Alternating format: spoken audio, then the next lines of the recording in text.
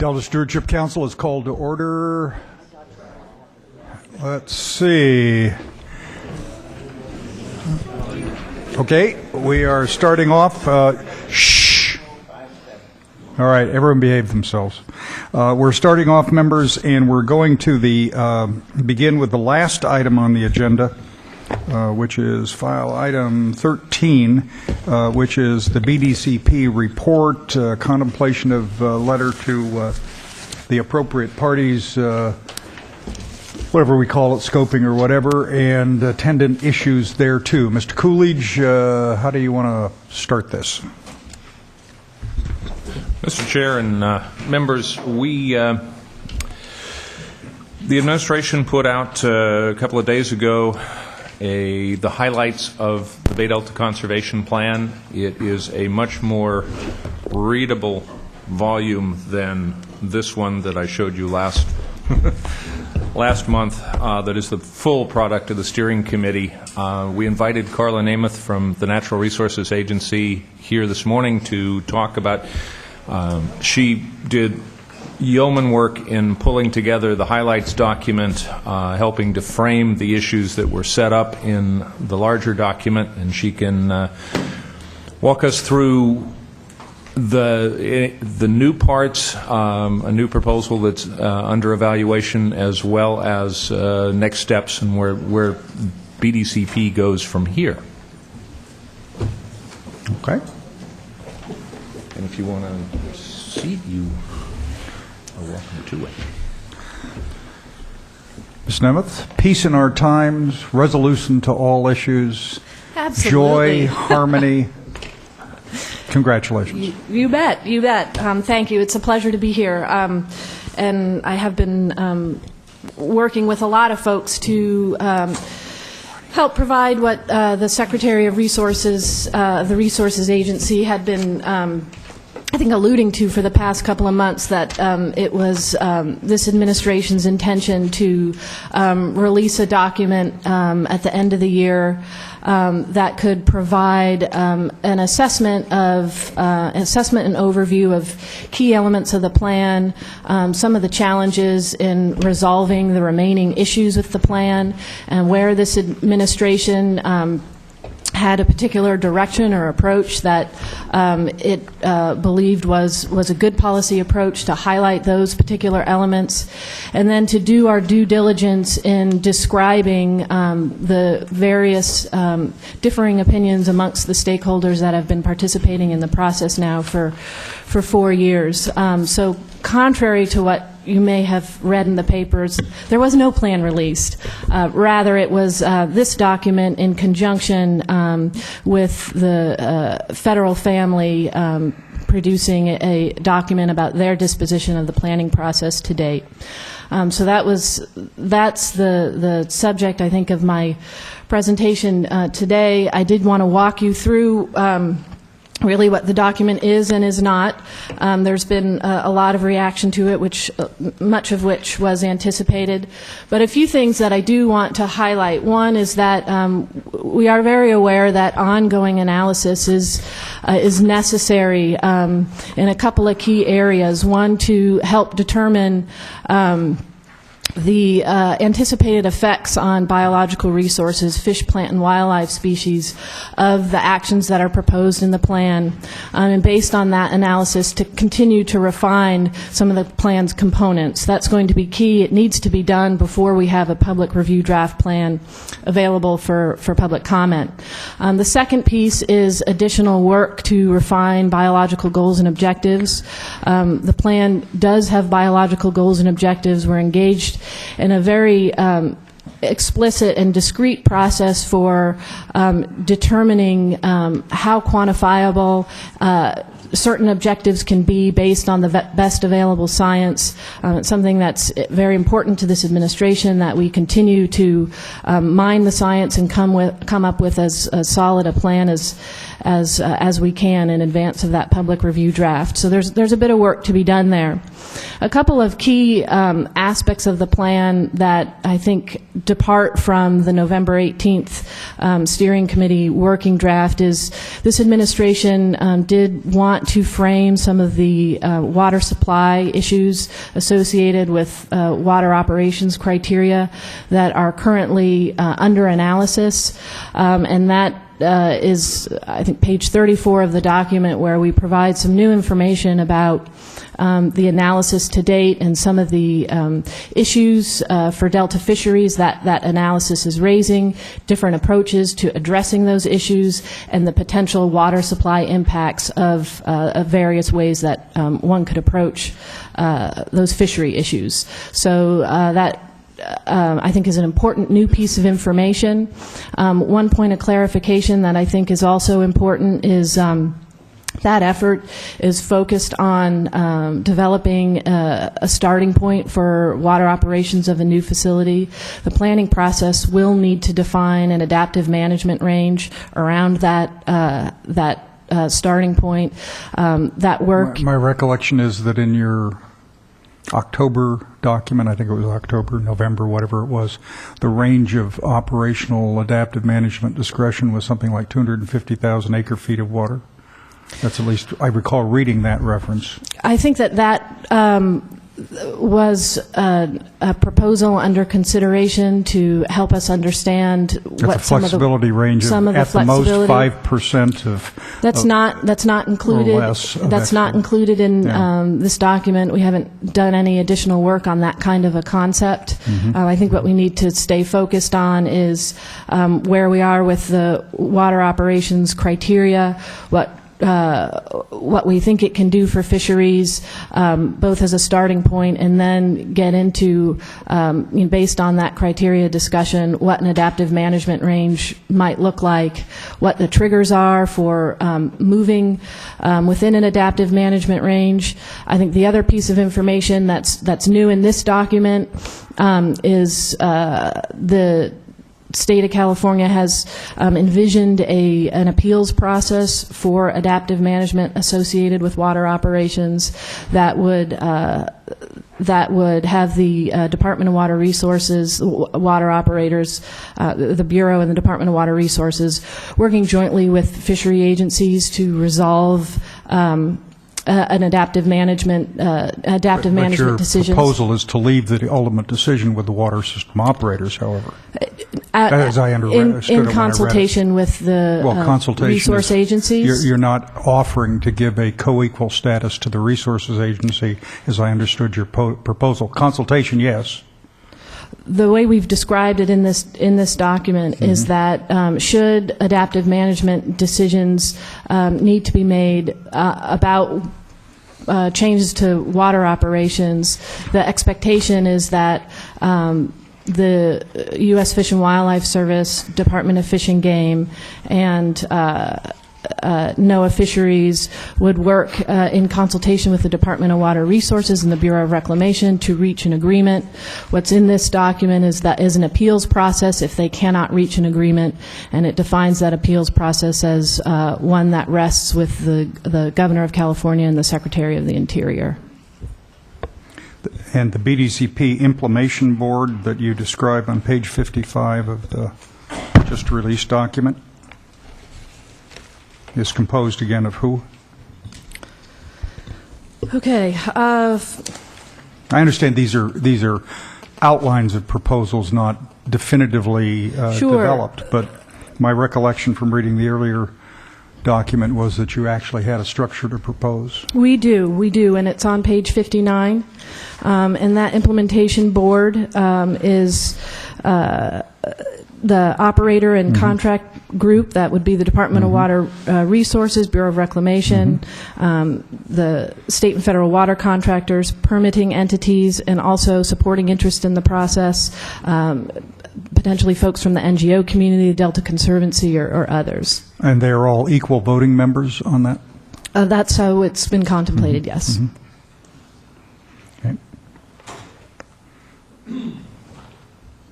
What's the State Water Project CVP operations unit on page 59? To the right-hand side of the chart? That is designed to help put together annual operations reports for how the projects would operate in a given year, based on hydrology and water operations criteria permitted in the plan. Okay. Mr. Fioriti. Carla, while we're on this page, it wasn't clear to me exactly what the arrow into the Delta Stewardship Council signified. Maybe you could give us a brief description of how all of the above would flow into the Delta Stewardship Council's work. I believe we wanted to mark a relationship whereby, because the plan in and of itself, as you know, has a 50-year time horizon. We have an implementation schedule included in this plan. So the expectation of this plan, particularly as it relates to habitat restoration, for example, is we have established targets for restoration and broad locations for restoration to meet the biological needs of species. But by design, what remains in the plan is a fair amount of flexibility in terms of where that restoration would go. And this is primarily the aquatic restoration, as opposed to some of the terrestrial preservation and conservation of existing habitats. And so I think that's an example of something, there's a lot of information that will be developed over the course of the plan's implementation, and I think this is meant to connote the need for interaction with the Delta Stewardship Council as the plan is implemented, given the degree of flexibility in how it's implemented. Most of the chitter-chatter, web and media chitter-chatter, other than the usual warm and friendly sounds toward other positions, has focused around page 34, the prediction of export levels from the Delta, and maybe you could talk to us about that, please, and how it was constructed. Sure. I guess I wouldn't say it's a prediction of export levels. Rather, it's an outcome of the analytical process that we've been engaged in. So in January of this year, the steering committee worked on a range of operations criteria for the purposes of analysis, not proposed as part of the plan, for the purpose of analysis, to understand its effects on the biological resources. And through that process, that we had an initial suite of criteria that were evaluated, and what came out of that were some issues relative to the fisheries, and now we've been in a process with the fishery agencies helping to identify ways in which you might adjust operations criteria to deal with those fishery issues. So what that 5.4 million acre-foot number as an average across water year types means is that is basically disclosing the discussion with the fishery agencies on potential ways in which you can address the fishery issues that came out of the analysis. So that's taking modifications of criteria that were originally proposed for analysis. That's this iterative process that that the BDCP has been engaged in, and my expectation is that as more of that analysis is complete, we will continue to iterate until we get to a water operation that does what we need it to do. When I was reading the federal, whatever the dickens they titled it, the Interim Federal Action Plan Status Update companion document, they had indicated, and they'd presented a chart showing annual water exports from the Delta from 1995 through 2010. And it appears to me that the figure of 5.4 million acre-feet represents the highest, or close to the highest, actual exports over the last 15 years. Is that correct? Do I read this correctly? I'm not as familiar with this particular graph, but... Well, maybe you could ask the department, if these are not accurate figures on exports from the Delta, would you give us what the accurate figures are, please? Because when we talk about all this, everyone always has an opinion that they should go up, they should go down, and then you ask them, what does that mean? and I want to make sure we have the same body of factual evidence. This is, I believe, consolidated federal and state. No, it's not consolidated. It's the federal opinion. But then in terms of the numbers of exports, there have been several years where exports have been above 6 million acre-feet per year. Okay. I think it's important to compare whatever the projections are to at least the recent history of exports in order to get some functional comparison. Randy? I feel compelled to add that in the last 15 years, I believe there have only been 3 years below average water supply years. water years. So that would influence the averages as it relates to page 34. Not positive on that, but I believe I'm pretty accurate that it's only been 3 of the last 15 that have been below average. Ms. Gray? No? Okay.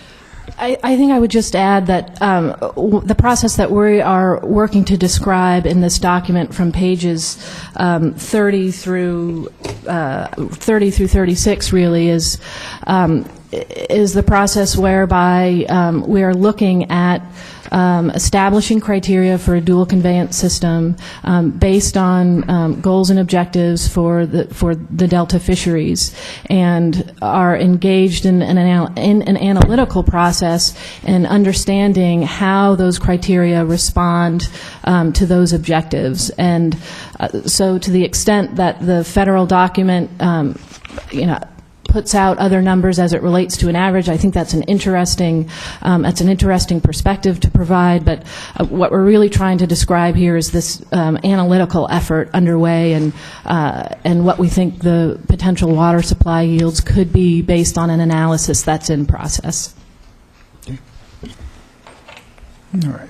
Mr. Grindstaff. I do want to add that, just so you're aware, the federal agencies have actually contracted with our science program for them to bring in an independent panel of experts to review the effects analysis, which is currently underway. As Carla described, that's the technical analysis of the impacts of different operating scenarios. And the scenario that's shown here on page 34, the modified scenario, is currently undergoing this effects analysis, and when that's complete, and I think that's expected sometime maybe by the end of February, and maybe there will be other changes before that's finally ready for review, the expectation is that that effects analysis will then go to our science program. They will bring in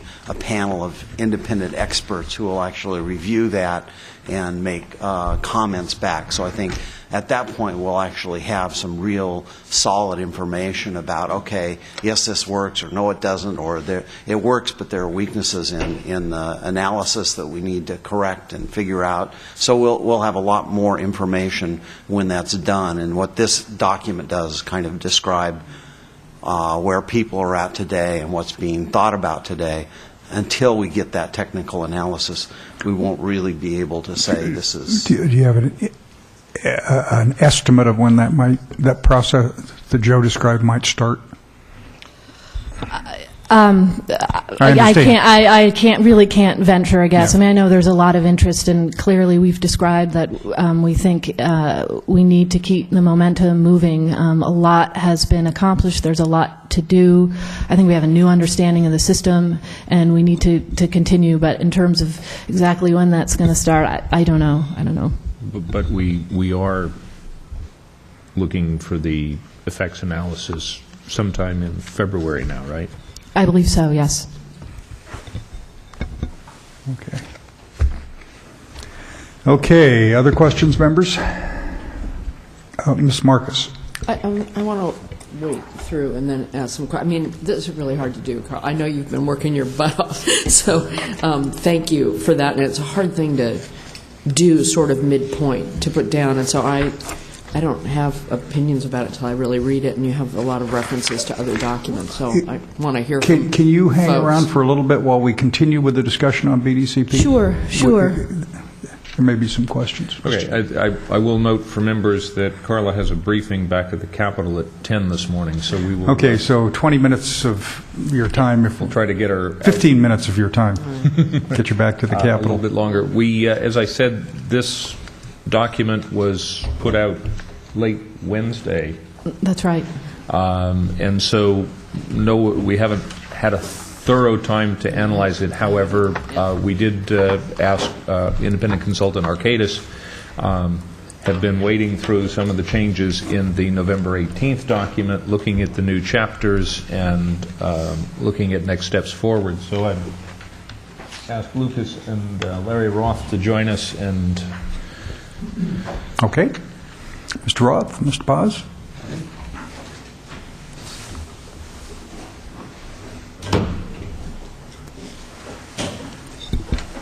Good morning. Morning. Morning.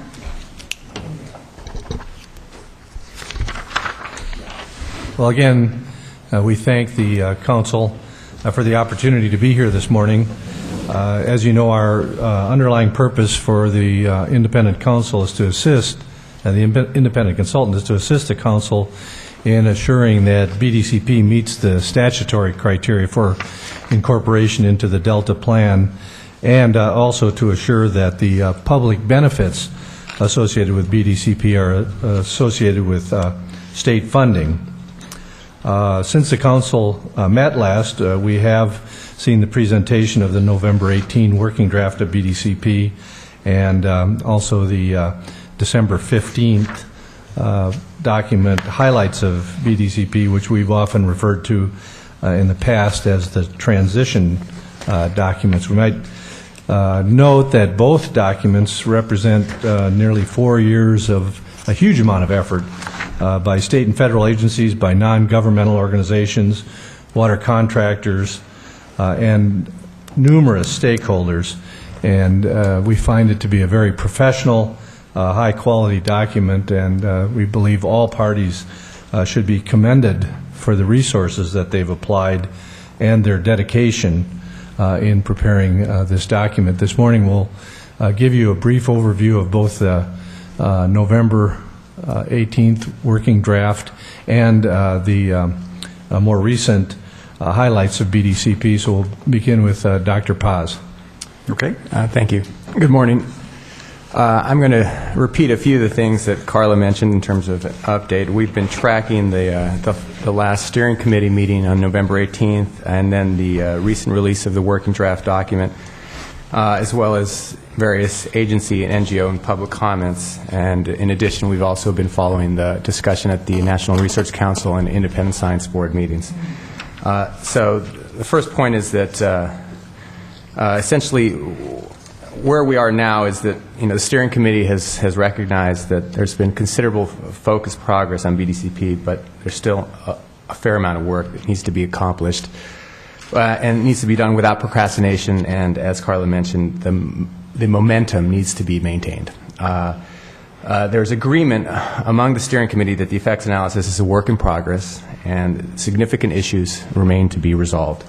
Requires an iterative process in the analysis of adjusted conservation measures, including operations, and measuring effects on covered species, and ultimately evaluating those effects against the BDCP objectives. And also involves coordination of future restoration efforts at the local level, for example, through the Delta Conservancy. Because the effects analysis is not complete and is ongoing, this will also require revision of the conservation strategy, Chapter 3, which is the heart of the plan. The steering committee, as they reinitiate their work, may revise, add, or delete one or more conservation measures to better achieve the goals as the goals are developed through the logic chain process, which is ongoing, and also factor in local comments and concerns, such as the comments that have been received from Yolo County on Conservation Measure 2. There's also ongoing refinement of the terrestrial conservation strategy that will be needed to correspond to the revisions of the terrestrial effects analysis. However, the terrestrial effects analysis is more clearly developed than the aquatic effects analysis. The preliminary effects analysis resulted as part of and presented as part of the working draft is a high-level summary of findings and does not include subsequent findings of the technical theme teams developed just prior to the release of the working draft.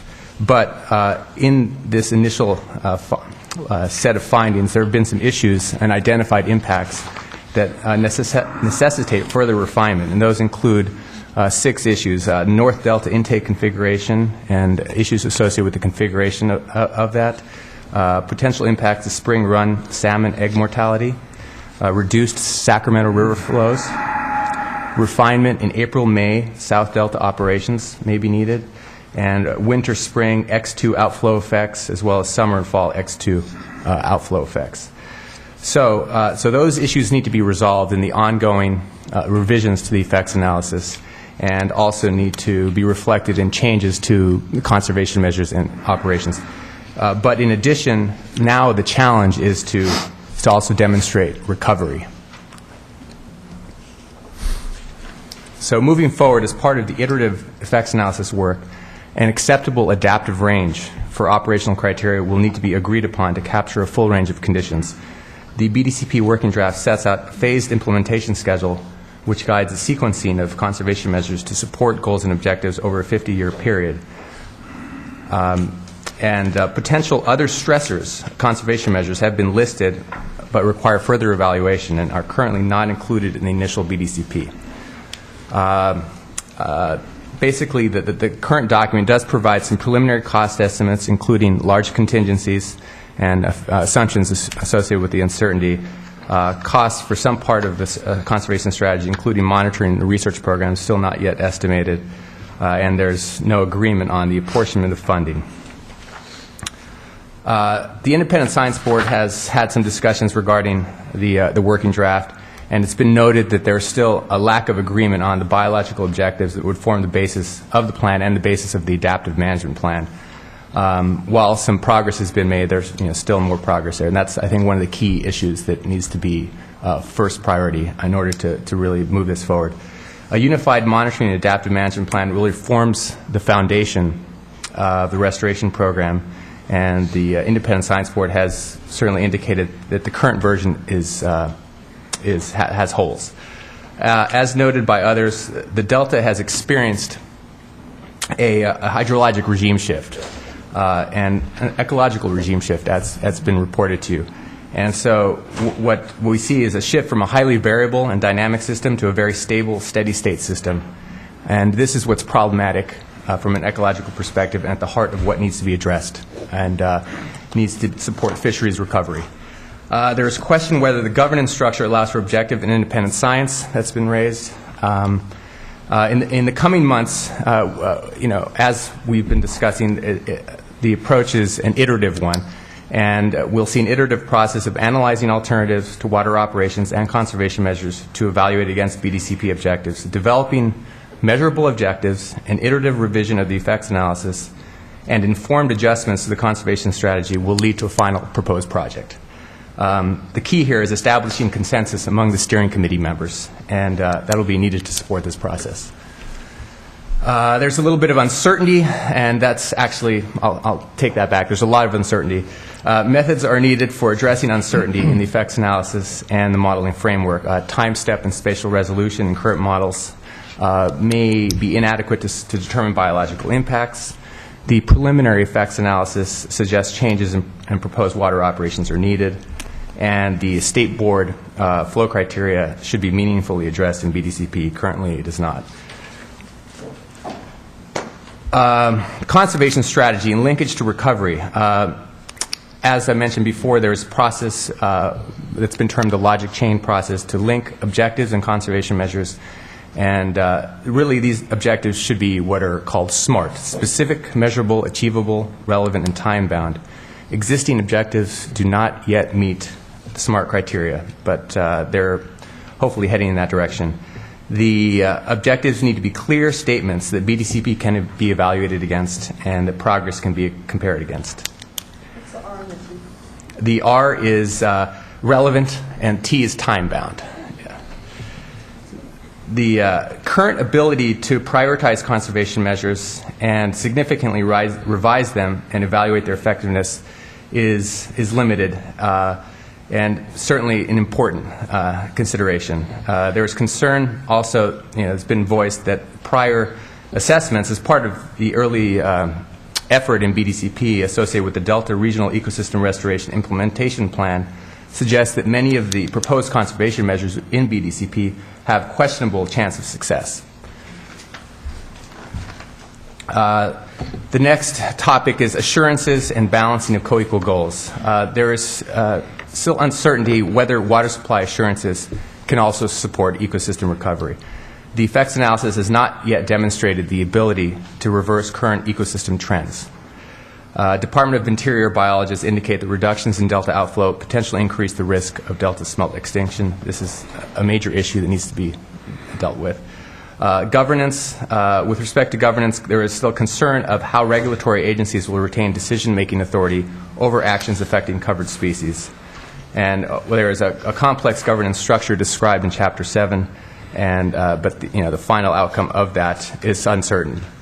The next steps. Members of the steering committee intend to continue working on the remaining elements of the plan subject to coordination under the new Brown administration.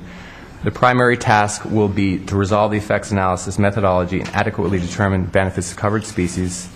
After methods are resolved, conservation measures will need to be evaluated for effectiveness, refined, and modified to contribute to recovery. The proposed project process is intended to iterate towards a final project and suite of conservation measures. I'll just end on a couple notes, and I think that the key issues for the Council to consider, one would be the State Board report that we've been provided with has concluded that there is sufficient scientific information to support the need for increased flows to protect public trust resources. That's the heart of the problem. The key issue for BDCP is to integrate. Although the Westlands letter in our packet was not addressed to the Water Board, it strikes me that if they were asked, they'd probably say that that characterization was also myopic and unscientific obstructionism. You're the first person to mention that. I mean, the fact the politics are, two of the big players are either have withdrawn, announced they're going to withdraw, won't spend any money, and are generally fussing about things, and the fight seems to be legal guarantees on water export levels and the conflict between the preliminary, I'd say, scientific opinion that shows the ecosystem might need more water itself. And so how's that going to be resolved, Dr. Boss? Good question. Oh, come on. I think that my opinion is that there needs to be a compromise.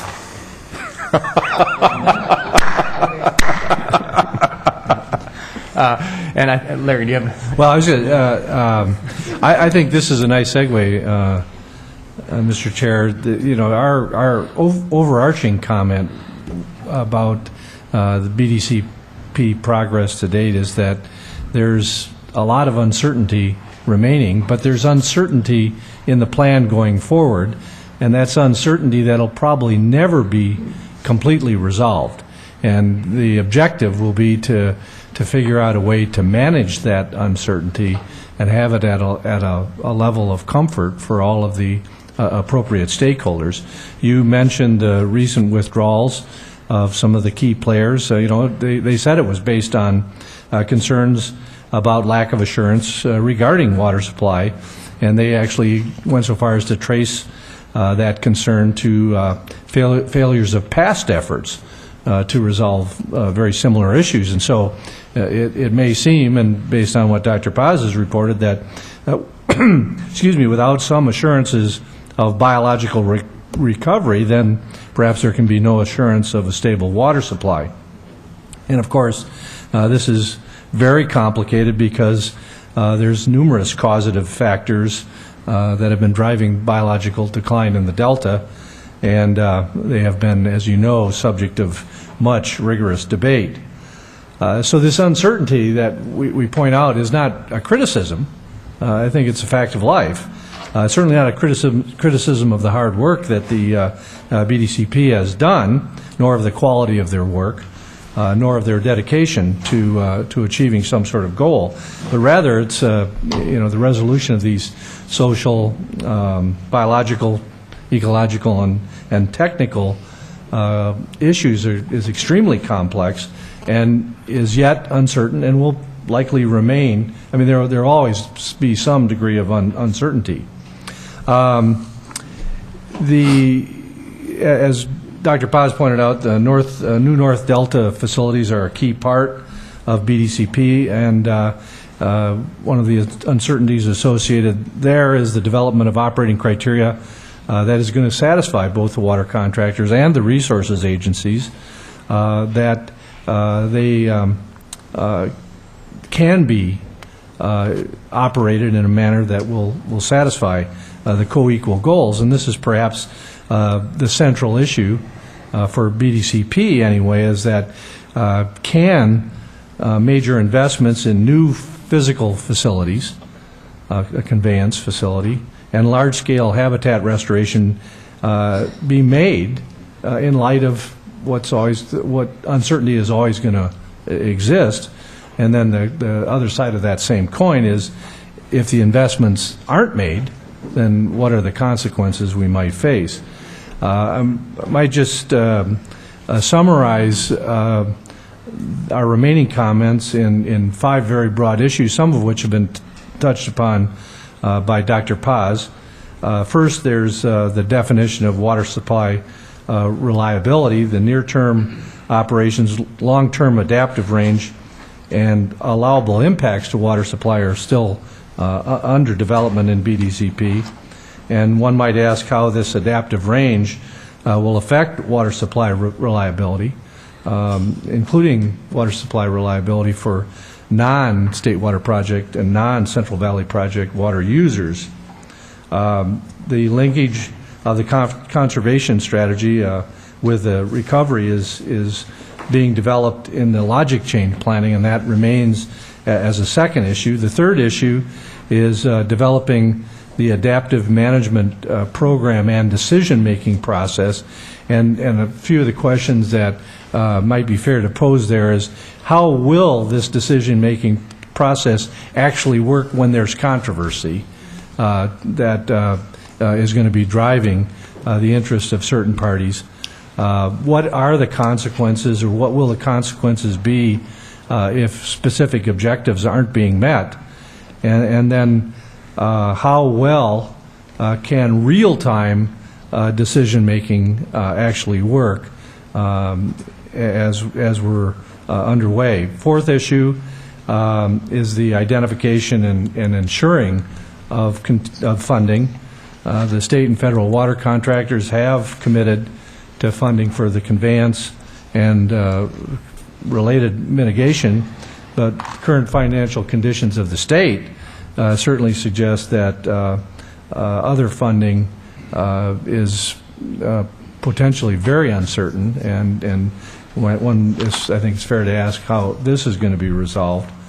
And then the fifth issue would be of particular interest to the council and importance is the continuing coordination between the council and BDCP. BDCP won't be completed in time for the Delta Plan, and so then how can elements of BDCP be incorporated into the Delta Plan before BDCP is fully complete? We actually had a 5-minute discussion yesterday that just happened with some testimony by Mr. Koutras from the Delta counties, raising exactly the issue of what do you do if it's not completed, and we've been puzzling with that for some months, trying to think it through. That would be enormously useful for the council if I don't want to jump into this, but if Arcadis and our staff could give us kind of an evaluation of what information is out there that we know about, this is the public stuff, and which pieces of it appear completed enough to evaluate against the co-equal goals and our statutory mandates. And for the other items, the important policy and substantive questions, for example, the operational, how are decisions made when there's a battle, a fight going on, a crisis situation, would be useful. I mean, we just ought to know that in advance, because I know what people will want us to do. They will want us to either not pay any attention to anything or pay attention to everything but delay decisions until it's completed.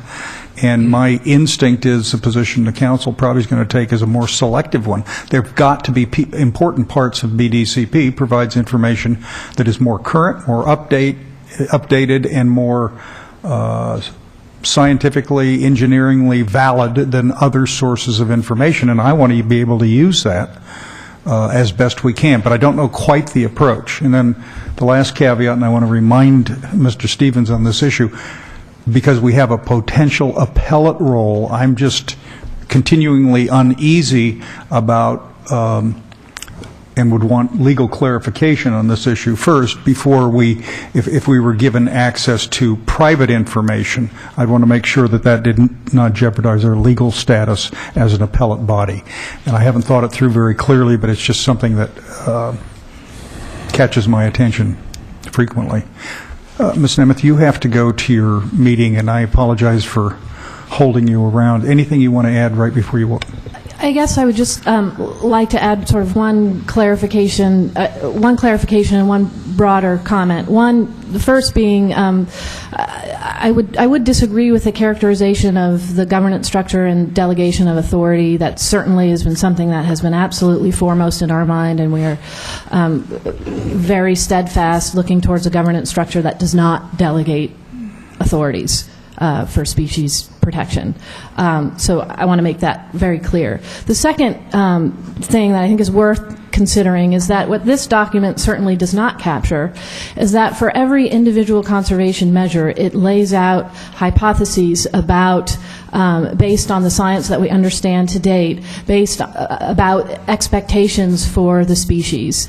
It also associated with that particular action, it also identifies where we have gaps in knowledge in understanding that, and it also identifies ways in which we would propose to monitor the effectiveness of that particular measure. And that really is the heart of the effort that's underway. It's the heart of the scientific analysis that's going on in the effects analysis, and it's the heart of the analysis underway in establishing the linkages between conservation actions, stressors on species, and the degree to which we have developed data at present to get to specificity in the plan.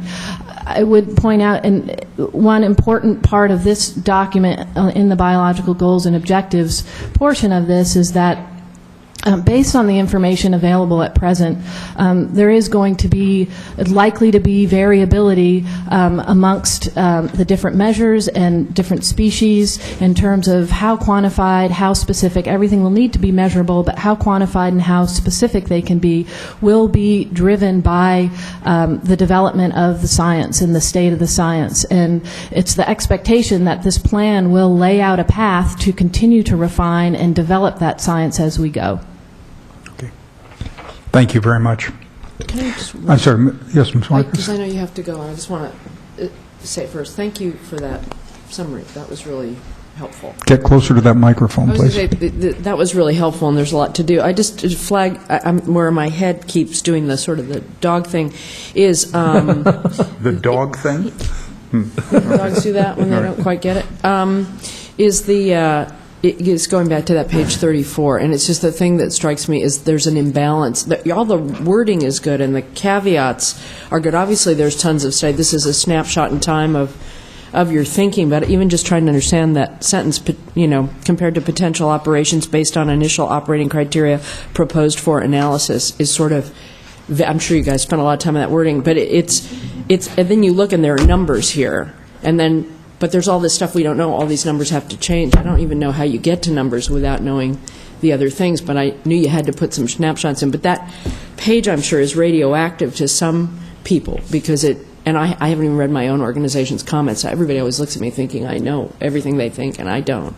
But just my reaction is odd because you put the numbers in to get people thinking, but it's a proposed thing going on obviously in the dialogue, but then everything else is vague, and to my sort of mind, having looked at these things, this could totally change once we actually know those things. So it's a funny imbalance that I'm sure is where you're getting my guess and my bet, my money would be on that's what the strongest reaction was by Sure. players in and outside the room. And the prior page does describe criteria and approaches to how it's meant to work in a series, so that the discussions in the early part of this year established criteria. There is disagreement amongst the participants in the process about the degree to which those criteria examined the State Water Board and Department of Fish and Game Flow Criteria Report. There are some specific examples of the ways in which they did that are active elements of criteria that are currently being examined in this effects analysis process. So there's a lot of information that gets us to this page. I hear your comment, and certainly, it's a double-edged sword in terms of how to put information out, but we really felt like it was important to disclose what we understood to date based on criteria-based analysis. Well, I think you've done, I prefer this to the earlier issued paper that didn't seem like an issue paper. It seemed like a plan, and we had that back and forth. This, I think, your caveats and your context, considering how much is going on, I think it's going to be a very useful document for everybody. I agree with that. Who's not in the room to read. So. Thank you. If I could, I think I'd also point out that the analysis, the effects analysis, a lot of discussion at the steering committee that this is an iterative process. I suppose, like any iterative process, it could go on and on as you try to tweak and redo modeling runs, and each modeling run is 6 weeks to 8 months. So at what point do you say the science is good enough? We can begin to coalesce around this, whether we're here now in the second modeling run or it takes more, really will be a determination once we see the effects analysis in February. Yeah, right.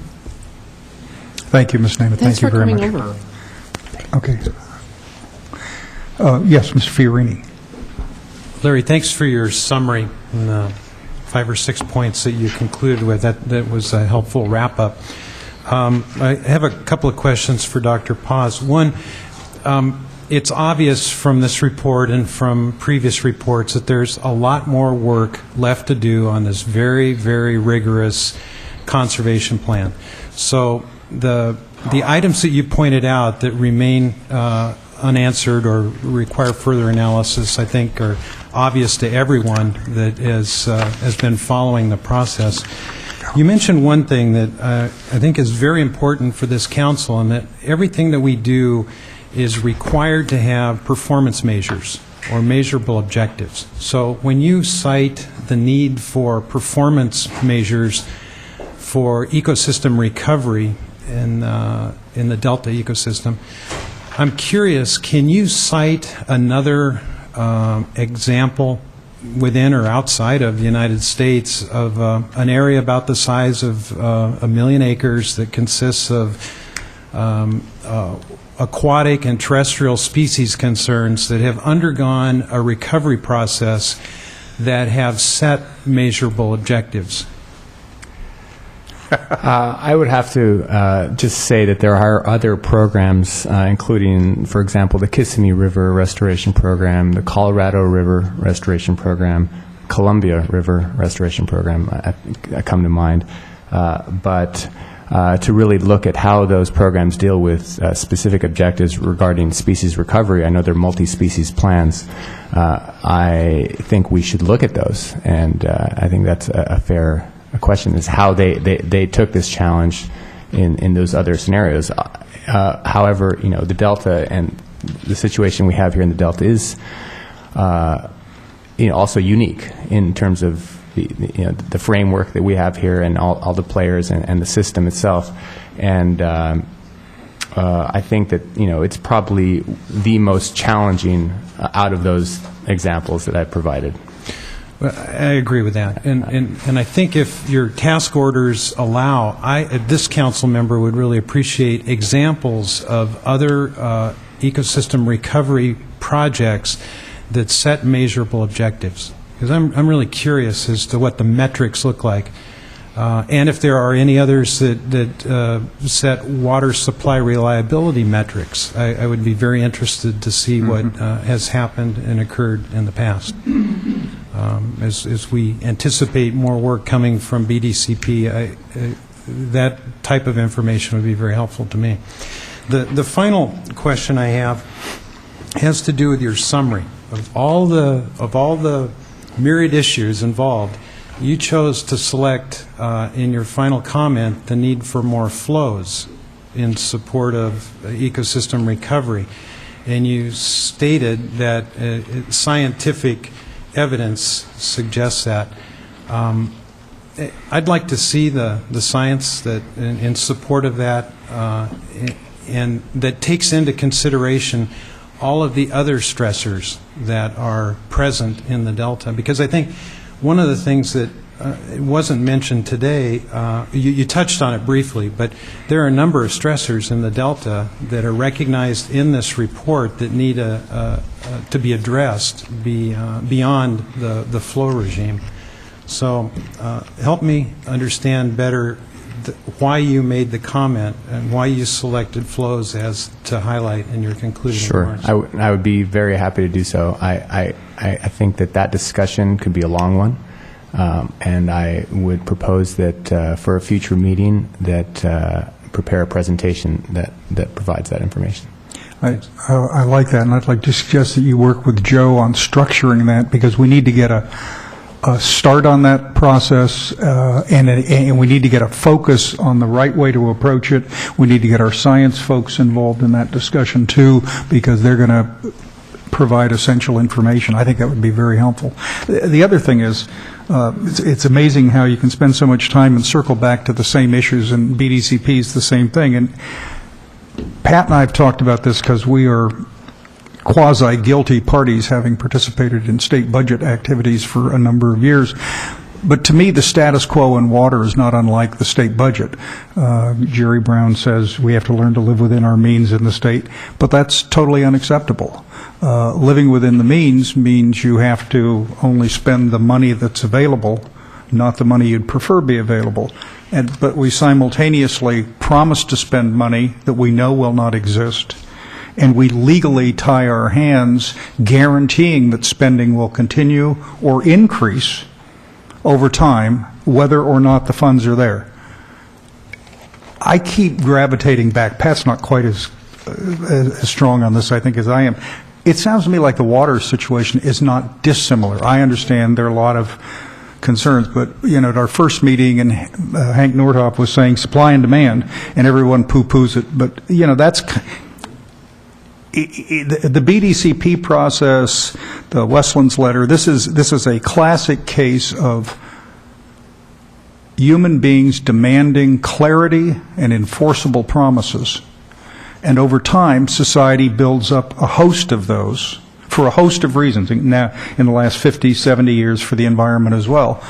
And there is no way that the supply, in this case water, is going to be able to guarantee for all times, under all circumstances, all the promises that are being made.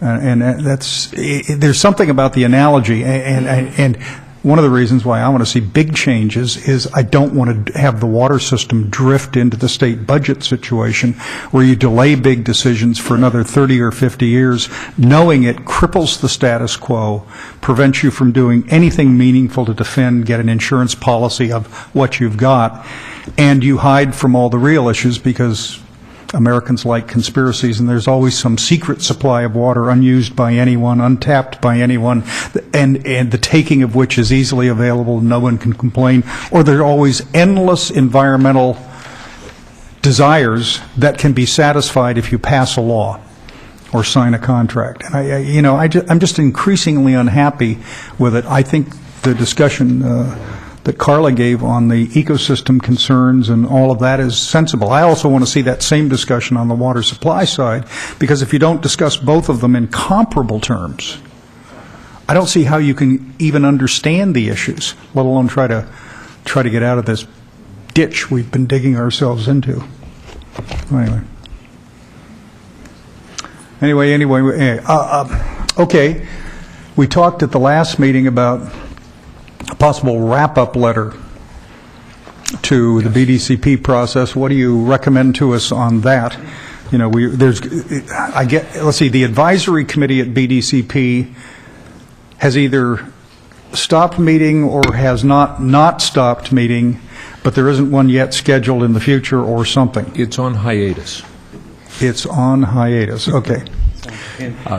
It has not ended, but no new meeting is scheduled. Yeah, I mean, Are people sort of taking collective timeouts in a different, some think in there's a lot tantrum of work- form, others in passive A lot of form? work right now on the effects analysis, and there was a general sense among steering committee members that they would like to continue and work on this to completion.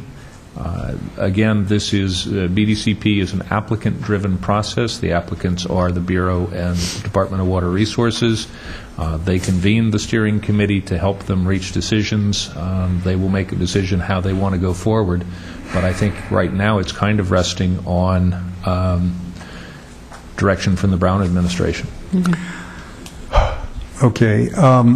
Well, I know because a bunch of us have mentioned it, the notion of trying to understand how to evaluate currently available information in BDCP for possible inclusion or supplementing of whatever we do in the Delta Plan. I think it's probably fair to say everybody wants to run through that. We also probably need in that an evaluation of the basic elements of the information and a judgment of our experts, I guess, Joe, including you guys in the staff leadership, but also the science people, of, you know, kind of a rough thumb. This looks pretty complete. This looks approachable. This element has some suggestive points, but there are four things. I'm not saying it the right way, but some rough survey of the information that's available that you think might fit into it. I do think a clarity on unanswered questions, whether within those categories or generically, would be useful. This document kind of addresses some of the unanswered questions, but doesn't consolidate the water supply side, the governance, and the ecosystem, so it's a little hard to pick up the unanswered issues. In other words, I'd like to stage it, if we can, so as we go through the draft Delta plans, as we go the 4 draft versions, the 3 Delta plan versions, and 7 or 8 or 9 months of pain and agony and EIR stuff, I want to make sure we're systematically considering what we know about BDCP along with all the other plans. What's the right way to do it? I don't know that there is a right way, but I think what we'd like to do is, as we had in our outline yesterday, there's a place for BDCP. I think we need to do some analysis of BDCP as it stands today. More importantly, I think we get a lot of information in February or March or whenever that effects analysis is released. That's really going to give us a huge amount of information. Our science program explicitly will be reviewing that, and I think that will help us a lot. So I'd like to have our consultants help us put something together that we can include in the Delta plan that kind of lays that out. I note on page 13 in what they gave us that their plan is for a working draft document of BDCP and then an administrative draft, both sometime next year, with a final draft maybe in early 2012. So the final draft is probably too late for us to incorporate much, but maybe from the earlier things we can find. Mr. Fiorini, Ms. Marcus, Ms. Gray. This is probably not a very important question, but I'd like to direct it to Chris. In the absence of a finalized BDCP document, for our purposes and our deadline, are we talking about a BDCP insert into the Delta plan, or are we, prior to a finalization of a BDCP, talking about conveyance and ecosystem restoration as it relates to the Delta plan? I think the latter. I think it might be well then in future discussions to refer to it as conveyance and ecosystem restoration components. Yeah, Absolutely, and I'm glad you brought that up. I think that the chair and we've got the direction, I think, from the council to look further into the issue of what happens if BDCP isn't completed on time, and it sounds like it isn't going to be for our purposes. But I think it's important that we look at our statutory mandate. And you're right, it talks about promoting improved conveyance and storage, amongst other possible components. And that's what we should be focused on. And when we talk about looking at where BDCP is at right now and perhaps borrowing, I think that we should correctly focus on perhaps using information that's been developed in that process to inform our statutory mandate. And I think we've heard that some of the concerns from some of the stakeholders that perhaps it's our lexicon is more of borrowing or anticipating BDCP. BDCP, again, doesn't get into our plan unless it meets statutory criteria, and I think our consultants did a good job of prefacing their presentation today by focusing in on that mission, and I think we should keep our focus in on the statutory criteria.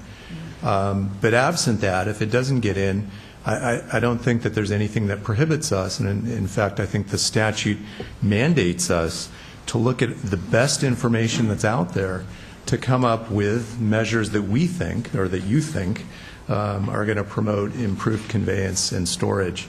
And so I think that there could be potential issues, but with regard to perhaps appeal procedures in the future. But I think the overriding mission right now is to find the best information that you can that's out there to help you to satisfy your statutory mandate. So, Chris, if I'm listening to you, structurally, you'd use conveyance to inform the water supply section of the Delta Plan and ecosystem restoration to inform our development of ecosystem restoration within the plan, and maybe we would include a placeholder chapter for BDCP that would discuss where they are, what the issues that remain before it can come in, and not in that chapter, and maybe the flange points of how that fits into our other sections of the report, but not an extensive chapter on BDCP pulling in specifics there. They'd more likely fit in the other portions of the plan. I think that that's how we've structured it. We can confirm with Gwen, but I think that that's accurate. You recall from the brief discussion yesterday we had with Mr. Koutras, I think we said we were going to have some kind of discussion. He wanted to prepare his own thoughts more definitively on the subject. And my suspicion is by the next meeting we ought to have some at least start on this evaluation, a way to approach things, terminology we can agree on. Ms. Marcus? Yeah, I'd like to see options. I mean, going back to what I said yesterday, I wouldn't think it's a blank space. If BDCP isn't done, we're at a programmatic level. My sense of the legislation is that in the absence of BDCP, we still fill that space, but we're doing it at a different level, and where I think we might have a different terminology between the chairman and I is when he said pieces of it, that would be like lifting a whole chapter, is I think what Mr. Koutras and others heard, and to me it's at a different level. So it's just how can it inform us and our own analysis about aiming high and steering on the ecosystem and the conveyance and infrastructure issues and the whole range of things that we've been directed to do. I think we need to proceed as if there is no BDCP. I mean, that's our objective first. And then if BDCP meets the criteria, it shall be incorporated. So it's going to be kind of a heffalump if you went to camp, because you're going to have a bunch of it at that programmatic level. And if the BDCP makes it at that granular permittee level, then you have this piece of it that's in far more detail, and that actually makes sense in terms of, I mean, the goal is reality and moving things forward in what is decades of iterative sort of process. So I think we have an opportunity to actually put things in an intelligible chunk and direction, with some things going in great depth ourselves when we talk about water efficiency or any of the other things we're dealing with, but knowing that level we're not permittees for a process. And that was part of what my questions were about yesterday. So what I want to see at that next meeting is options for what it might look like. I mean, I have something in mind, obviously, I just tried to explain, but I'm not wedded to that. I just don't want it to be a blank or to be dependent upon. I think it should be informed by the information in BDCP, but not dependent upon it. I think that's our charge. The other thing I'd want to toss into the mix for further conversation. It's, again, I mean, I don't mean to always use the dog metaphor, but the governance chart doesn't make a lot of sense to me in a way, and the role of us just as frequent interaction going forward, I don't quite get that. So I know they're still talking about it, but at some point, it doesn't have to be right away, because it's sort of easier to think about governance once you've been through all these pieces and they're in an more even state, the way the chairman pointed out. It's harder for me to look at something as in deep detail without seeing what the corresponding balance is, was part of what I was trying to get to, and governance is in the same spot. I mean, I kind of want to understand how it's going to work. And I know Greg and others who are involved will be able to talk to us more, so I'll shut up and listen to comments from people who are closer to it. But the idea that all disputes are going to go to the governor and the Secretary of Interior just not sound that workable to me on a day-to-day basis, having been through this in the 90s, at great length. Having said that, I knew how hard it was to come up with it, so it just intuitively doesn't seem like a really workable process. But I'm sure there's more to it than that. The two folks who've been most heavily involved in developing the governance proposal, Roger Patterson and our old friend Richard Bruce Collins, perhaps we can have a discussion with them on how difficult it is to come up with a governance structure that doesn't assume any delegated authorities from agencies or the federal government. Yes. Ms. Gray, Mr. Johnston. Yeah. Can you talk a little bit further about the impact of the effect analysis would have on BDCP, the results of it? Talk like a journalist now. Well, the effects analysis, it's a modeling run. It's a modeling run that assumes certain variables within the system and looks at what are the likely effects on the system if you assume these inputs. So you're looking at a level of water supply coming out of the system. What are the impacts that happened under various hydrologic conditions? Are you likely to see increases in food abundance for fish? Are you likely to see fish populations increase? What are the effects that this will have on the system? And the preliminary analysis on the first run, we didn't see large-scale dramatic improvements. We also saw some problems with the models, and in a couple of years you saw a steep decline and then an increase. So there was something wrong with the way the model was structured. They had to go back, tweak that, rerun that. But ideally, you do an effects analysis to find out, are you actually likely to achieve your objectives? Understanding that you're doing this all on modeling, it's somewhat theoretical. It isn't real-time effects, but it's the best we can do to give us a prediction of whether this will work. If it doesn't give you the results you need, then you have to go back and tweak, and that's where you get into this iteration that could go on ad infinitum, but clearly you need to do at least 2 or 3 to be able to really find the right spot. Mr. Grindstaff, on this? Yeah, I want to make it clear. This analysis is the heart of the biologist's review about whether the proposed plan will meet the objectives required under the NCCP Act, and whether the fish in question are going to recover as required under the Act or not. And if the analysis turns out badly, then badly meaning that the fish don't show significant recovery, however the biologists define that, then the resource agencies, Fish and Wildlife, NOAA, and Fish and Game, will have to say to the participants that the proposed project doesn't meet the standard and they can't get a permit, and therefore you can't move ahead. So it's really key, and the reason that Dr. Paz went through it, all of the problems in the first effects analysis. They think in the proposed project that's kind of outlined in this document, they've addressed the 5 or 6 key issues that the biologists found in the first one that were problems. But if they run through it the second time and it doesn't turn out well, or it doesn't meet the standard of an NCCP, then then BDCP's got real problems. So when you get down to it, it is the heart of the analysis that they have to perform that will determine whether the fish species are going to recover or not under the proposed project. Mr. Johnston? Randy raised the issue of how we figure out performance measures. So the BDCP document says that the co-equal planning goals for BDCP are restore and protect the ecological health of the Delta and restore and protect water supplies, which sounds similar to, but not exactly the same as the goals in our legislation. And then if I understand it, it then suggests on page 34 that restoring and protecting water supplies might be achieving 5.4 million acre feet on average of water, right?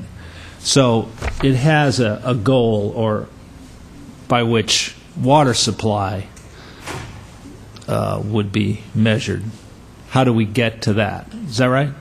Well, I think just briefly, this is a presentation of the operational criteria that was originally proposed, and it's currently being refined. Yeah, no, and I'm not interested in whether the number is right or it'll change or anything, but there is a number. In other words, we both have goals, and they look kind of similar now. They didn't always, but they do now, right? Ours is in the law, theirs is in this document, at least, and it's both ecological health and it's water supply. And water supply, they know where they're going towards a number, and then on the ecological side, I don't see a goal. I see a number of strategies, proposals, projects that are whose objective is to increase the ecological health. Correct? Right. Assumptions, essentially. Well, yeah, but they're proposals too. I mean, yeah, the assumption is that if you do this, the fish will improve, right? Right. And so then that process has to go forward. So for our task, we have two goals. How will we describe what our goal is for water supply? And how will we describe what our goal is for ecosystem restoration? We use the word restore. We don't. I mean, the statute does. BDCP uses the word restore for both. The statute doesn't use the word restore for water supply. It says a more reliable water supply from whatever it presumably is now, more reliable. It doesn't say restore to some previous level, but for ecosystem, we both say restore. So as we develop the Delta plan, do we figure out what those goals are, and then does BDCP's content, the work that they've done, help us on either or both of those? Right. Right? I agree with what you're saying. I think that, from the Delta plan's perspective, we hopefully can set these overarching goals, and that BDCP can fit under those. Well, I think what Felicia's described as it was. I had the same thought. Is that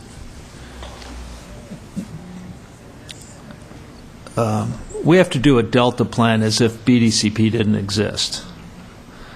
But BDCP's done a lot of work, and it may be a mechanism to achieve the goals. But at the writing of the Delta plan level, what we might examine from BDCP is not their overall goals, but to what extent their proposals or information help us write a plan that would work, however it would be achieved later on.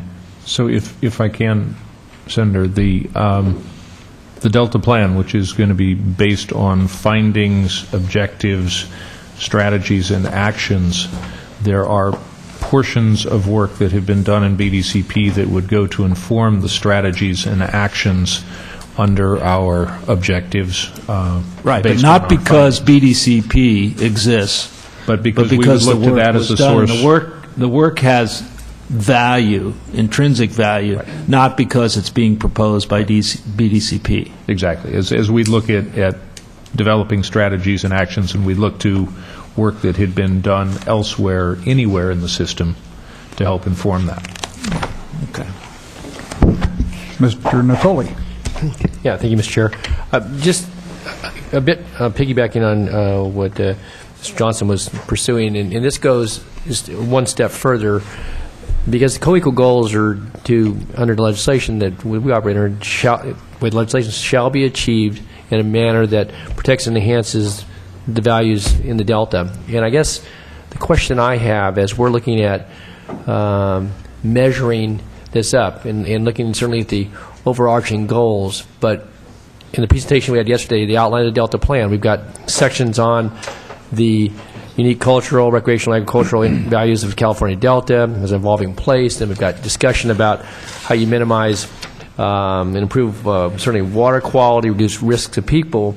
And I guess in looking at this, I would hope that we would, in analyzing the BDCP, when you talk about new North Delta facilities or 113,000 acres of habitat being created in the Delta, you certainly you're going to have plenty of analysis about the benefits to creatures and to certain ecosystems under those charges. I guess I would hope that you're giving us this independent look over time, and certainly your staff as well, that we look at then how that measures up in the context of the legislation that we operate under that has that very important qualifier. And because that goes to then the human species and the impact certainly to the Delta as a place, as a very important place with all the various critical aspects, and certainly the two co-equal goals have been called out for. And so I guess as we're doing our Delta Plan and certainly continue to follow and analyze and potentially consider at some future date the BDCP for inclusion or not, I would just say that I want to keep in mind, because I do keep in mind how we measure up to that important qualifier, which shall be achieved, and those are important parts of this Delta Plan, with or without BDCP. So I would ask that we keep that in mind, and you would kind of, as we go along, help us bring some focus to that as well. Okay. Agreed. All right, let's get some testimony from the public on this issue before we wrap up. I've got 3 blue sheets. If anybody else has not filled one out, where's Mr. Zuckerman? Okay, all right. Okay, there we go. Thank you. Mr. Zlotnick, you're first. Good morning, Mr. Chairman, Council Sir. members. Greg Zlotnick with State and Federal Contractors.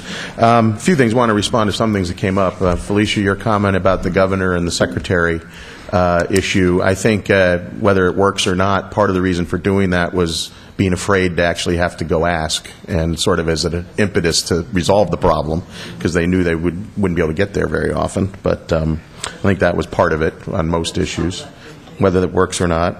The issue, I'll look forward, I know all of us will look forward to the document, whatever you come up with for your next meeting, on the sort of dealing with the issue of if the plan's not done and how you're going to incorporate.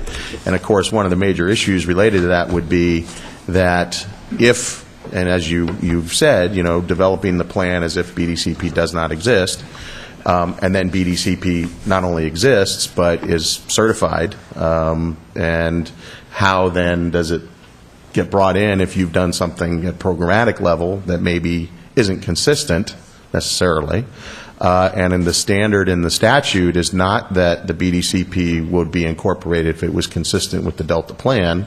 it was that it would be incorporated if it satisfied NCCP and the CEQA determinations, and consistency with whatever the Delta plan is was not an issue. It, by definition, would be consistent with the Delta plan if it satisfied those things. So that'll be a very interesting discussion to get into.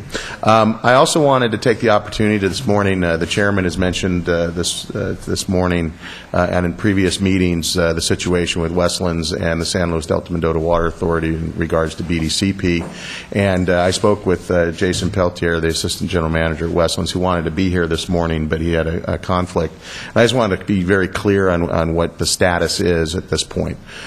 Basically, under the Delta Habitat Conservation and Conveyance Program, the EIR process that DWR had in place, working with the Bureau as the lead agencies, there was an MOU developed that incorporated a so-called executive committee. And as part of that, there was, in essence, a withdrawal procedure from additional funding and approving task orders and things like that. And in essence, what Westlands and San Luis have done is given their 30-day notice consistent with that provision. No funding has been brought back that was provided. They're not giving additional funding at this point or committing to any additional funding, and the work continues. And the expectation is none of the work will be stopping, really. Now, that 30 days, as I understand it, is basically up at the end of this month, and so we'll know more at the end of this month in terms of status going forward. But I just wanted to put that out to clarify exactly the position. By the way, I can't resist. I know you can. I can't Mr. Goosby's resist. letter I could says resist, the but word I'm not. withdraw. No, I just wanted to know, since you're representing all of the state water contractors, do all of the water contractors believe that satisfying the request for additional water for Westlands and San Luis, as their letters have expressed, is the first priority for all state contractors? Probably. Okay, that's good. No, that's good. But That- you know, no, I mean, that's what we're here about. Listen, that's a fair declaration, and that's an important declaration. If it is that whatever the water problems are along the coast or in Contra Costa County or Southern California are not the primary disputes, we need to know that. Well, not for If the- if Westland's demand is superior, is, in your judgment, more important than the others, that's important to know. Well, Mr. Eisenberg, although, you know, when you were a legislator, you had to take into account the state's interests.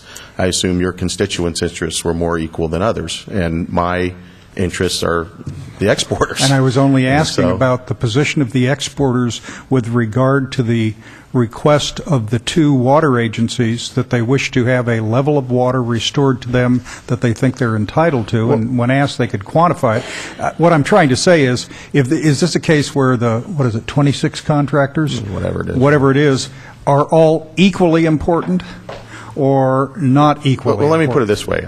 I think that the position of the export community, and I also wanted to add that the recent events of the last week, particularly the reports that came out from the state and federal governments, were very positive in the view of the export community.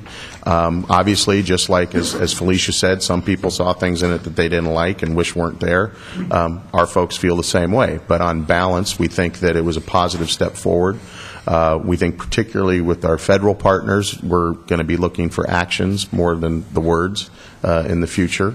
But we think that it has sort of allowed the process to move. Now, I don't know what Westlands or San Luis are going to do in the next couple of weeks in terms of, you know, their position vis-a-vis this new information from the state and federal agencies.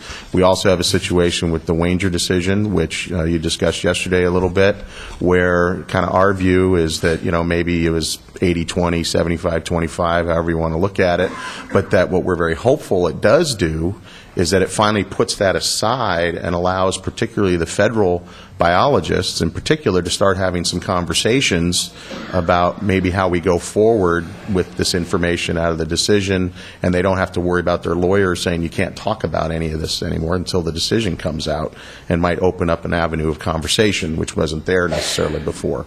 So we think overall, and not to mention the SAC regional decision, we think overall some things are moving in a good direction for addressing these issues. And so in terms of going back to your question, though, as I understand it, is the position that their water supply priority is higher than anyone else's. I think the way that the export community as a whole looks at it, and why I think we believe these reports are so important, is, as Mr. Johnston said, it's not necessarily the number that's in there. We're essentially betting, if you will, the $150 million plus the billions we think are necessary to build a facility, that if we address the system comprehensively, that if we deal with the other stressors, that if we move the conveyance point, that if we better manage diversions on real time with flexibility, all those things, that at the end of the day, on a long-term average, not any given year, we can recover water supply that has been lost. Now, whether or not that gets to 5.4, 5.7, 6.2, whatever, we believe the process needs to move forward to allow that to be determined. Now, some members of our folks are pretty firm on what they think the number at the end of that process will and should be. But in terms of the community, I think the whole issue is there's a process, and let's let it happen. And I think that's what's important. And, we're relatively confident. And part of the problem, as you can understand, Mr. Chairman, is that the notion of the word assurance in this process is sort of a difficult one because, as we've heard, the uncertainty around all things. I mean, you talk about the long-term operations of a facility, if it gets built even, we're talking operations 15 to 20 years from now. I mean, who knows what's going to be going on in the system? And so the notion of an assurance in itself is sort of strange, just like an assurance of some ecological responses. You don't know if something else is going to come in and take it away.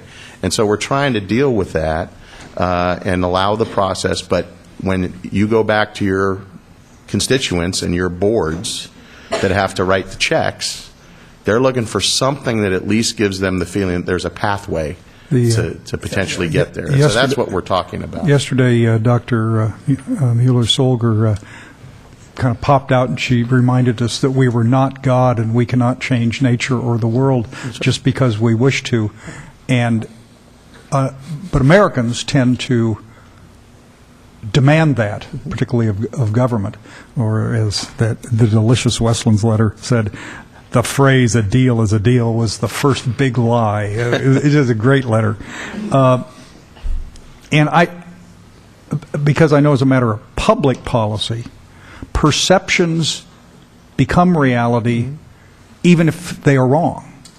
And uncertainties that people wish to minimize, in fact, become guaranteed promises regardless of circumstances. And one of the troubling things, much like the state budget discussion, is how all of us drive ourselves in the corner of promising what we know we cannot deliver to anyone, and acting as if it's real, and litigating if it's real, and demanding if it's real. And one of the things I'm most interested in is having some candid adult discussion in the Delta Plan about supply, demand, and expectations on all parties, not just on one of the sides. Well, sure, and I'll bring up a comment during the water resource discussion about that. But I think part of the issue is also, again, it's partly a process question. I mean, if as you acknowledge yourself, the Wanger decision, I mean, part of it was an argument over the science, whether it was legitimate or not, was it the best available or not. And, the judge made a determination after hearing the evidence. And that's partly what this has been about. And we're hoping we can continue to move forward.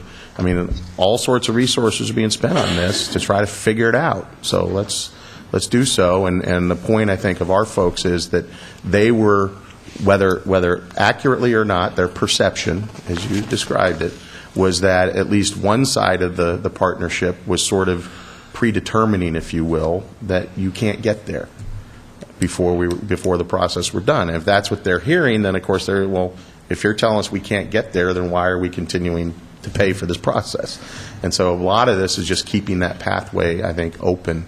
And what we've seen in these documents, I think, for most of the contractor community is a positive step. Again, I think that the reactions from Westlands and San Luis that you've seen to these documents have been relatively positive. We'll see what happens in the next couple of weeks, and obviously with the effects analysis work that is continuing, at the end of the day, that'll have a lot to say about going forward. So anyway.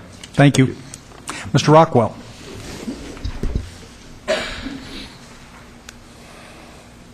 I saw him. Oh, yeah, Mary, sorry. Yeah. Thank you, Mr. Chairman, and good morning, Council. Mark Rockwell with the Environmental Water Caucus. And I think, just a comment, I was struck by Chairman Eisenberg's comment about the relationship or the similarities between water commitments and budgets. I think the reality to me is that's a very astute observation, frankly, on the Chairman's part that the budget's overcommitted. I think everybody recognizes that, and variabilities in the economy changes what can be supplied in a budget that sometimes are hard to realize when you're saying you're not going to get as much as you got last year. And I think water is exactly the same way in the state of California. I think ecosystem's the same way too, Mark. I want to say this to you because I've said it before, we've talked about it. There can't be in a public policy agreement guaranteed enforceable supplies of water or ecosystem conditions where the supply isn't available and the science tell us there's no way to guarantee. I mean, some things are irreversible when societies develop. I don't think there's a way in the world, although intellectually you'd say there might be, to make San Francisco, Oakland, all of Northern California depopulated so nobody's using the water and it flows through the delta. But we all tend toward wanting to enshrine in law or the Constitution our policy preferences, leaving the legacy of that to last for 50, 75, 100 years and not worrying about it at all. This is much more complicated. Absolutely. And it's that balancing, the co-equal goal balancing, admittedly with the delta reflection added on. It's that balancing of uncertainties and of operational opportunities on both sides that interest me, and that's where I'm aiming. But it's co-equal in application. Well, I think the goal of the Environmental Water Caucus, as I think we stated some weeks ago, frankly, is to help to provide some information and some, if you will, guidance on how to move forward in a way that is different and unique to achieve the statutory mandates that you've been given. I mean, that's our goal, frankly. And we focused on the water supply side rather than the restoration side because I think, quite honestly, there's a lot more data that is meaningful coming from BDCP and other places relative to the ecological impacts that can, and things that can be done relative to restoration that can be utilized by this council. The real difficult side is the water supply side, I think. And when we look at BDCP, frankly, I think it's on the water supply side is focused on a new conveyance system, which allows higher net average of diversions. If we look at 5.4 million acre feet, or as the state and federal water contractor representative talked about when he gave variances on that number that Mr. Johnston talked about, he said 5.4, 5.7, 6.2, whatever it is. Nobody said 4.4. Nobody said, what if we actually reduced the diversions? And I think that, BDCP is looking at a higher net average while spending tens of millions of dollars on restoration, hoping that restoration objectives will reduce the impacts such that the diversions can be justified. So, for me, for fish, which need water, it's like saying, with an already skinny dog in your backyard, I can reduce your food supply, but I'll compensate for that by providing a bigger dog house and a heating pad and a bigger yard to run around in.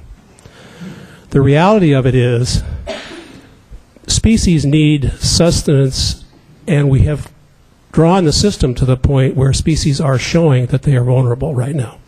So, I think the BDCP does not look at some of the things that you've been charged with on relative to reduce diversions, or I think the statutory language was reduced dependence on the delta. And meeting some of the flow criteria, I think, is to develop a plan on conservation and efficiencies and those kinds of things, which you do have mandate to do. And I think if you just go back to the 2006 CalFed water use efficiency study that was quoted in the 2009 state water plan update, frankly, there is about 7 million acre feet of water that's available through Look, I got all efficiency that. I'm in favor of mandating everything that's in there.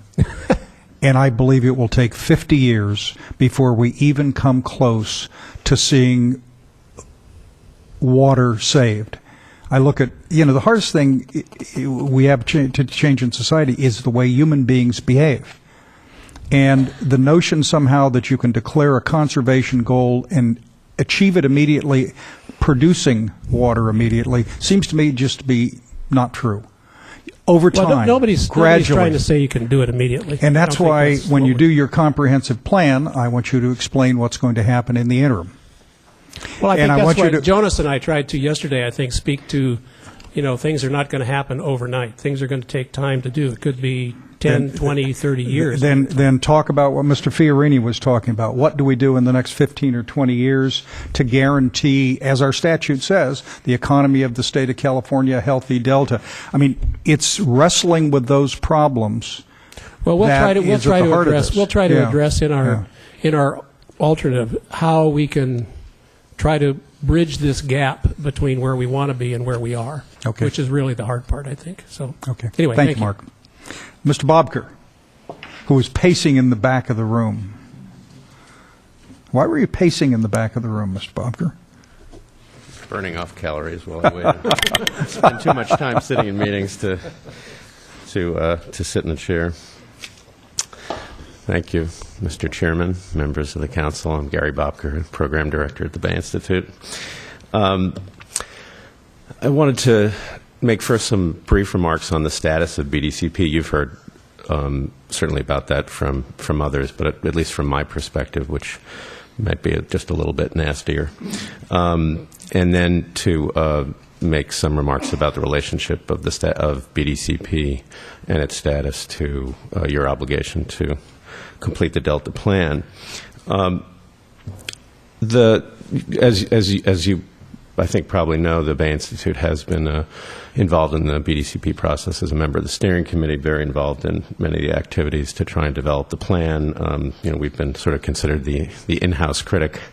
The status of the plan, as described in the reports that were released by the federal and state government this week, is, in my view, quite mischaracterized. And I want to briefly recharacterize it from my perspective. It's a mess. And there's a lot of work that needs to be done. It's a mess. It's a mess. And I use those words quite on purpose. When I say it's a mess, I don't mean that the need to develop such a plan is trivial. I don't mean that our commitment to develop a plan has changed. I don't mean that it is not worth continuing to work on the development of such a plan, because I believe in the end that a comprehensive solution is necessary, and we don't have an alternative to such an effort. But that effort, given the complexity of the system we're dealing with and the challenges given all of the different competing uses, is a big one. We have not risen to the challenge yet within BDCP. I will give you a couple of bullet points about what I think are the problems. They won't be surprises to you, because I think I've probably said them a number of times to you before. The first is that the real drivers of project need and purpose, the goals for the ecosystem, the goals for water supply reliability, have been dealt with BDCP as the last thing rather than as the first thing. It's interesting, in the letter from Westlands to the Secretary, to Deputy Secretary Hayes, it says, "For too long, many environmental organizations have measured success in the Delta not by improvements in the Delta ecosystem or in fish abundance, but by how much water can be taken from export contractors." It's rather ironic, given that my organization and some others have spent many years working to try and define ecological objectives that are exactly tied to abundance and things like that. And in fact, I have been the voice for that in BDCP for almost 4 years now. And yet, when you try to push that, the biggest resistance has come from export contractors. We have been dragging them kicking and screaming. I hope we'll make progress, but in fact, defining the outcomes, one of the most important things we can do, has been one of the most difficult things to do. It's difficult enough already, even if you're doing it in good faith. But when people don't want to do it, it makes it a little bit harder. The second is that the effects analysis is just really when I say it's a mess, you point to the effects analysis. Now, there's been a lot of work over the last few months to try and fix the effects analysis, but the nature of that fix is this. The science was so bad, the quality of the analysis was so in question in the effects analysis that many of the biologists just said, look, we've got a long list of problems here. The fix has been to try and make sure that the analysis is good enough about certain things so that this plan actually doesn't cause jeopardy to listed species. So at the end of the day, even if you're successful in fixing it, we have a plan that doesn't cause extinction. Hooray! That's not what BDCP is supposed to be about. It's supposed to support the recovery of these species. It's supposed to support the conservation of the ecosystem communities and other goals. And we have no confidence it's going to do that. And, the same folks who have raised issues, independent review panels like NAS or others who've raised issues, who looked, for instance, at the biological opinions and said, the science behind this, the scientific justification for export restrictions is sound. But, there's some question about the exact number that you tie it. That's really been the basis, right? These are the same people who look at BDCP and say, where's the science? Of course, you don't hear that from the folks who are quoting the reviewers of the biological opinions for some reason. The third thing is that if you're going to have a 50-year permit, adaptive management can't be a warranty on your car. Hey, let's pay a little more and we'll give you 5 years, right? It's got to be actually a plan that says, look, we've got these objectives, we've got these tools, here's the uncertainty around those that we're willing to accept. There's a certain amount of risk that we have to the ecosystem or to water supply. Here's the risk we'll accept, and here's the tools we're going to use over those 50 years. I mean, there's a whole bunch of things you do with adaptive management. It's not in the plan. And finally, and I think that you and the chairman and Mark were talking about this. There's what's the relationship between what you do in the Delta in BDCP, even if you do good things. And personally, I believe that in addition to the ecosystem restoration activities that we need to do, which have to include flow as well as habitat restoration, and which are not adequately addressed in the plan, but even if you did address those things, and even if you did conveyance changes, which I do think we need to do for the health of the system in the long term, it's got to be tied to what you're doing outside of the Delta in terms of your water management. And there just isn't that link. And as I've said to you guys, in the past, I think you're the place where the link has to occur because it's not going to happen in BDCP. So I took a little longer to do the bullet points on the status than I had planned, but I apologize for that.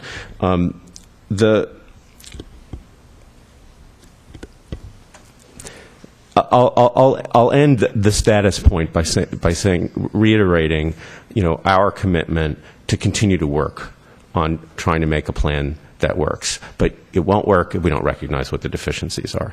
And I have to say that you guys did a good job in picking, you picked consultants who were independent of the process. I think they've done a pretty balanced job of representing to you what the problems are. And I think that you ought to pay attention to what they have to say. I want to comment on the relationship of BDCP's status to the Delta Council's obligations to develop a master plan. And some of this conversation has been, if BDCP isn't done. Well, I think anybody reasonable with any reasonable person is going to say we have to kind of do that contingency planning that BDCP may not be done, right? But I would suggest to you that even if BDCP is done, I'm not sure that really changes things all that much. Number one, what is BDCP being done? Is it that a plan is completed and submitted as a permit application? Is it a permitted plan? Because those are very different things. And I will tell you that, given what usually happens with HCPs and NCCPs, it's very rare that a plan is submitted and the regulator goes, God, you did a great job. Stamp, approved. Usually it evolves after that. So the final BDCP may not actually, the permitted BDCP may not resemble the submitted BDCP. So, I think that you have, I think that you have to take that into account in terms of what your deliverable and time frame is. So that's number one. Number two is that BDCP has a history of not meeting its deadlines. And partly that's because its schedule is unrealistic to begin with. Partly it's because it's a very difficult process at best. And it's not at best, as you may pick up that it's my characterization. So will BDCP, come through in time? I don't know that you can count on that given past performance. So, I really think that you have to proceed not only as if BDCP won't be done, but that BDCP being done is actually part of the issue here. And that in the end, I think that the Fish and Wildlife Service and the National Marine Fisheries Service and the Department of Fish and Game and the State Water Resources Control Board and the Delta Stewardship Council are all part of the definition of being done. And the final comment I'll make, and this really is the broken record comment, is that part of your review of the plan has to be whether it meets the larger objectives of a Delta plan. And in order to do that, you have to define what those objectives are. And so one of the most important efforts of the Delta plan should be to define the outcomes that you're looking to see any projects, programs, and plans perform. Understanding that you can't guarantee outcomes, but that outcomes are the driver of policy, they're the driver of the allocation of resources, they're the driver of permitting decisions, and that you are not going to come up with a plan that answers all the questions or identifies all the actions necessary to protect the Delta, but you can identify what success is. And if you do that, then you deserve accolades. Thank you, Mr. Bobkert. Thank you. Oh, I'm sorry, Randy. Gary, if you don't mind, you missed a good part of the conversation that we had that went to the heart of your summary comments. So I'd encourage you to rewind and look at the webcast to gain a flavor for what we talked about a half hour or so ago. One of the things that was brought up was the need for metrics for measuring ecosystem health or recovery. And I would ask you the same thing I've asked our consultants. Give us some examples of large-scale habitat species restoration projects that have occurred inside or outside the United States that have set metrics, measurements, performance standards that we can look to as examples of what we should be considering. Because I agree with you that that is a very, very difficult goal to achieve absent some target. And perhaps that's why the goals and objectives are the last thing that BDCP will get to, because it is the most difficult part. So help us, if you will, in providing us some examples of other work that's gone on in a similar type of situation. Mr. Farini, I'm happy to do that. I will right now tell you that you can look at some programs like the Everglades and Chesapeake where they actually have done some of that. And some of it's useful. But frankly, part of the problem is that it hasn't been done enough. And we're actually sort of, this is kind of the cutting edge here. And we should be doing more of this. And it's tough. I mean, it's not easy. We have been wrestling with this ourselves in our work with the Delta Vision Task Force and the State Water Resources Control Board proceedings on flow criteria. We actually have been trying to articulate those kinds of objectives. So, for instance, we identify things like, well, okay, are you trying to achieve growth? The potential for growth for aquatic organisms. So that more often than not, the populations are going up than down. I mean, that's a simple, basic metric that you can apply to different species or different suites of species.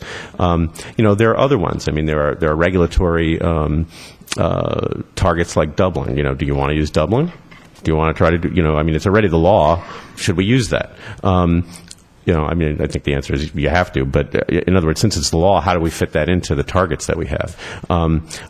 there are a suite of things, different approaches that we can use, and I think we're going to have to use all of them, frankly. And we're happy to provide a list of what we think are sort of leading metrics. But again, metrics is kind of a misleading term because a metric is just a measure. It's the target value. It's the hard part, right? And so it's really kind of what you have to do is say, okay, look, if this is the metric, then what's the amount of risk we want to take? What's the risk of extinction we're willing to live with? What's the risk to water supply we're willing to live with if we put the metric at this point? And it's that kind of exercise, I think, is actually the kind of thing that's almost never done, at least in this kind of management, and would be an interesting thing to do. Mr. Bobker, just one thing. Ms. Gray, Mr. Fiorini, and I took a tour up in the Yuba Feather River with our old friends from Nochlin. I was doing my usual job of saying all of us are responsible for the problems of the Delta, and they were doing their job of saying they've paid at the bank, and you were prominently mentioned during that discussion because they said you were deeply involved in the Yuba River Accord. So one of the things I'd like in the future from you is the Bay Institute's actual perspective on how to deal with impacts on the Delta from watershed users with not a sole focus, but a specific mention of how would the Yuba River Accord fit into that, which I thought was an interesting issue. Okay. Yeah, I think No, not now. No. I'll just observe that two processes in which I spent a lot of my life, the Yuba Agreement and the San Joaquin River Settlement, both raise interesting questions about the relation to the Delta. So, which we would like to have a definitive answer to relatively shortly. You're right. Yes, and Gary? It involves a guillotine, I think. But thank you very much. Thank you. Ms. Sward? Ms. Sward? Oh, there you are. Okay.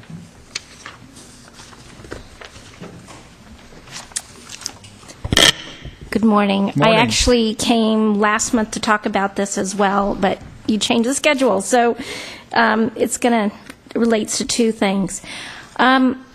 First of all, I wanted to say thank you because the white paper on Delta levee history, Mr. Grindstaff had promised me you guys will look at it, and that white paper does correct the Ryer Island history. And to summarize for anybody else that doesn't understand, for 2 years I've been trying to get the state to recognize that DRMS, or the Dreams Report, was wrong regarding Ryer Island flood history, and that's really important because there's this domino effect where they use flood history to decide which islands get knocked down, valuations, seismic risk, all those things. So while the basic history has been corrected, and I really appreciate that because the white paper has the correct history, the white paper then goes back and says, look back at the old reports for the underlying data, and some of those have been corrected, in like Chapter 7, and then other parts haven't been corrected, so there's still conflict. We can't go back and correct old reports issued by other agencies. Okay. We'll try to straighten out our reports, and thank you for making the suggestion, because we want to make it as accurate as possible when you issue the definitive map that Mr. Fiorini has been talking about for 8.5 months. Well, and the reason I wanted to say thank you, first of all, and then and to show that modeling, that happened because somebody input incorrect information to start the whole process. Right. And with that, I want to, I'm sure I'm going to make some people not happy, but I want to bring up a current one. I'm going to pass around 2 sheets. Okay. And this is regarding the current Bay Delta Conservation Plan documentation. And this is from Chapter 2. And this is another example of if modeling, the basic for the modeling input doesn't start out correct, the results are not going to be correct. And the biggest issue, as we all know, is water flow. How much comes in, how much goes out of the Delta. And so I want to refer you to these 2 maps. I'd like a comparison. The 2010 Chapter 2 map, it's called Water Balance for 2000 Water Year. It shows Sacramento River water as 21,283 TAF. So that's the inflow, and yet the former documents from DWR from 2000 and 2005 says for the same water year, it says 18,327, and then everybody else's documents all use the lower number for input. So suddenly, for that that water year that the Bay Delta Conservation Plan is using as the average year, the input is more. Water flow is more than what it used to be listed as. So this is just an example of conflict of information that I feel puts the integrity of the documents that we are receiving from the Bay Delta Conservation Plan, it makes integrity suspect when just simply looking at the same data, there's the conflicts of numbers. So I just kind of like to understand why that one has. Well, we're going to, when we do our white paper discussion right after our break, we're going to get into some of these issues on statistics and charts and so on. Joe, I know you probably haven't seen this before, but let us digest this once again. Okay, so that you could add that to attachment, or number 4, matrix of unresolved issues. Well, let us look at that. And the reason I hesitate to do that is I don't want to open it to everyone coming to us asking us to try and solve every error in some other processes work. The important part is that our information is as good as we can make it, as current as we can get it, so that when we consider any recommendation from someone else, any other report, we make adjustments in account. But we're not going to be in the business of telling them what to straighten out in all of their calculations, I don't think. Well, I understand that there's so many issues that you're dealing with, but how much water really comes in and really goes out is I understand. the issue. I understand that. I agree with that. Okay. Thank you. Thank you, Ms. Sword. Mr. Harrington, City of Antioch.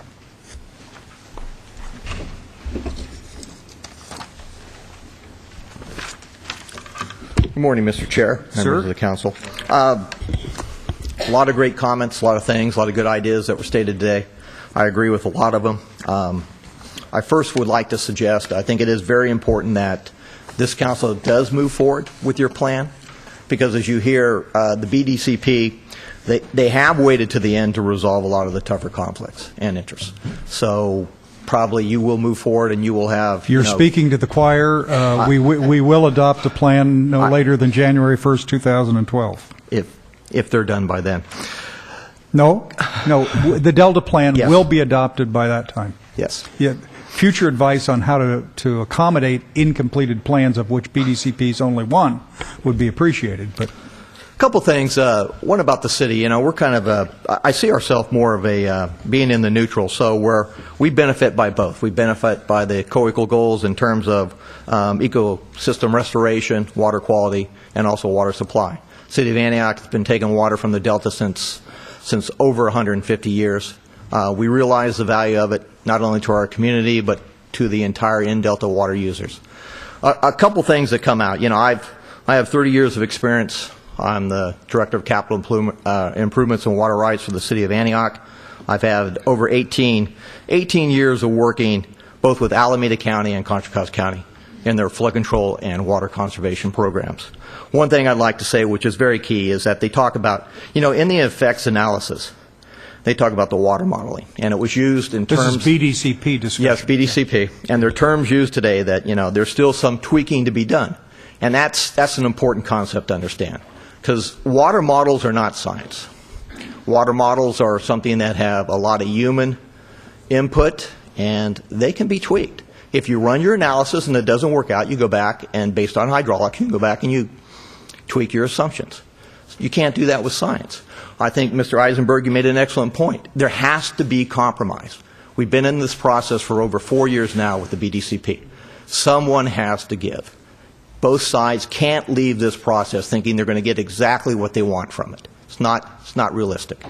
The comment was made earlier about the fact that, guaranteed export supplies. It's unfortunate that at this particular time, Westlands decided to pull out. It really is. because the comment made today is that, BDCP needs to be driven also by the science. And there are no guarantees. There are no guarantees that exports will continue. There are no guarantees that the city of Antioch will continue to have the ability to draw out of the Western Delta. We understand that. There has to be change. We have changed the Delta. The Delta has changed. It will continue to change. Adaptive management has to be in a point where both water supply and the ecosystem restoration are linked. They can't be separated. There has to come a point in time where we can see the value of what we need in terms of water supply for this state, the whole state, which includes not only the exporters, but in-Delta water supplies, and what the resource agencies can achieve in restoration. There is no going back. The damage we've done, it's done. But there can be adaptive science, there can be adaptive water use management that can be positive for the state and needs to be implemented. And we're at a critical point in, just as everyone else, you get to read all the blogs and the papers, and there is disagreement in terms of how do you do this. But there has to be, your independent contractors here today basically said there has to be compromise sooner or later. We're at a point where if we don't make compromise, if we can't listen to someone else's opinion and understand it and try to bring it into either side of this, we're not going to go anywhere. There are no guarantees. There are no guarantees that anyone should receive their 100% contracts. There are no guarantees that the perfect world of science is going to exist in this Delta process. And I think it is time. And I look forward to the fact that your council stepping forward with your Delta plan and bringing all these elements into it. Because as you can see here today by the two different presentations, it's time for, in my opinion, this council to step up and be that advisor role and to make those decisions and drive these people to those processes. We're at a point where they need a little help. There's a paper I asked be put on our website and distributed to the council. It's applying game theory. It was Jay Lund's. It's one of those game theory analysis on the Delta, and he describes our current status as everyone's in the chicken mode. Not that they're not doing anything; they're waiting for somebody else to cave in first. It was an amusing little piece of that article. So anyway, someone needs to move the process forward. I mean, we're basically, the City of Antioch does support. We have supported all the processes. We support this process. We have been, participant, not as a member, because of some of the obligations on the BDCP, and we'll continue to work here too. And we understand. I think you made some points in Delta Vision. There are no guarantees. And at the end of it, someone has to give. That assertion was widely rejected by everyone who commented. Still made. Yeah. But sooner or later, we're going to have to get to a point where people need to understand, the water exporters, in-Delta water users, and the science have to come together. And we have to deal with what we have right now, and we need to work with it, and we need to move this process forward. Thank you. Thank you very much. Ms. Terry. While Ms. Terry is coming to the podium, I'm going to save our staff a letter. Nikki, if you look at the page that you gave us with the map, and you add the YOLO bypass to the Sacramento River numbers, it exactly meets the Sacramento River flow that's shown on the graphic page. So check it out. I think that answers your question. Dr. Paz is nodding, which appears to be an agreement, but we'll check that. You take a look at it, and at the break, we'll chat about it. Ms. Terry. Good morning. Melinda Terry, North Delta Water Agency, and just wanted to speak on the BDCP status update on the November 18th, and just to mention that, in particular, that the Chapter 3, which is the heart of the plan, the conservation measures, that the public or yourself should not look at that as a status as far as the steering committee kind of coming to agreement, because we didn't. We never got a chance to really look at the effects analysis because it's still being worked on and determine whether those are the correct conservation measures or not. So what you see in the November 18th status is the preferred project and operations of the applicants, and it gives the public something to look at, which is good, but it does not by any stretch of the imagination represent a status of us kind of doing some work and saying, yeah, these are the right ones. So that was one point. And of course, we didn't even have any discussion yet on who pays, so that's obviously a biggie. My broken record comment that I make every time is we haven't done the heavy lifting yet, but a lot of work was done. I don't even think we even discussed, I think it was chapter 6 or one of the chapters we didn't even get to discuss. They gave it to us that day, so no one had read it, let alone could we discuss it. And then the last thing I would say that really we haven't had a chance to look at, which is really important for the whole area, is the flood impacts. As you know, we're working on the Central Valley Flood Protection Plan, and all of the almost all of the conservation measures, in fact, are flood projects. They touch project levees in some way, shape, or form, or significantly modify them, including the Yolo bypass.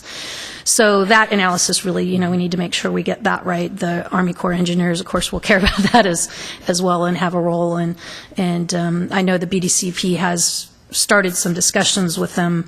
I think, unfortunately, because we don't have the actual project itself, the Army Corps needs a lot more project description before they can get serious about it, and they do have a long process, but that's it. Thank you.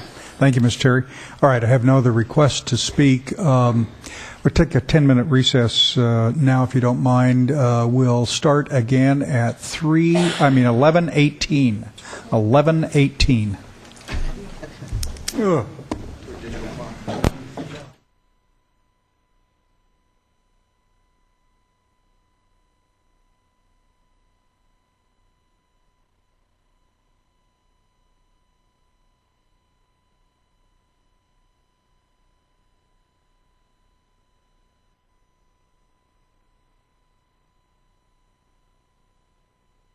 Ladies and gentlemen, take your seats, please.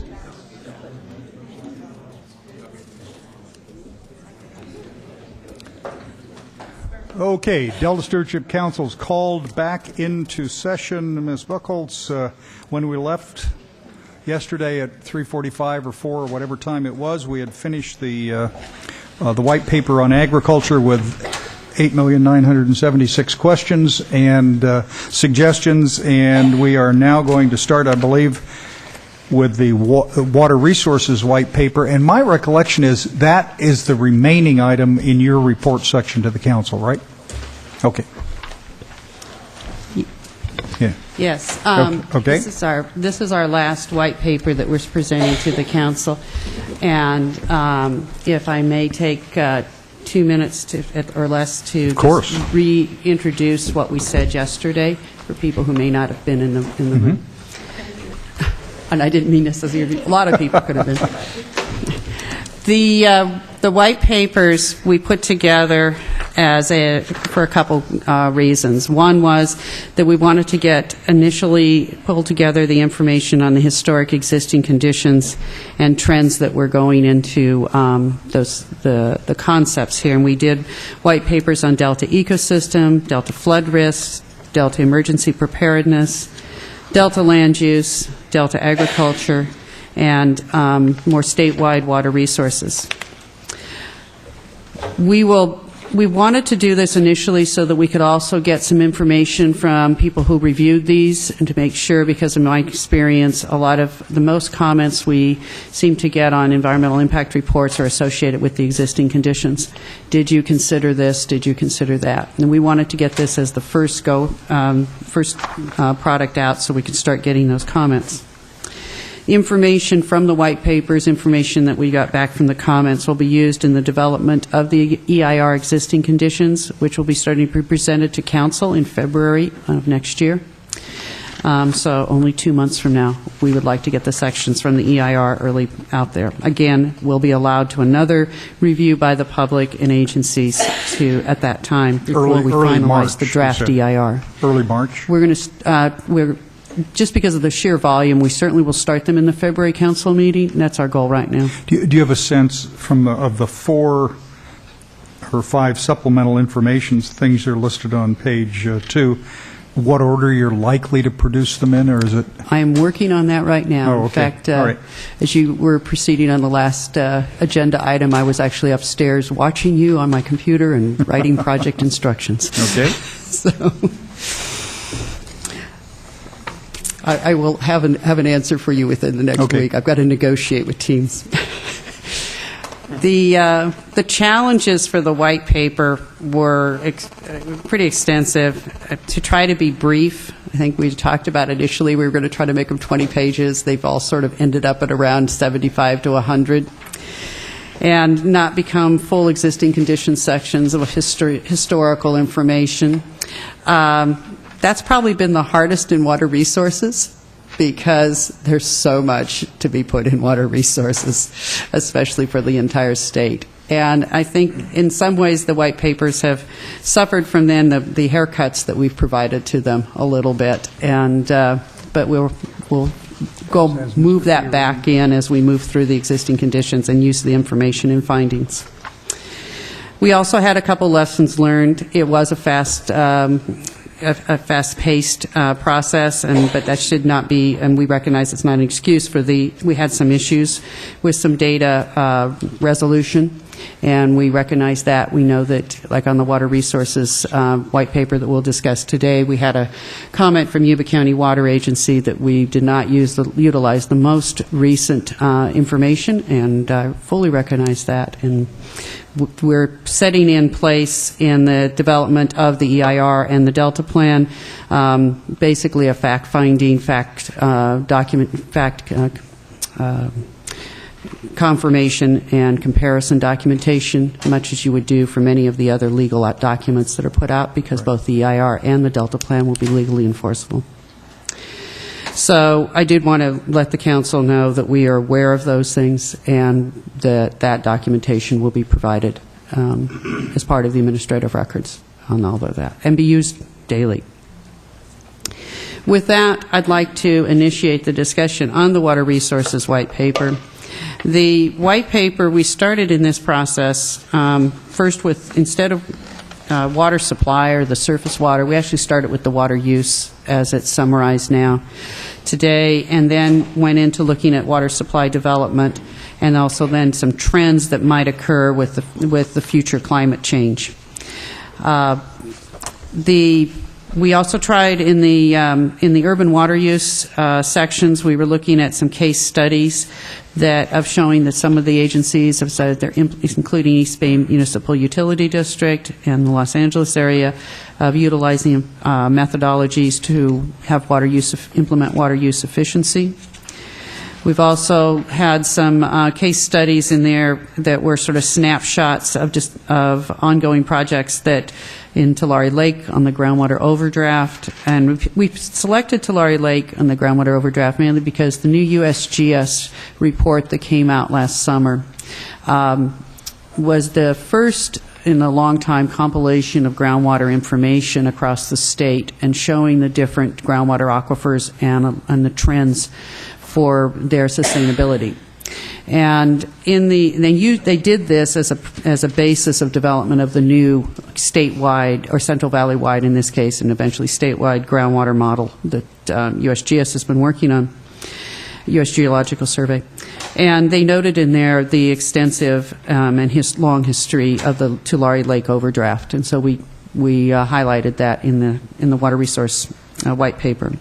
We also highlighted several others, though, that have shown that they had groundwater overdrafts, and then through the use of conjunctive use have been able to reverse those trends, including Santa Clara Valley and the Central Basin area down in Southern California.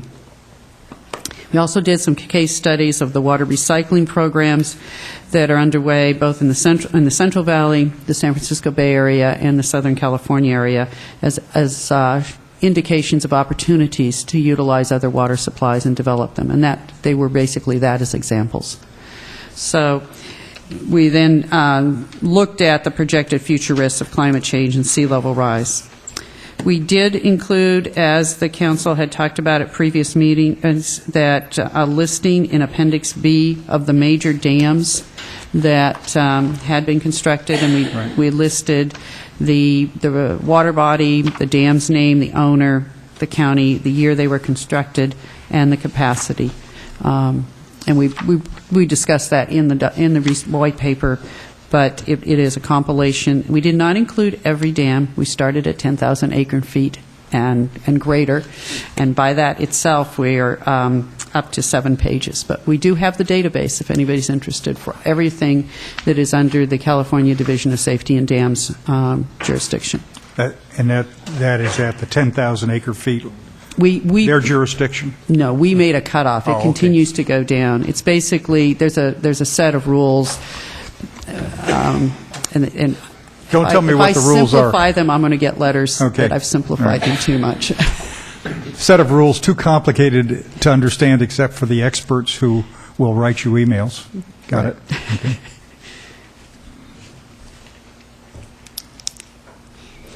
So I'm willing, like to take any comments? Joe? I want to add a comment to something that Gwen didn't mention. She gets nervous when I talk like this, but one of the fundamental facts that I think is really important to know is that we use more water in California than we have as natural supply. So Phil and Hank and several people have asked me to produce a chart like the one on 3-12 on the Colorado River. If you look on that, it has supply and a red dotted line that crosses over, or water use that crosses over water supply, and shows that you actually use more water than supply on the Colorado River beginning around 1998, something like that, and that reflects the current drought. If we did a graphic like that in California, I'm convinced that the entire last 50 years we would show supply as being greater, or use being greater than supply, because we're pulling water out of the ground. This is annual supply. This is annual supply is less than use, and we've been pulling water out of the ground for a long, long time. We pull out millions of acre-feet of water per year out of the ground that we do not replace. That is a fact of life in California that is very significant and drives the desire for everybody to have as much surface water as possible, because they recognize the unsustainability of that over the long term. And I think it's an important fact that we underestimate sometimes. And so I just wanted to add that when we talk about supply and demand, in California, demand can be defined by usage, and we actually have much greater usage than we have supply. The numbers that DWR has in their water plan update, if you look down in the data, you end up with almost 6 million acre-feet a year of more groundwater pumping than we have supply. 6 million acre-feet is more than we have averaged pumping out of the Delta. So it's a significant problem moving forward. And if I may, you can proceed to figure 3-10 on page 3-17. That's the figure I referred to. 3-10? Figure 3-10 on page 3-17. Oh, I see. All right. Is the figure I referred to from the U.S. Geological Survey report. Yeah, that's the groundwater basins from 1962 on forward. Yeah. Mm-hmm. Yeah. By the way,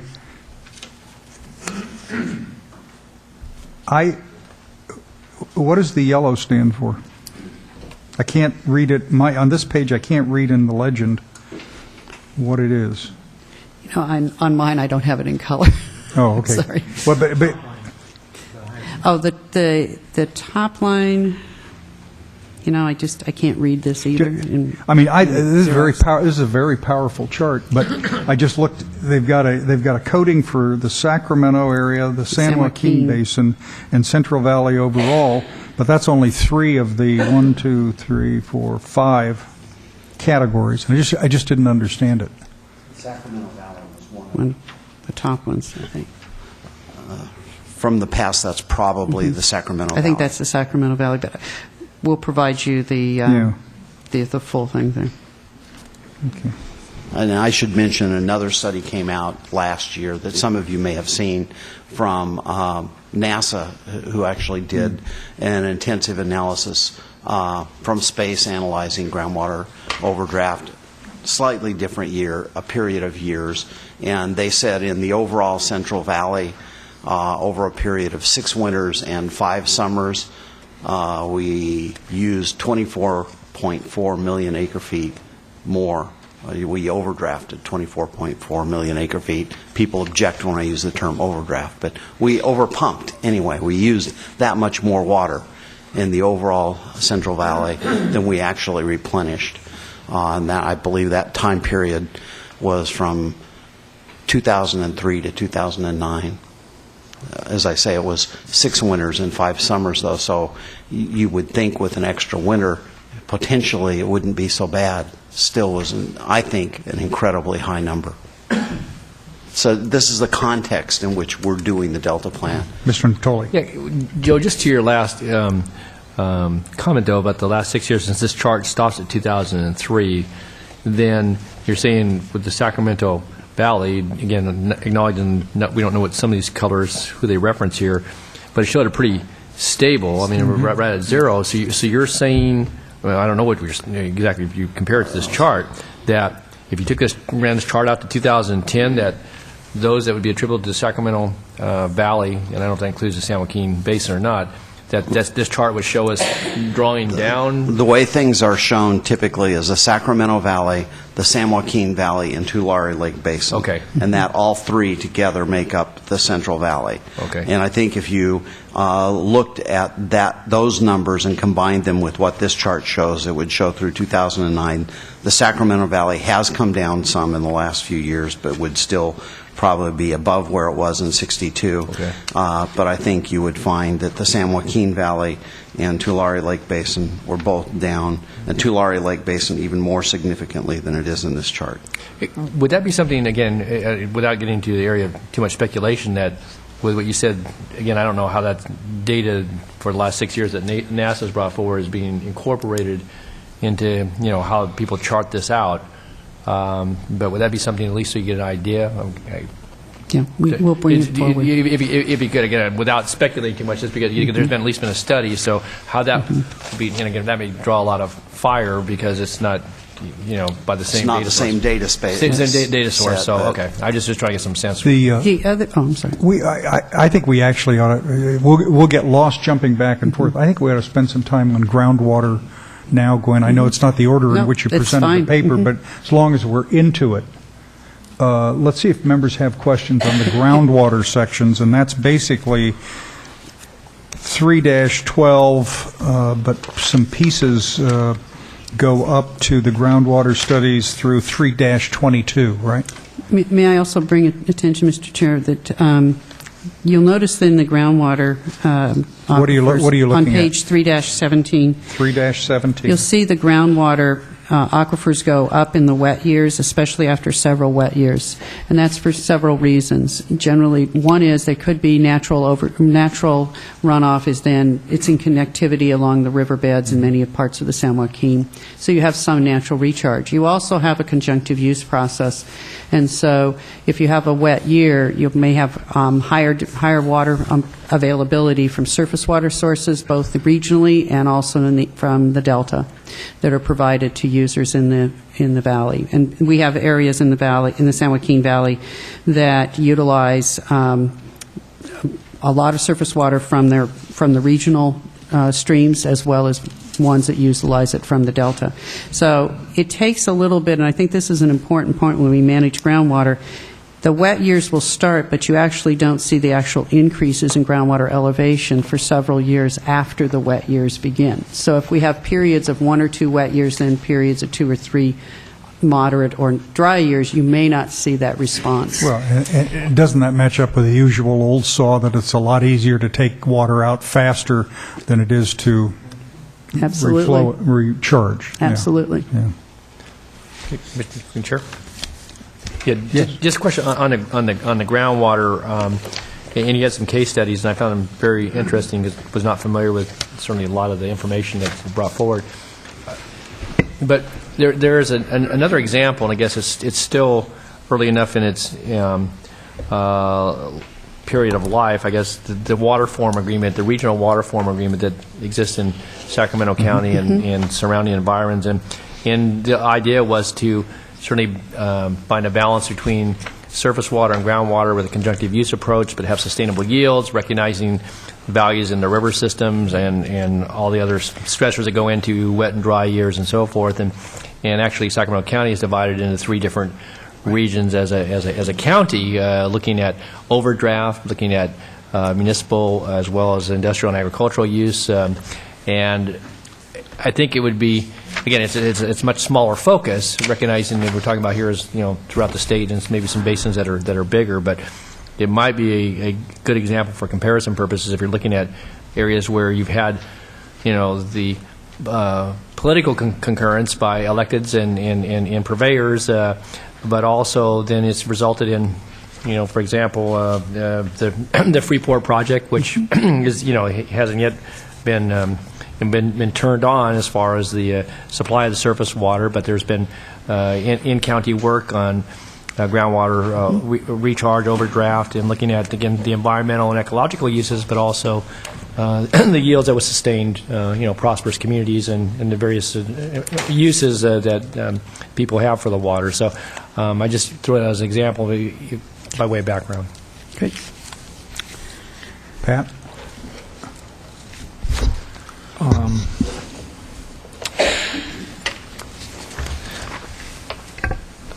On page 316, where you talk about the Tulare Basin, groundwater overdraft, what was the cropping pattern over that period of time where it declined? I've asked that same question. I need to find that out. I don't have it, but it's on my list to make sure that we compare that when we get to the existing conditions. And because I am interested in if the cropping, because the Tulare Basin has actually had a long history of overdraft from back in the actually in the 1930s, prior to the CVP projects, and I want to see, in the State Water Project, I want to see what the cropping changes have been, and I do not have that information, but I think that's, you caught up on the same thing I did on that. We'll bring that back to you as a response to a question for the January meeting, if you'd like. Then on page 312, there's 515 groundwater basins, but only 22 are adjudicated. Okay.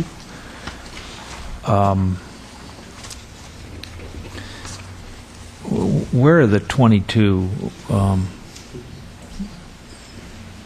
The majority of that might be easier than where are the 490?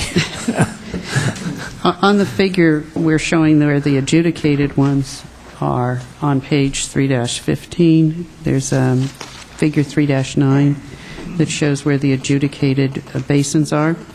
I thought, that's statewide, right? Oh, yes. Okay. Actually, I did see that, and I'm sorry to ask the question. I guess that's not what I wanted to address. Does that mean in the San Joaquin Valley there are no adjudicated water basins? Just at the edges there, at the by the Tehachapi's. Yeah, Bright Valley, is that? The edge of Tulare Lake. There are some cooperative agreements on groundwater up and down the state in various forms or another, but it's hard to quantify that. I mean, which is different than a state than a from legally the adjudicated basin, the water masters. I mean, this might be I don't know if this is a legal question or not. Chris can weigh in. Is an adjudicated basin a regulated basin? I mean, what? It is. I understand it involves either adjudication by court order or I guess in some cases by mutual agreement, you can do a JPA and establish the I'll let you regulation. answer, Joe, you since you were got in one of them. I've worked in adjudicated basins, and they're different because they are done at different times. They cover different things sometimes. But classically, what happens is a basin goes into overdraft and groundwater levels decline. Everybody in the basin says, uh-oh, we need to do something about that. And they come together and they go to court, hopefully together, so that they can get a judge to issue an order that covers everybody in the basin so they can control that overdraft. And overdraft is the principal thing that has driven people to an adjudication, so they do manage whether they're pumping more water than they replenish. But there are also voluntary arrangements, correct? That the judge actually has final authority to order them to do what, when you become an adjudicated basin, the judge has final authority. It's not all voluntary. I should not assume that if it's not adjudicated, then it's the Wild West, right? There are other. Are there not There are a voluntary? couple of other examples. Most prominent is Orange County, where the Orange County Water District, rather than do an adjudication, they went to the state legislature and they formed a water district that had the authority to do assessments and the responsibility to manage the groundwater basin.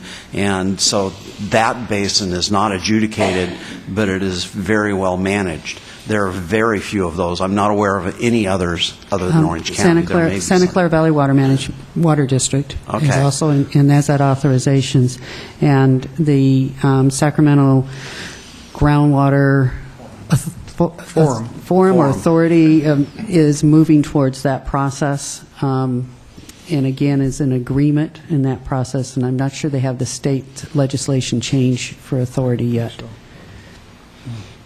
But they're moving towards that process. Well, but commonly on adjudications where you have a lot of the big players who would like to see something done, you have other players who wouldn't, and filing the lawsuit, albeit by friendly litigants, is often a way to bring parties into the situation who don't want to be there. It's difficult, though. I mean, the Mojave Basin was the most recent large adjudication in the state, and there were, in the end, I think it was 3 parties that weren't happy, and they appealed it all the way to the state Supreme Court, and they won what I think was a Pyrrhic victory, because they decided in the end they didn't really want what they won, and became a part of the settlement. But it's a very contentious process that can take decades in some cases. Mr. Stevens? I agree. No, well, that's good. That's good. Then I can phrase my question in any way I see fit and have your prior agreement. I know that the State Water Board, Water Resources Control Board's authority does not extend to underground water except in very remote circumstances. Yeah, it depends on the interpretation, but you're generally right. Yeah, but I am curious. I just want, does Article 10, Section 2 of the state constitution cover groundwater? Yes. So the groundwater use must be for beneficial purposes, it must be reasonable, and there can be no wasting. Is there a constitutional guarantee, this is just state constitution, a constitutional guarantee that the surface water of California must be used to assist replenishment of depleted groundwaters, to your knowledge? No. Okay.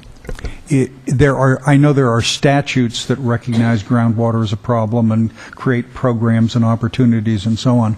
Do any of those lead in your knowledge to the equivalent of an entitlement?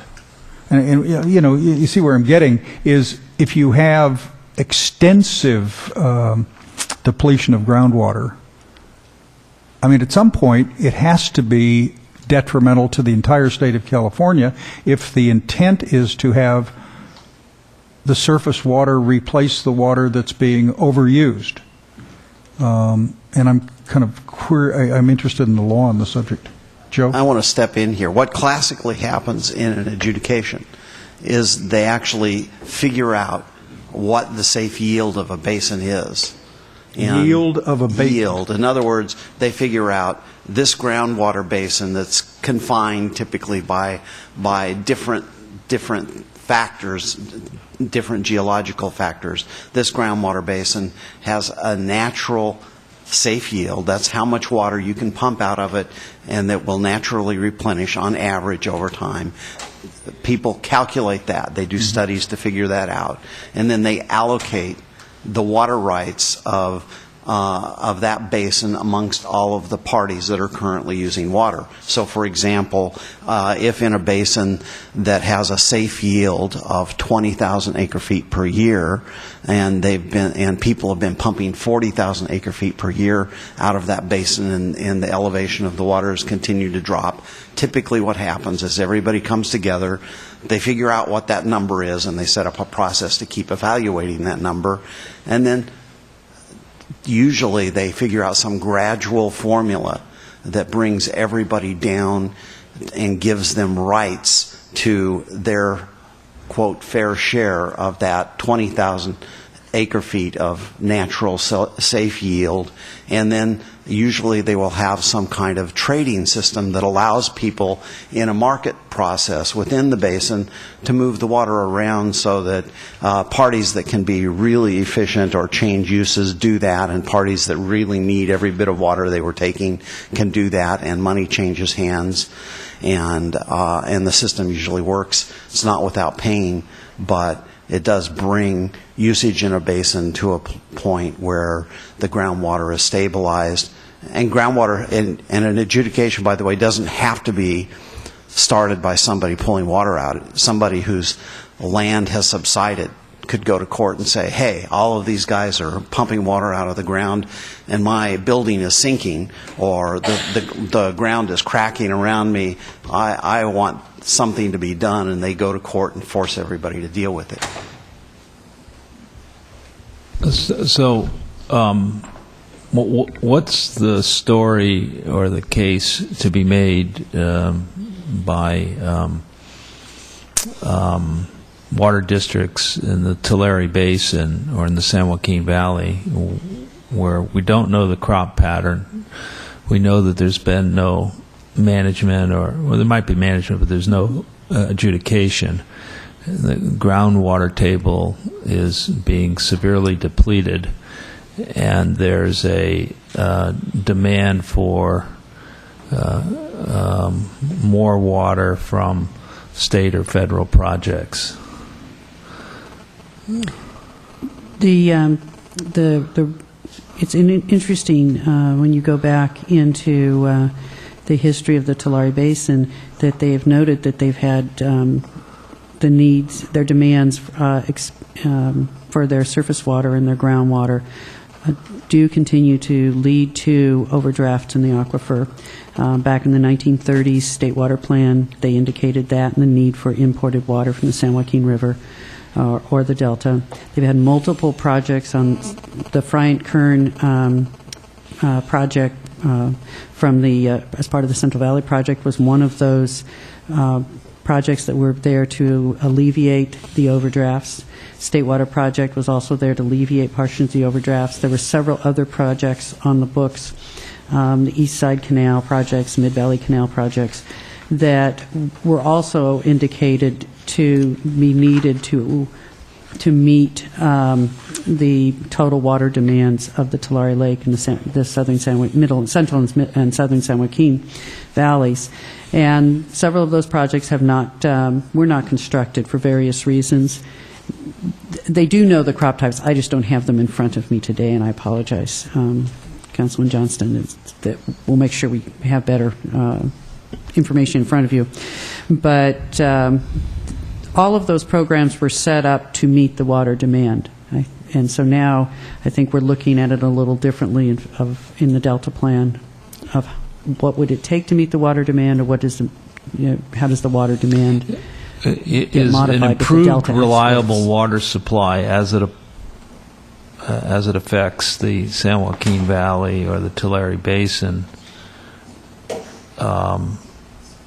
perceived by those in that region as one that compensates for the overdrafting, allows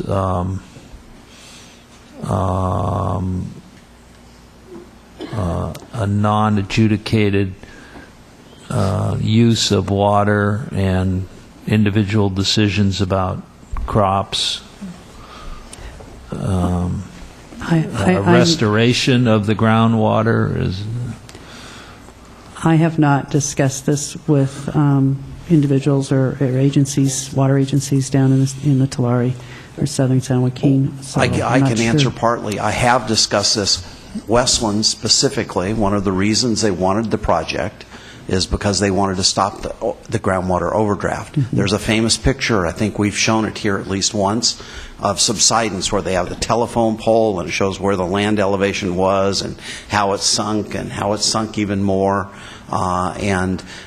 People that I've talked to from Westlands, which is part of the Tulare Lake Basin, would say during the time when they had full deliveries, that portion of their groundwater basin was not in overdraft. And I don't know that for a fact, but people have told me that when they had full deliveries, and there was a period of time when they got 100% of water for over 20 years, they believed that during that time they did not experience groundwater overdraft in that region, which is fairly large, and didn't have further subsidence. But over time, but they're part of a larger basin, and the larger basin continued to produce more water out of the ground than they were.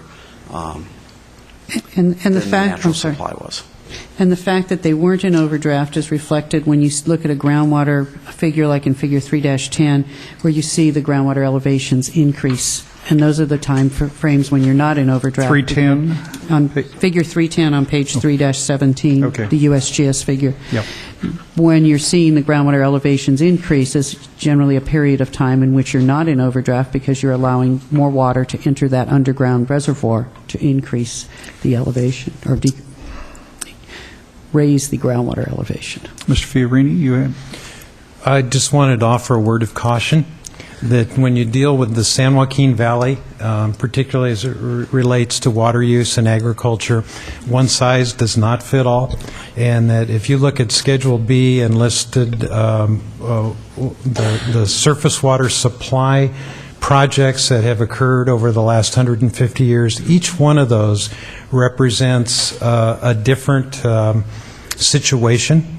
Some are in a balanced conjunctive use situation. Others are there are other areas where there is no surface water supply. They're in an extremely overdrafted groundwater situation, and then many that fall somewhere in between. So as a matter of public policy in determining what is the right way to go, I think we need to be very careful about summarizing things like San Joaquin Valley groundwater overdraft in general, and perhaps look more at the specifics of the areas where things are working well and where things are not. And I think, unfortunately, the common thread through all that is either an adequate surface water supply or an inadequate surface water supply for the reasonable demand that occurs in those areas.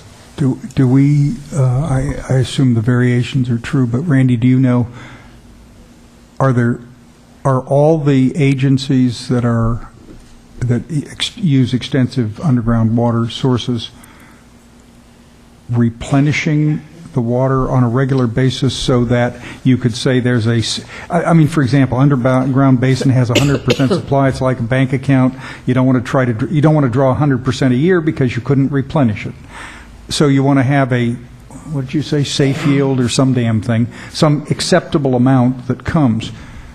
Is there a rule of thumb as to what that acceptable amount was? You want to maintain 80% of the capacity. Oh, by the way, somebody told us the other day that there are a lot of toxics that come, so you'd actually prefer to get water farther down in the water table and not replenish the water table because at the upper levels, somebody was telling us, the fresh water would all of a sudden turn less fresh.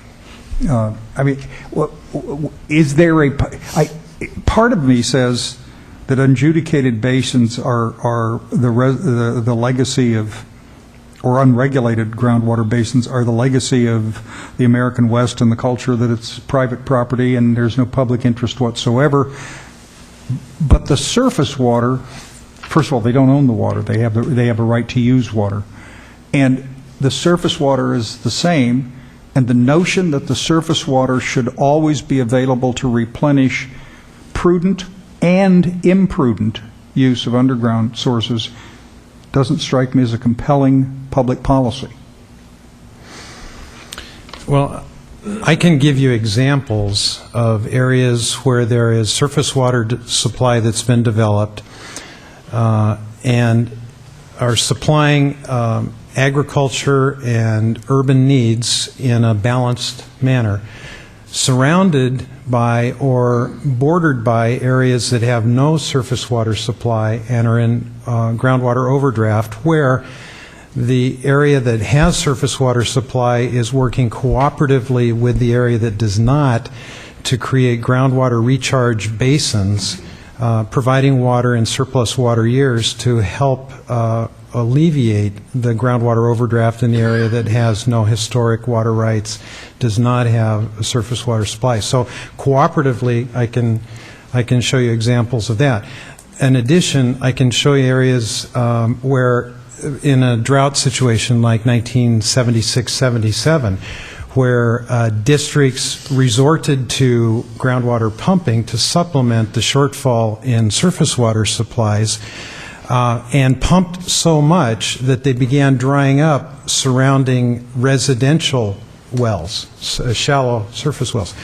And cooperatively and without adjudication, an agreement was reached to limit the amount of groundwater pumping and to strike a balance so that rural, residential water wells were not impacted. So that's my experience. Those are real-life examples of things that have happened in the San Joaquin Valley. I don't know if I answered your question, but those are examples. What's the right public policy on water supply and delivery statewide for the replenishment of groundwater overdraft? Well, I think first of all, conservation is ideally the first item of order. That by whom? By the water user. Now, as you all water users statewide, I'm open to that argument. Absolutely, absolutely. That's the easiest method to achieve a greater supply of water, is to reduce the need. Is there a concurrent obligation on the overdrafter that should legitimately be required? Well, as you correctly pointed out, groundwater usage in California is viewed mostly as a private property right. So currently, I'm not familiar with the adjudicated areas, but in those that are not, most of the activities are voluntary or incentive-based behavioral changes. I'd recommend that we look at examples of areas where there is cooperation between areas, adjacent areas of adequate supplies and those that don't, and look to those as examples of how you might, how we could find incentives to encourage more conservation, less use, less dependency upon groundwater, and ways to reinvigorate the groundwater supplies from areas that from time to time in higher than average rainfall years have water available. Well, the white paper says the Tulare Lake region water demand has exceeded the water supplies in the basin for more than 120 years. Well, now, again, that's more than just an occasional pattern. Again, I'm only speaking from an area of example that is a little bit unlike the Tulare Lake Basin. It requires, just as most other areas in the San Joaquin Valley, it requires a specific look at what the conditions are to determine how to improve the situation. And it's unfair to take that as an example and say, well, the San Joaquin Valley, to fix the water supply reliability problem in the San Joaquin Valley, you need to take the Tulare Lake Basin and do this and apply it area-wide. That's just not it's not fair, and it will not result in good public policy. What's your answer on the Tulare Lake Basin? I'd have to study it more. I'm not that. I don't live there. I'm not that familiar with it. But I'll be happy to work with staff to look into it. This is really it's an interesting discussion. It's been had by many people before. But the Delta Plan is going to be based on assumptions of water supply, assumptions of demand, assumptions of distribution, and I don't know what's the right assumption for the state of California to make on underground water. I mean, it's good to have. Everybody says it's good to have. It's good to replenish it. Who are we going to take the water from to replenish it? Kind of is the trade-off. Or from what? From whom or from what? Well, I appreciate this conversation because I've often characterized the water supply problem that we're in today as not so much a lack of reliable surface water supply conditions, but really an overdrafting of groundwater crisis. The real water crisis in California is the overdraft of groundwater, and from my perspective, it is largely a result of inadequate surface water supplies to capture water in wet years and utilize that water for both the economy and the environment in years where we're short. The groundwater for most agricultural operators is like a savings account, but unfortunately, most of those savings accounts have been far overdrafted because of, and we haven't had a prolonged period of drought for a long time. 86 to 92 was the last lengthy period where we had a drought. We had essentially 3 years prior to this year of drought. But imagine where we'd be if we had a 5-year period like the 76, 77.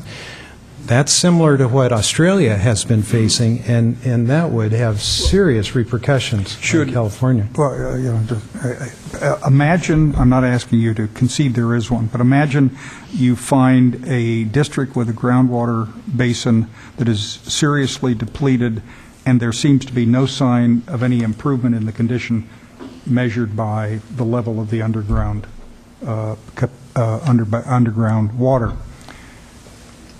Should it be a policy of the state of California that water contracts providing water to such an entity must first be used to replace the underground aquifer as a condition, arguing that otherwise it is an undue burden on the rest of the state of California to continue a system which encourages the excessive use of underground, not as a bank account, but as a cash flow system? That's an interesting question. Yeah, but you're the former president of Aqua and a prominent farmer, and you know this stuff. Well, let me suggest that in most cases there are 2-inch wells drilled every mile to monitor groundwater. Most districts call those corner wells. They're measured regularly to determine what the status of the groundwater is. Until I could take a look at that data and see really what the fluctuations have been in a particular area, I'd need that kind of information to develop a policy approach to better answer your question. But it's complex at best. Ms. Marcus. Thanks. I have a few overall comments when the time is right, but I like going through the sections first, and just a few on groundwater. And I figure I'm going to add to your word count, because the challenge of it is that there's some really good stuff in here, but there's stuff that just jumps out at me as missing if we need to get to what the answers are. So you probably know, let me just suggest a few that jumped out at me that just in groundwater I would need to see to have this feel like even the basis of your existing conditions. at the beginning on the groundwater issue, in general, I mean, you do mention that it hasn't been managed by the state and has been seen as a local concern. I would feel a little more comfortable if we also have some reference to either the very beginning pieces of it in our enabling legislation that happened just last year. I mean, it's not very strong, but it's something. And it was a huge part of the package that gave birth to us. And then, I won't call it the Genesis legislation, we'll have to think of something. But the other thing, one of the issues that was a big deal in that conversation and that was one of the big arguments was talking about how, Idaho, Texas, other states, those being just two examples, actually do regulate groundwater. The fact that in California it's been seen as a local concern is different than in other states. I mean, Arizona, for God's sakes, has a really strong APP, Aquifer Protection Program. Now, I'm not suggesting that we need to wholesale change. I mean, I'm not saying yes, I'm not saying no, the practice that people have relied on for hundreds of years, and I think that challenge in ag, Randy and I were talking about earlier, is real, but I think it's important to the context for people to know that other states, including ones that people perceive as not being as advanced environmentally as us, actually are far more advanced in thinking about this precious resource holistically, or even just under the ground, than we are. And that, to me, is huge in terms of the consciousness of anybody reading this. That's not to say we go there, but just for context, we are weird compared to other people. This is one place where California does not lead the nation. And I always use this as the asterisk when I go out there and praise where California is. We do many good things, but this is just a conundrum, I think, to many people who look at it. The second sort of overall things I would say is go to some of the comments that Randy's had. I think in somewhere we need to work in the issue that you can't use a broad brush to make conclusions, whether it's about how the amount of water in the Central Valley it's used, because it's a complex mosaic of different water rights, different combinations of groundwater. One district can be right next to another and have a completely different water picture.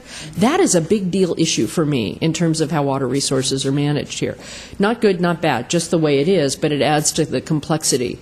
And so I think we need to recognize that variability and that complexity in the water, the different levels of water management system we're trying to deal with. I mean, let alone getting to any recommendations down the way. And then the other point that I heard Randy say overall that I thought was important is this issue about there is an integration of surface and groundwater storage in practice. I would say when we get to what we need to do to make this piece pop for potential is there's also an integration of water reclamation, water use efficiency, conjunctive use, all of that in the solution set and in every location. And so all of that needs to be sort of the mindset that we're going to, I think, really be able to contribute to the statewide dialogue, because in my perception, all too often, having been in myriad water conversations, and many people in this room have done it many more years and been in different ones, people are always talking about a slice, and things make sense with the slice, but there's always some obvious piece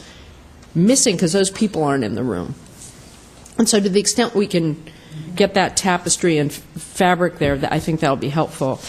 More specifically, things I'd like to see in here, and this, again, your bias is always the piece you know a lot, is, and I'll say this when we get to the recycling and water use efficiency part as well, it'd be good to have some examples of really successful programs more strongly pulled out, and I'll talk about that a little, I think in more detail when we get to water use efficiency and reclamation. But it'd be good to have some of the examples of groundwater banking in here. I mean, Kern, how's that working? I mean, it's controversial. Some people write whole papers on it saying paper water isn't real, but the whole notion of conjunctive use and groundwater banking was a huge part of what, I hate to be a dinosaur, what we were talking about in the 90s in terms of a potential. And I've heard people have much more sophisticated awareness of what's possible and what's not. But at the time, people were thinking Cadiz, they were thinking Madeira, they were thinking of all these different things that might work, and there are some institutional barriers that have made it that hasn't worked so well, or the full potential isn't met. I'd like a sense of that potential and that complexity, because it's one of those things which allows you to, and work efficiently between groundwater and surface water. It was a big missing thing that jumped out at me. And then in a sense, if you can, and maybe you can't, and this is the same sort of thing that I'll bring up later, is it's sort of more helpful if they're out there, and I think I've seen them, to have estimates of the total potential that's out there versus just projects that might be on deck. I mean, I don't know if it's doable, but it's projects on deck are illustrative, which is good, but they don't actually tell the picture of potential. It got a lot of criticism, but in both the 2005 State Water Plan update and the 2009, they did estimates of potential water supply, maximum amount and minimum amount, but for various sources, from facilities and conveyance, and there was even one category of precipitation enhancement, which I think was either mercury or prayer or both, and urban conservation and recycling and all of that. And I thought those were useful charts, but everybody immediately began leaping forward to demand that their favored choice of somebody else saving water should be done first, and I mean, it got lost in the political dialogue. But you've been working on some of that stuff already. And I think that's we were relatively careful on this to make sure that we could cite existing reports on certain things, which led to some limitations on that. I think as we move to the alternatives, we need to then expand that with the reasoning why those alternatives. That's sort of my thought on that. It might be. I just think it's this huge missing piece for me in this. So to me, I read it and I go, eh. As opposed to, though, because there's a huge missing piece. I don't care if you caveat it, but I wouldn't wait for the alternatives, because those of us who've worked, it gets even more strong for me when you get to water use efficiency and water reclamation in terms of what wasn't in there that I know that are better, that are examples that create the potential. I look at it and go, this isn't really a solid base of what all those alternatives are. Another one in groundwater that I've mentioned a couple times, and you have it in this desalting part. It's not just desalting. It's, you have two of the biggest groundwater basins in the state that are Superfund sites down in Southern California that people actually do treat and pump and then reuse. So the issue of cleaning up contaminated, that's huge. If that's not in here as a potential, maybe too expensive, I don't know. But that's got to be in here, I think. And then I also think this notion of what the legal hurdles are in the legal context for groundwater in whatever way. There was an earlier conversation about that. Also talking about what the state board can and can't do, groundwater versus surface water in the Constitution.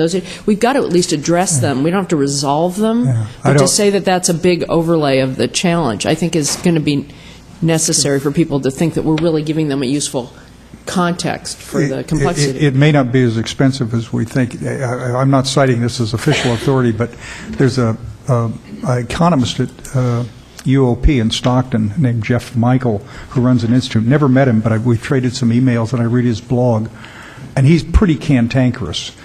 He managed to offend... So you like him a lot. Yeah.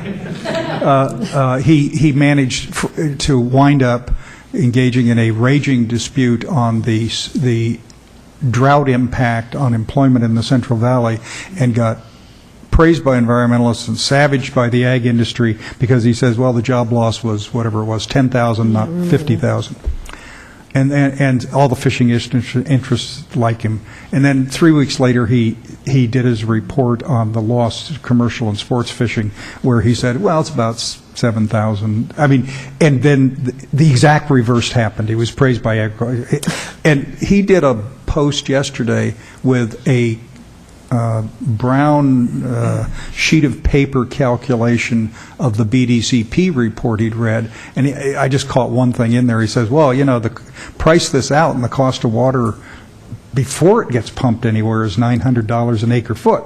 Now, I have no idea whether that's true, but those kinds of calculations, because everyone knows the price goes up as time goes on, both inflation and various conditions, is going to make things that are currently unacceptable look a lot better over time. And then there are the other complications of, a system that's 400 miles away from where you want the water to be if you're from San Diego, for example. Gwen, I think one of the things that we'll need to include in our range of alternatives is voluntary water transfers. That is one area that pretty much can be applied anywhere in the state, albeit conveyance constrictions and restrictions. But there is a great opportunity to enhance groundwater situations through voluntary transfers. But the impediment to that has been achieving the permission or the permit to make those transfers. Oftentimes, it takes longer to get the permit than the need exists. And I think that we could be very, very helpful in weighing in on that. Before we shift to something else, members, I have a suggestion I want to ask the audience too. I mean, I believe it's going to take us about another hour, maybe an hour and a half to get through the report and start to hear public testimony. That could be, hopefully it's too long, but that's my gut. We've got sandwiches back there. I'm prepared to just adjourn, get the sandwiches, bring it back here and work, but all these poor famished members of the audience who might appreciate a 45-minute break to get a sandwich are there too. 45 minutes. That'd be my inclination if you're up for that, Don. Okay, Joe? All right, here's what Gwen, is that okay with you? Mm-hmm. All right, let's do this. 5 minutes after 1. 5 minutes after 1, we will start with all of us in the audience being well-fed and happy. Thank you very much. 5 minutes after 1, in recess.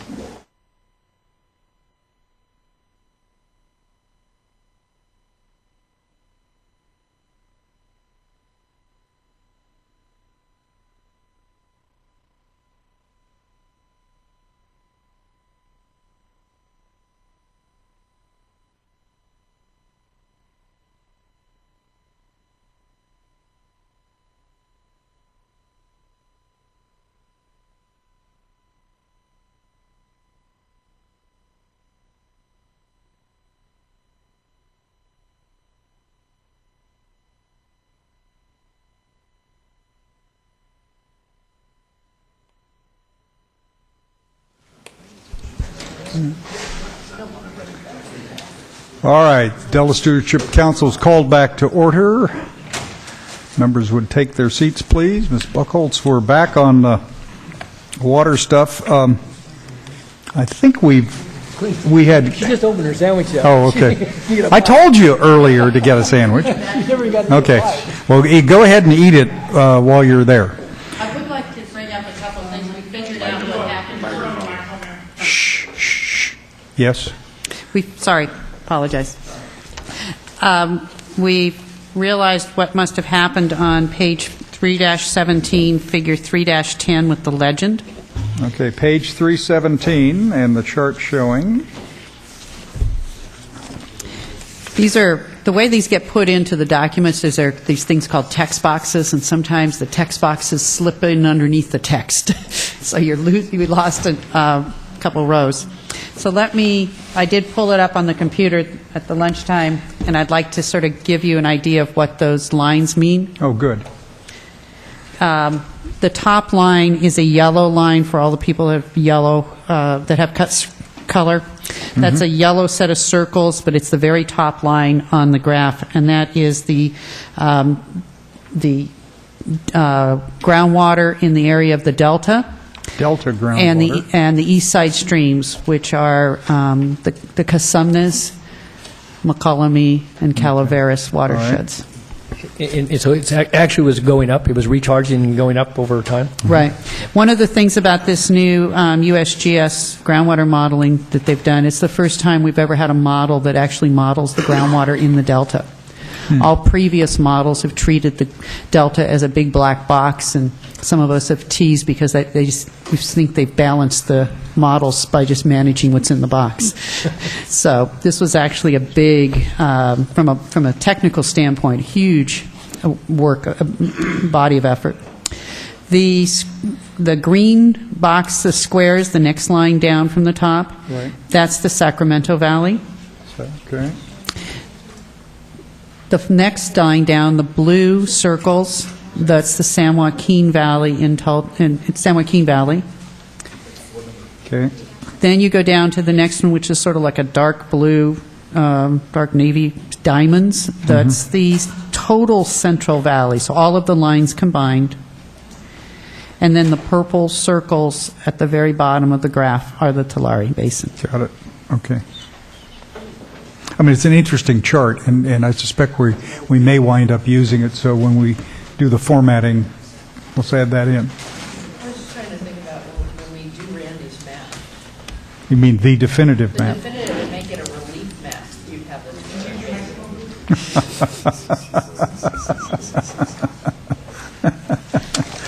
And we could call that something like the Fiorini droop or drop or something like that. Should we do that? Okay. All right. All right. Where we wound up right before lunch, we were talking about patterns of uses, and I thought, Gwen, might make sense to go back to the section of the report on water use,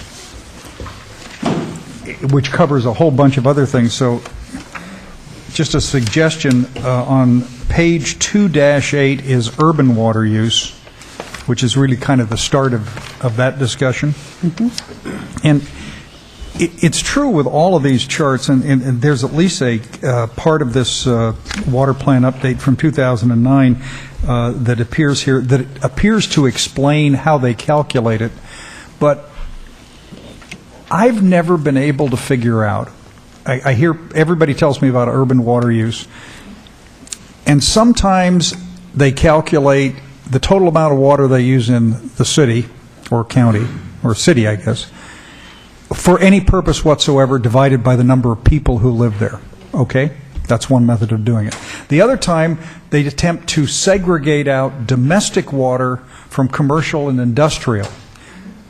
And is there anything like a common calculation over time that gives us even a clue about what we're doing? Yeah, it really, having worked with multiple water districts and water agencies, cities, it depends upon the agency, and so that's one of the problems, is that the commercial especially frequently will be worked together with the residential.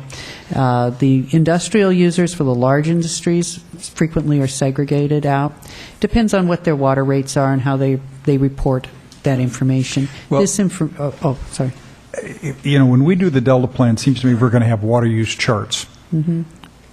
I'm agnostic on which approach to use, although part of me thinks this attempt by DWR to use the total urban water use, which is consolidated individual and business commercial, and then just apportion it out as if it were all individual, might be the way to do it. I don't know that, but what's the advantage and disadvantage? On a statewide basis, it probably this works out. If you're working in a smaller sub-basin areas in which you might have either extremely high industrial uses. So you wouldn't say that the City of Industries calculation would lead to 7,966 acre feet per person per day, right? Or something. Okay. Right. And that's especially important in some Central Valley towns, especially where we have a large food processors. And if they're tracking that either through groundwater use or even their wastewater units, it's an art. Having done a lot of individual water agency water master plans, you have to be very careful on that. It goes back to Councilman Fiorini. One size does not fit all in this at all. Well, but also the problem with that, usually the one size doesn't fit all is to reflect a pattern of historic collection and perspectives on how you should report and maybe even rate structures. Hardest thing for us is how do you get a statewide perspective and a regional perspective on the larger, just the simple questions of supply and demand if you can't touch the facts with great clarity. Right, and there is more information coming through right now that we've been talking to DWR about, seeing what some of their initial information that's coming through for their reportings on urban water management planning. And if we can, it's one of those timing issues, but it's also a part that I think needs to be looked at in the future measurement process under Delta Plan implementation. The urban water management plans have been required, for 15 years now? Something like that? I can't remember. See, probably 15, yeah. Like 1997. And the urban water management plans include estimates of usage, right? Right. And so up until recent times, that's been the basic vehicle of accessing urban use? That information has been submitted, and DWR has, to make this information, they pull together reports from specific districts and cities and other water agencies that submit that information. It's not always in totality, because you may have a large metropolitan area that has multiple water agencies. Sacramento is one of those examples, and so you need to make sure you have all of the water agencies in there. And it's from a statewide perspective, it's always been a pretty awesome process. You can do locally or regionally in subsequent implementation plans, not necessarily for the Delta Plan, which also has a broader view for putting it out this year, but in implementation plans and all, and looking at the potential for performance measures and metrics, you might want to look at also comparing this to wastewater records, because that's another way that's generally done at the local level too. Well, jumping from the most current DWR chart, the urban chart, to the one on the next page, on page 29, which is, you went back and used a bunch of DWR documents, I don't know which one. Mm-hmm. Are they measuring the same way in each of those documents, or do we know? We do know, and no, they're not. Damn. Okay. I spent a lot of time with the people putting this chart together, so no. So he meant dang. I can't say that. Well, I mean, you look at this, and people, all the time just assume things. And the white paper says per capita water use has decreased by over 23 gallons per capita day, as shown in Figure 2.9. So from 1990 to 2005, the water use has dropped from roughly 235 gallons per person per day to about 190 something or other. All right. Now, that's good. Is it true? It's true on a gross statewide basis. 23 is maybe too precise, but it is true that it has reduced, and a lot of that has to do with the implementation of water use efficiencies by many of the districts in the last 20 years. Okay, but take that as a given. We can rely on the fact that the methodology that led to the 2005 calculation is the same methodology that it was at least used in 1990?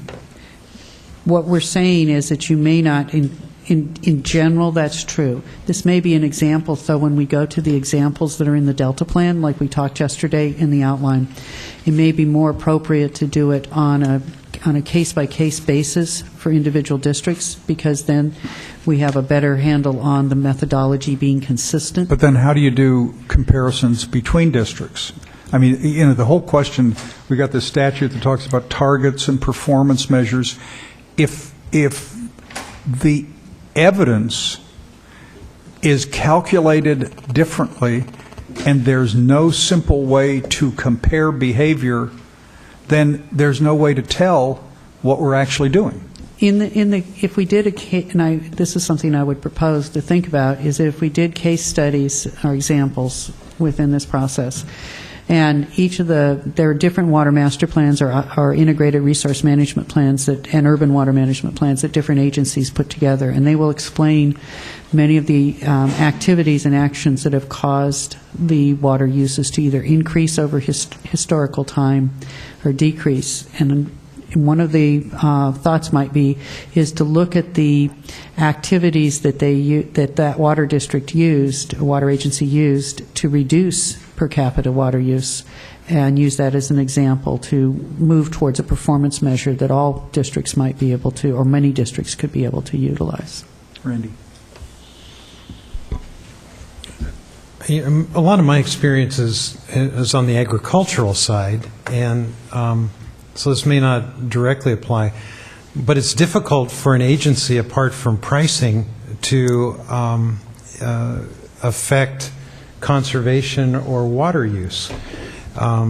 It's often, I think in the legislation, in fact, on the agricultural component, water use efficiency is laid upon the districts to implement, and they have little control over what the end user applies.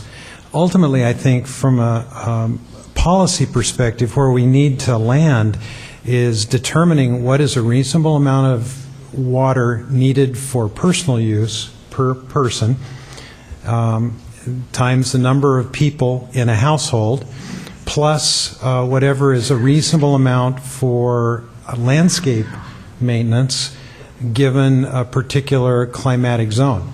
I think if you end up going in that direction, then it really doesn't make any difference what the water supply situation is. It becomes more of a basis on which we speak about reasonable use for urban purposes. That's kind of where I'd like to see us go, in not either setting a mandatory requirement or setting an example based on climatic location and conditions within each area of the state. I'm sorry. Felicia? If you want to add something first. Just one other way of there's incentives for tiered price structuring. There's also incentives for replacements. Those have become very effective too, turf replacements, and also things like washing machine replacements. You have technology that's moved ahead. And, we look back after the 76, 77 drought, the mandated 1.5 gallon flush toilets. You can see the difference on water production and on wastewater treatment plants, what that did, mandating it, different appliance levels potentially, and saying this is a mandated water use for different fixtures. We saw that. You can see it as you see those come in based upon the legislation. You can actually go to water supplies and see that. So there's another way of doing that too. Yeah, and I'm glad you mentioned that, and that's why I said I don't know that much about urban use. Yeah, I'm not speaking to the ag, though. Yeah, it's much more complicated in ag. No, I would say, because I have a lot of experience with the programs that Gwen's talking about, that where, and particularly where you have a combined entity, it's not always the same agency, but say in the city of Los Angeles, where we were the wastewater program and we paid for water conservation stuff because it was going to save us money on the wastewater end of things, and by subsidizing and incentivizing the retrofit of toilet shower heads and all of that, you let the device do it, and now we're working on efficiency standards for appliances and all that, similar to what's happened in energy. So there are a lot of those. But one thing I would add that sometimes people underestimate is the power of public advertising and goodwill. I mean, L.A., I still have the little miniature billboards that were everywhere about turning the water off when you brush your teeth and all of that. And people are good and will do these things if you give them a reason and an exhortation. I mean, the City of L.A. story in the 80s in particular was just astonishing how the public responded, not just because of a drought threat, which of course we had issues that were really hardcore and now they're using pricing for, but just out of the goodness of their hearts, because people inherently don't want to waste. The same is true of recycling.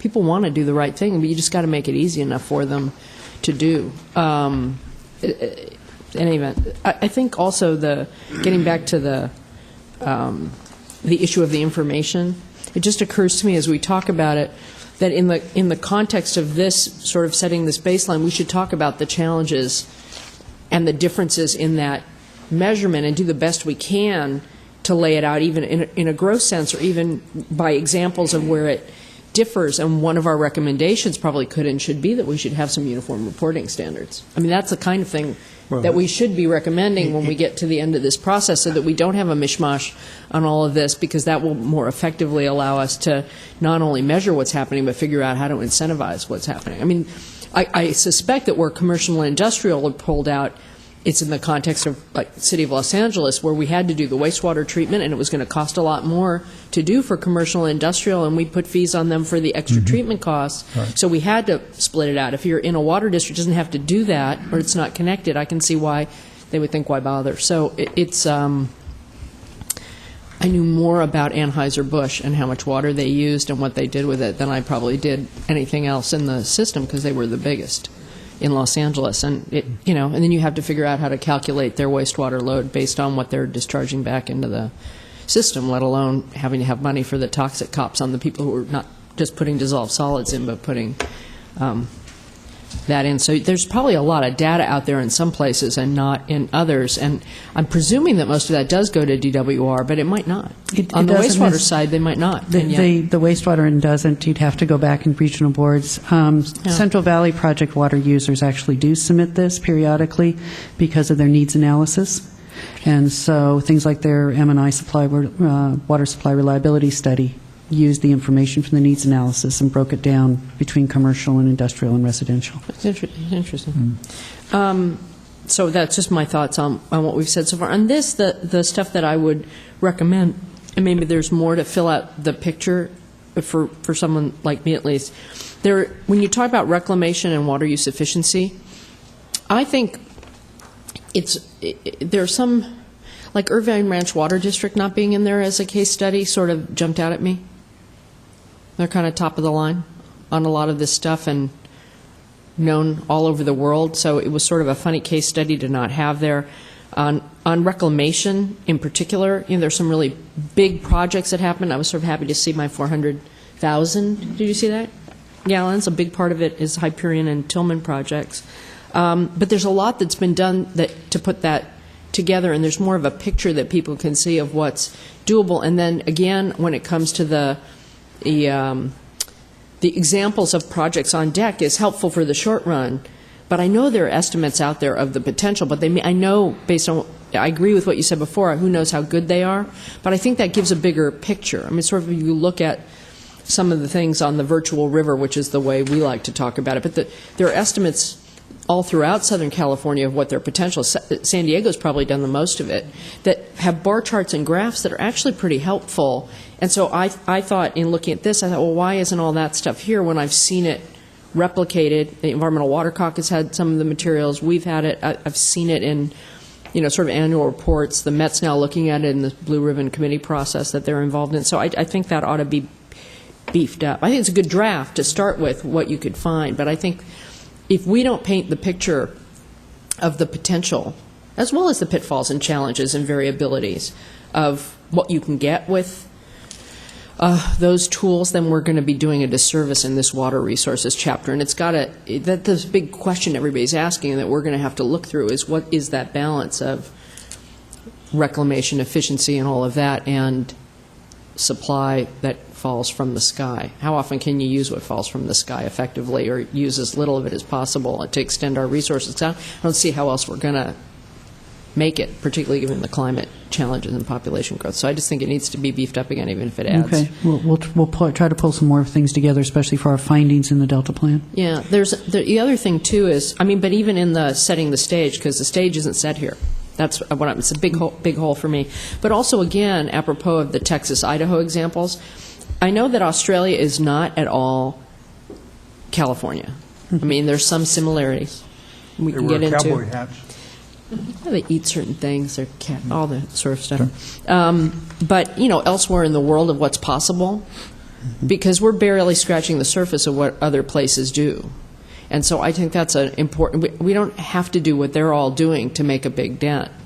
And then obviously, again, apropos of what Randy was saying earlier, I know agricultural water use efficiency is much more challenging for a variety of reasons in terms of, one person's conservation is taking away another person's inflow, whether it's a refuge or whatever. So it's just way more complicated as the legislation and legislative process suggested. But it'd be nice if we said a little about that and the importance of at least measurement and figuring out what to do. Because I think a lot of people, what I end up hearing from people who don't know ag very well or are in the urban context, is they're just irritated because they know the 80-20 or the 85-15 split, but they don't understand that they're very different opportunities for conservation and reclamation in ag and urban, and I think we can contribute to the dialogue by sort of helping illuminate that for people. Hey, Gwen, can I look at some other charts? The charting was really interesting. The examples were interesting. So EBMUD example on page 210. Well, what struck me about EBMUD, I've decided in my mind I discount any facts before 1945, I kept only because that allowed me to compare Los Angeles City of to EBMUD. But the thing that's just startling in the Ebmud territory is in 1945, I guess the end of the war or something, they're at 125 gallons per person per day, and they shoot up by 1975 to 210. Wow. And I don't know the East Bay Mud case study as well. I did another analysis for a different district, and one of the we actually went back to try to figure out what happened in this. This is about a 20, I probably did this 15 years ago, 20 years ago. And what we found was that right after the war, we ended up with more suburban development versus the inner city, or not even inner city, but even if you look at areas within the city, even though they may be suburban within the city, they have small properties for small landscape. You start moving out a little further, your lots became a little bigger. And as I said, I'm not sure this is the East Bay Mud case study, but it's a similar area in the Bay Area. They started moving out, they had bigger lots, they had bigger lawns. That sort of carried them through the 50s and early 60s. And one of the things we determined that might have been a big deal that happened in the late 50s, early 60s too, was the fact that the swimming pools, being able to develop a swimming pool inexpensively with the gunite, that kind of technology came forward at that time. And that actually, we started correlating in this one district the number of people who had swimming pools versus the ones that didn't, and there was actually a real difference there, and we started realizing, we worked with one of the swimming pool contractors to say, well, what happened here? And that's what they told us. I don't know. I've never built a swimming pool, but they said that was a time frame. And I always look at this, when I saw this from the East Bay Mud, I wondered if that was, any of that was correlated. I don't know that would be in this case study, but this other district, it was very interesting. And then you start in the 70s, and you start doing the water use efficiency and everything else. But the suburban larger lots, I think in some areas that were historically downtown or adjacent to downtown, I think make a big difference. Well, if we shift over to the chart on page 2-13, which is the ag water use and irrigated agriculture from 1950 to 2005, how accurate are those numbers? How accurate are they? Well, I mean, you understand, I can understand in urban water use, they calculate different ways. Yes. But I think the acreage calculation, I know there are variations, but hopefully the total acreage irrigated is somewhere faintly close to a reasonably consistent approximation. The way DWR calculates the irrigated acreage and their cultivated acreage is via mapping that they do, and they do every year. They do aerial mappings of a third of the, I think it's a third of the state, maybe more than that. But it's periodic, and then they're always updating the database because of that. And the other one is the agricultural. It's graphed against the agricultural applied water, which also has, again, it's based upon some reporting and some standard practices for the crop types that are picked up through the mapping. And I assume I'm correct in this case that the bars, the blue bars, are the applied water, the total amount of water estimated. Do you know whether that includes groundwater or does not? Based upon the applied water will be based upon the cropping type, so you back into it by the crop type. What would be probably informative would be to take these bars and show the types of crops that are cropped in the areas and do it by a sub-region basis. This is why I really, because you have different water demands depending on where you are in the state too, just from a climate standpoint.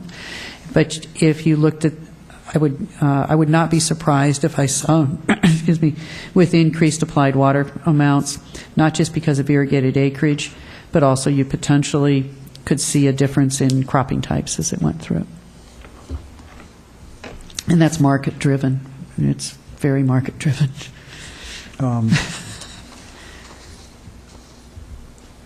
Now, so as a snapshot, this is probably not as informative as it would be with the cropping types that we show.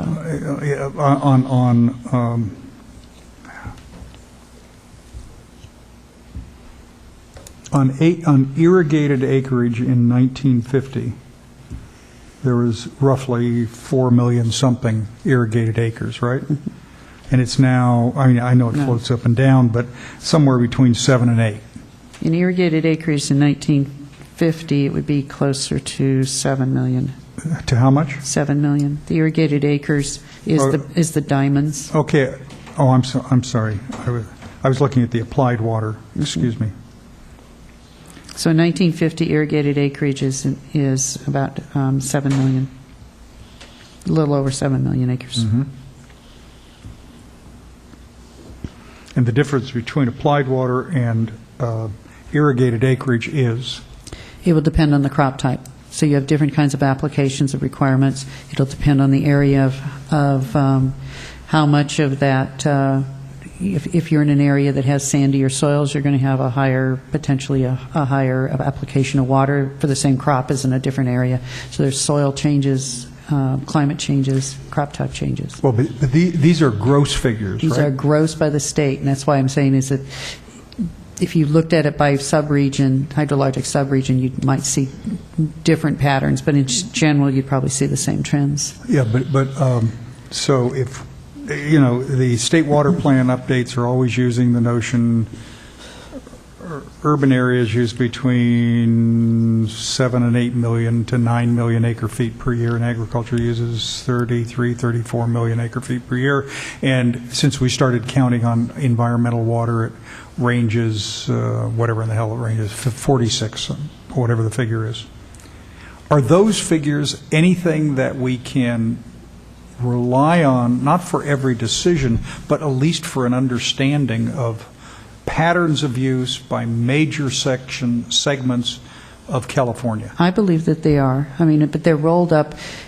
What is difficult to do is to make then a specific decision statewide that would be necessarily applied in different subregions.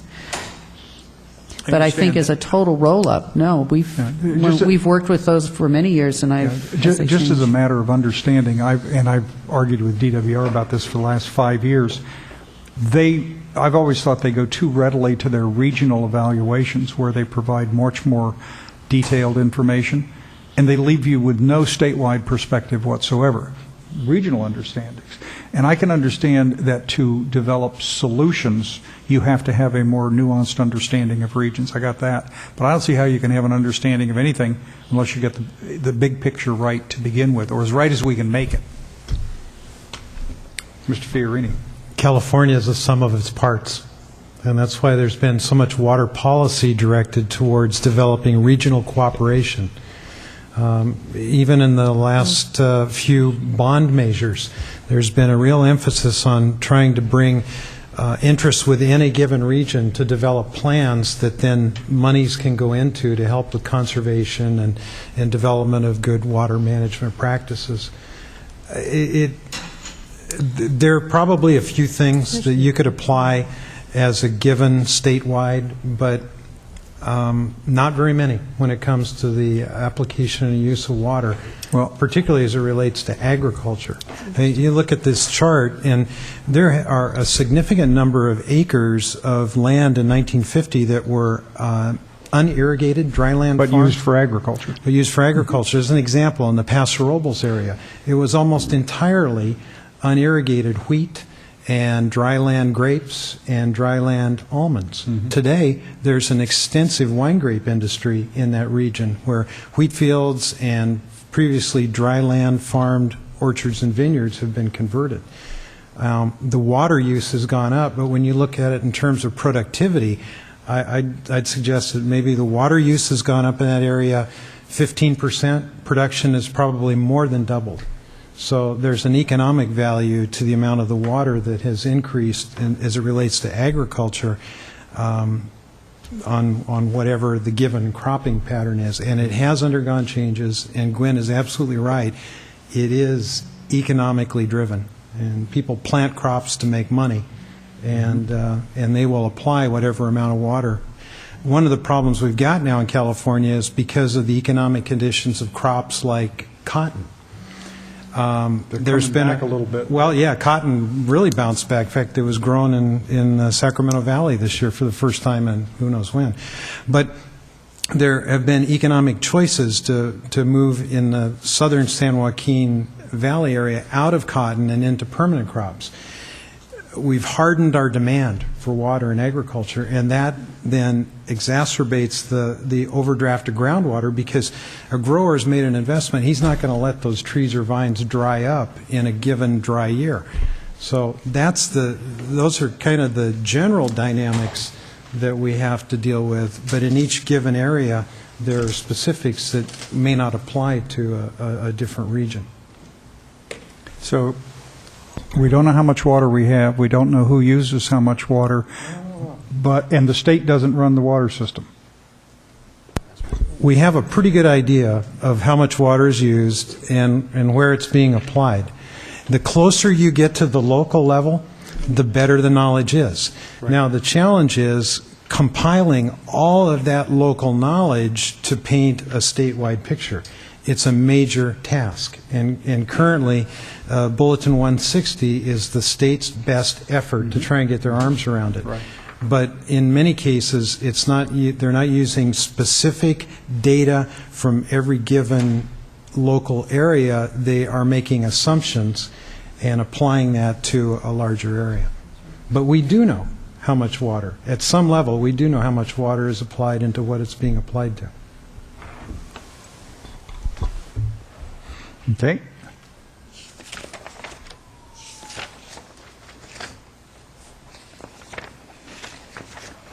You want to go into the, let's see if there are any questions on the water supply development section. There were some suggestions about expanding the list. Don, you had something?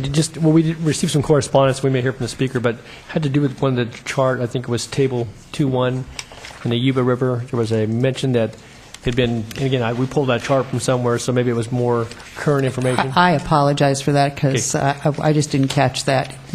We're aware of the new settlement agreement, and it should have been. Okay, so that will get incorporated into the, okay. Very personally embarrassed. Okay, no, that's right. I don't need to be embarrassed personally or otherwise for it. I mean, some of those things get in there, but okay, that's all I have. Okay. Questions on the water supply development, that's section 3. Randy?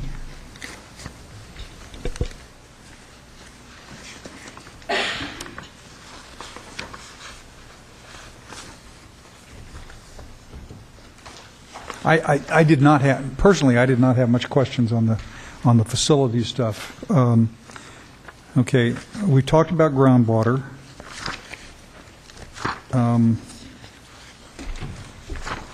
Let's see. Too bad Gloria's not here because we could walk her through the central basin management issue, right? See what she does. Now,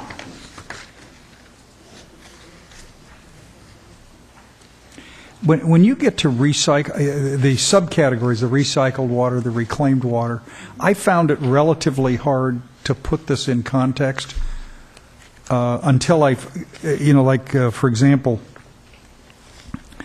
the figure on page 3-22, which is the existing recycled water use types in Southern California, I thought was quite interesting, but I had to figure out and start going backwards to the chart that says roughly of the total water supply, we get X from precipitation, we get X from here, we get, you've got it in here, but they never matched up, and it's just as a matter of reading, it's virtually impossible to understand how important recycled water is unless you can know that it's a relatively small but growing portion of the overall.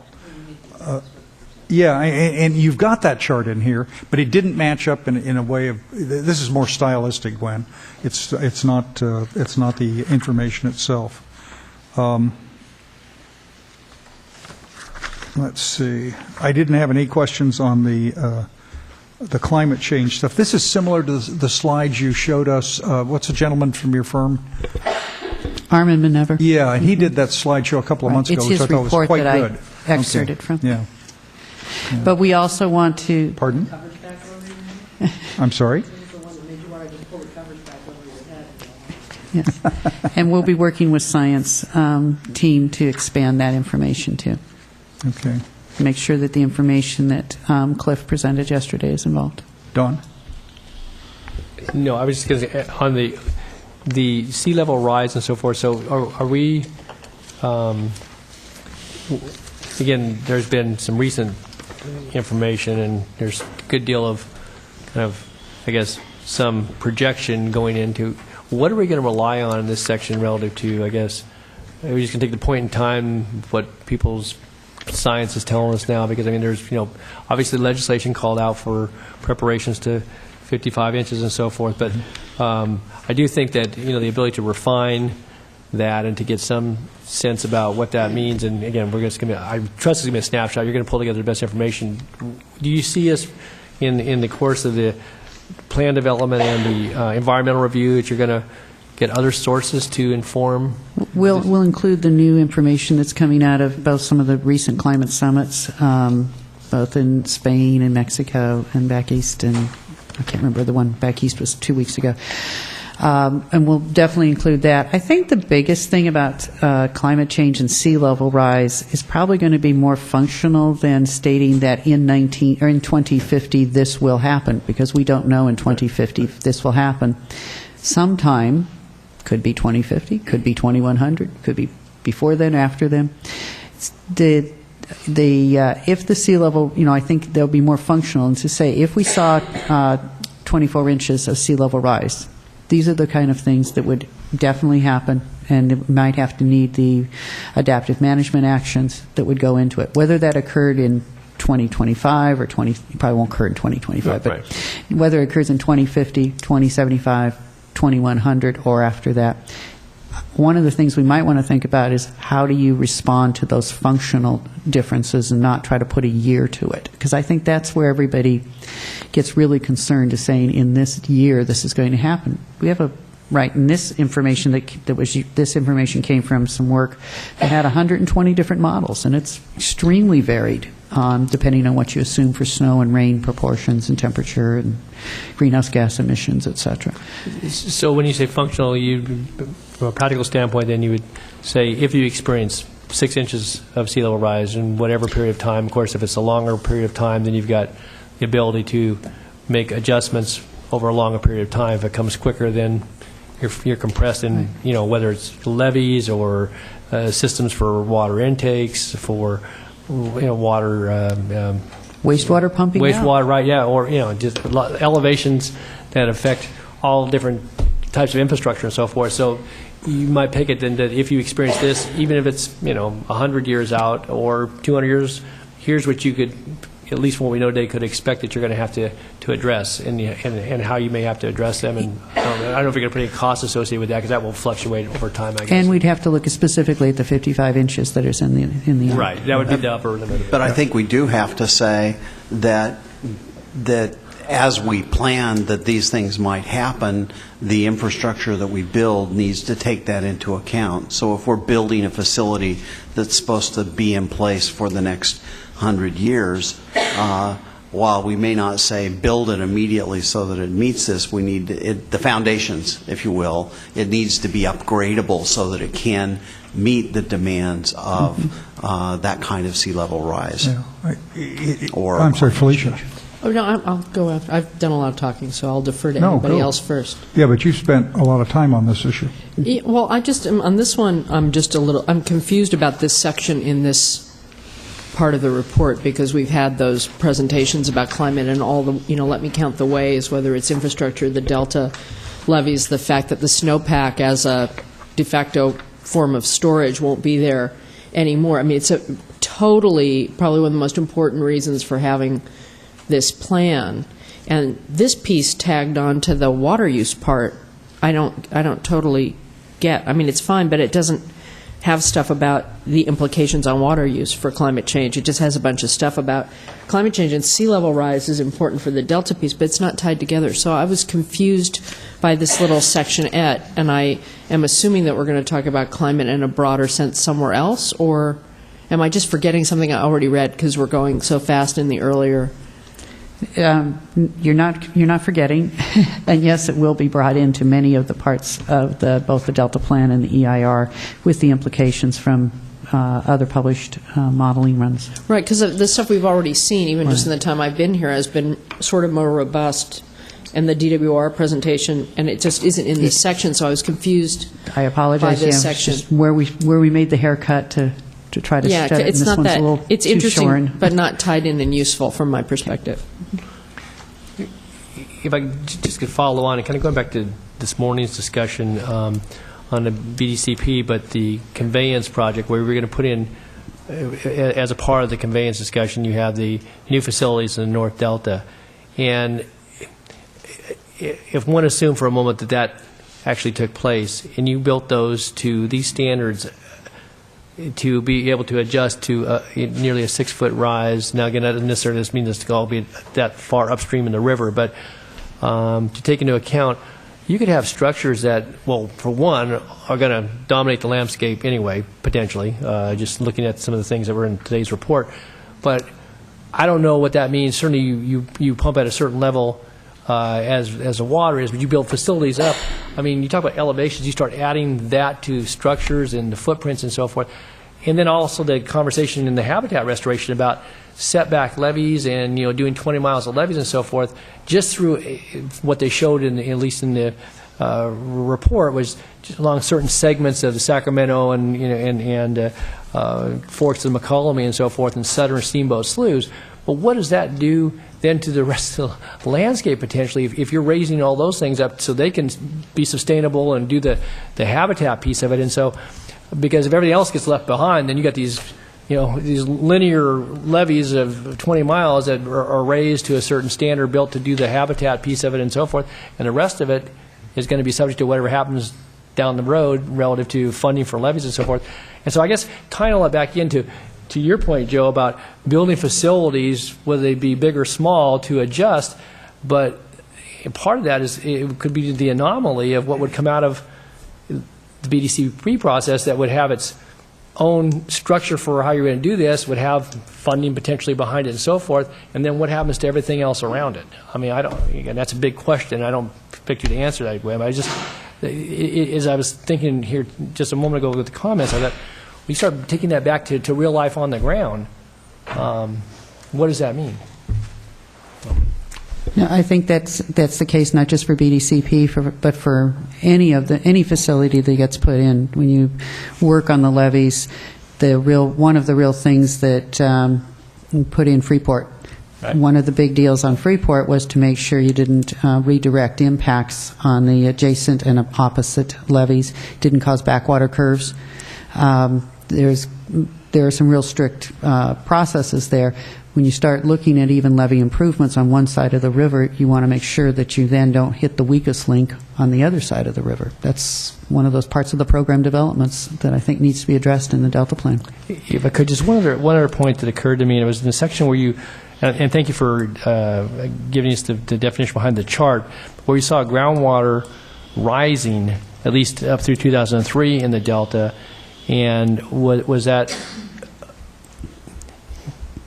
in any way tied to sea level rise? I mean, groundwater is a different source. I mean, they're cut off, but I'm curious about the hydraulic pressure and so forth, about if you're seeing groundwater kind of going up on your chart, and so there's no correlation? Not with sea level rise that we've seen. I think the little bit that we've worked on another project on that could be associated with more extended periods of higher water levels in the river from releases, surface rainfall to surface water flow releases. Okay, so it's more attributable to what's coming down in volumes right. than it would be anything. Right. We didn't see any crop changes on that. We looked at that in a different project, and we didn't see any crop changes. In the Delta land use white paper, yes, you talked about sea level rise and infrastructure, public and private infrastructure, my recollection was. And my hunch is that since BDCP is required to consider a rise up to 55 inches and state agencies are moving in that direction, we're probably going to see, in relatively short order, a planning requirement, probably certainly for state agencies, maybe for locals as well, that you, in your normal planning, you consider that range. The squawks, I know from the state, will come from Caltrans in particular. They just rolled $50-60 million on Highway 12 between Rio Vista and Lodi, and I think it's half of that highway is, 15-20 feet underwater level now, and there was no design account for sea level rise, and as best I can tell, other than the general vague rules, there was no account for flood threat or for earthquake, other than the kind of general statewide standards.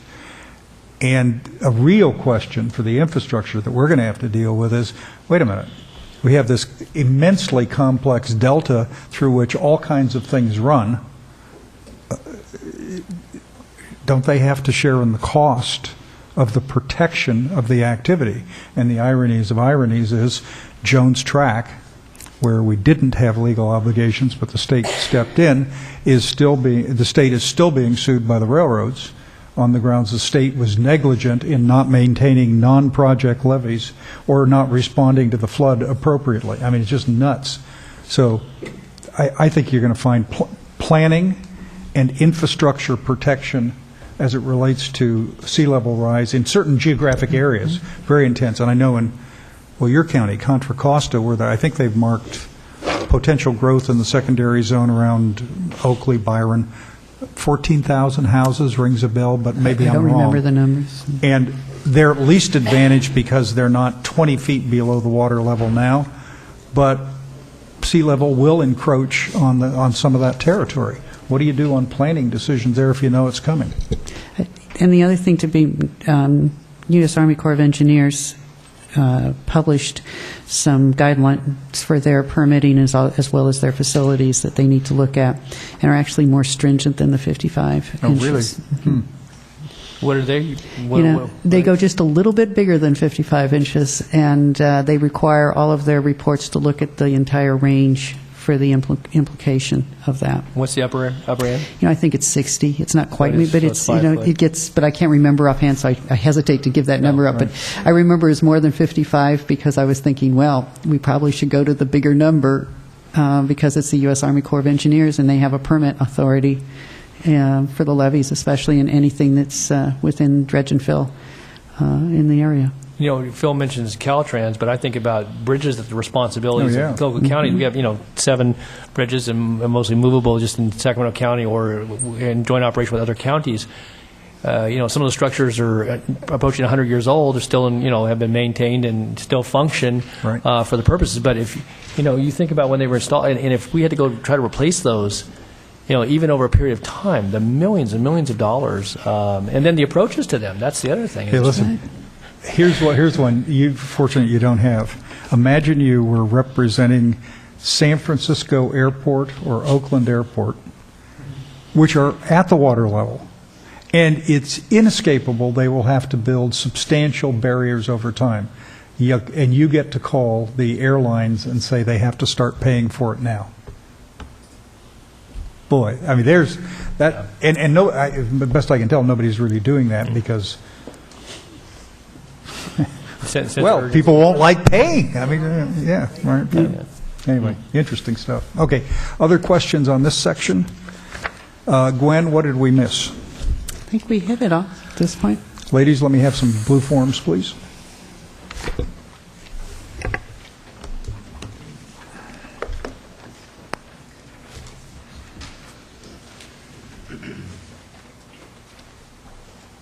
Thank you. Mr. Zlotnick. Thank you, Mr. Chairman. Very interesting discussion, and I'll just throw another example out for you since you mentioned the airports and the situation with sea level rise with development in Concord. And this example actually gets to tie in your other issue of water supply. Mm-hmm. The city of Redwood City recently has approved a subdivision that is to go in on landfill next to the bay. In an area, and the water supply that they've identified is in Fresno County, or Kern County, rather, right. And they don't even have a way to get it to.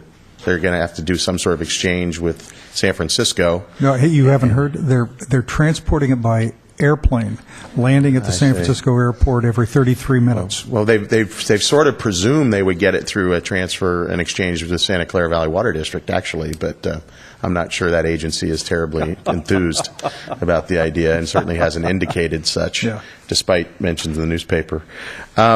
Anyway, a few comments before I get to the paper, since you've had a lot of discussion about some important issues.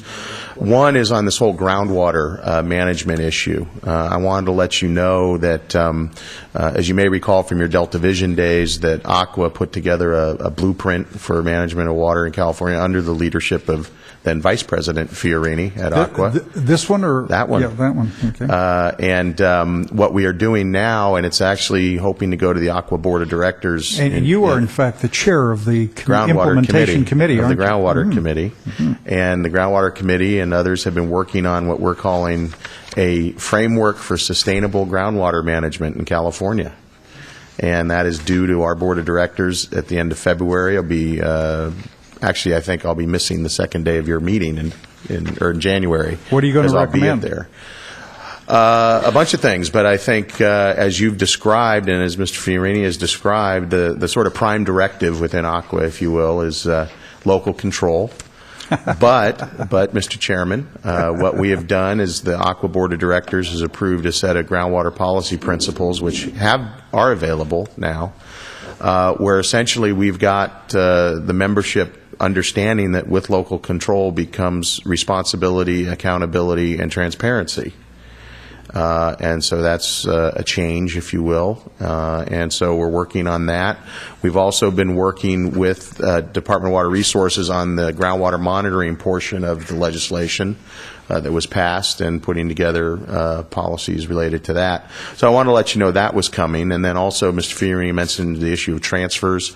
Aqua has also been working diligently on a transfer white paper, if you will, with recommendations, and so that'll be coming hopefully within the next quarter, I think, is when a draft is expected. So we'll certainly share those with you.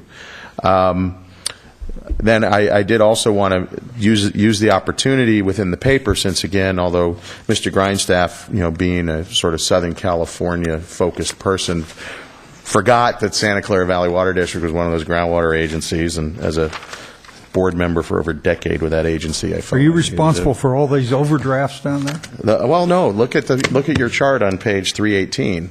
Santa Clara does an excellent job, which was included in our white paper. Yes, it was. I was very happy to see it. It actually sort of undersold the program, but we do a lot. But what I wanted you to look at on this chart that I think is important for the discussion is if you start from the left side and start looking at the downward trend of the basin, and in fact the voters of Santa Clara County voted in 1929 to build a series of 10 reservoirs locally that basically do conjunctive management. And when those came online, you can see at the bottom it says district begins conservation reservoir operations. And that's where it starts trending back up. Around 1935 is that date. And that's where it starts trending back up, and then it starts going down again with development. When does it start going up again? When the initial deliveries to the State Water Project, the imported water. It starts going back up, and then it starts going down. When does it start going back up? Deliveries of federal water. And the point is that the tools that were available initially were conjunctive use and utilize your local resources, as Mr. Fiorini described. Then that's not going to cut it for the future, and so we better go find some surface water. And in Santa Clara County, you had to go outside the county and get into the projects. And the issue here also to understand is that there was a study done, and I apologize, I don't have the citation to it. I've been told a number of times that this study was done, that if Santa Clara County did not have that imported water supply, that the economic level of development that the local water supply could support would not be Silicon Valley, certainly. It would essentially be the equivalent of Santa Cruz County. And so just the whole, as you described, the state has become dependent, if you will, on a certain management regime for water, including conjunctive management, managed overdraft, some places unmanaged overdraft, and relying on flood flows and things. But there's a lot of economic activity that's now founded upon that. So it's just something to keep in mind. With respect to the water resources paper itself, I'll try to keep my comments brief. We'll probably have written comments, of course. One thing also I did want to mention is we hear repeatedly about the state's oversubscribed in its water supply. And, in the aggregate long term, certainly the numbers are indisputable. But that doesn't mean that there aren't things that could be done to help alleviate that problem and capture. And just right now, with the releases from Folsom and Shasta to allow flood space for the storm coming in. And unfortunately, it's not even a regulatory problem at this point, but the Department of Water Resources has an operations and maintenance problem, partially attributable to furloughs and budgets and contracts and things, where we are losing today on the state project approximately 3,000 to 5,000 acre feet a day of water that could be moved because the pumps are down and they haven't been maintained. And of course, when they get fixed and ready to go is when we may see our first turbidity issue under the Endangered Species Act, and they'll get shut down for regulation. But anyway, that's a real problem. And there's 146,000 CFS of water zipping down the system right now.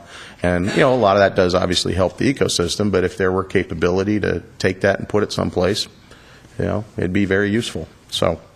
I've been thinking, I don't believe this is acceptable to anyone. Part of me says there's so much going on, both on a regulatory basis, climate changes, demands, and so on.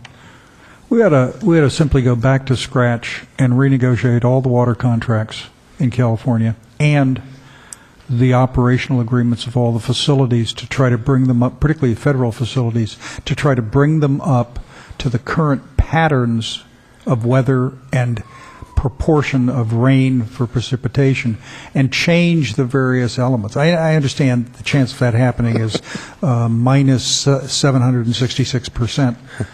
But it's hard to complain about the inefficiencies of a system that are entangled with legal commitments, promises, and operational agreements that were developed over the last 50 to 70 years and still have a legacy control of a lot of what goes on.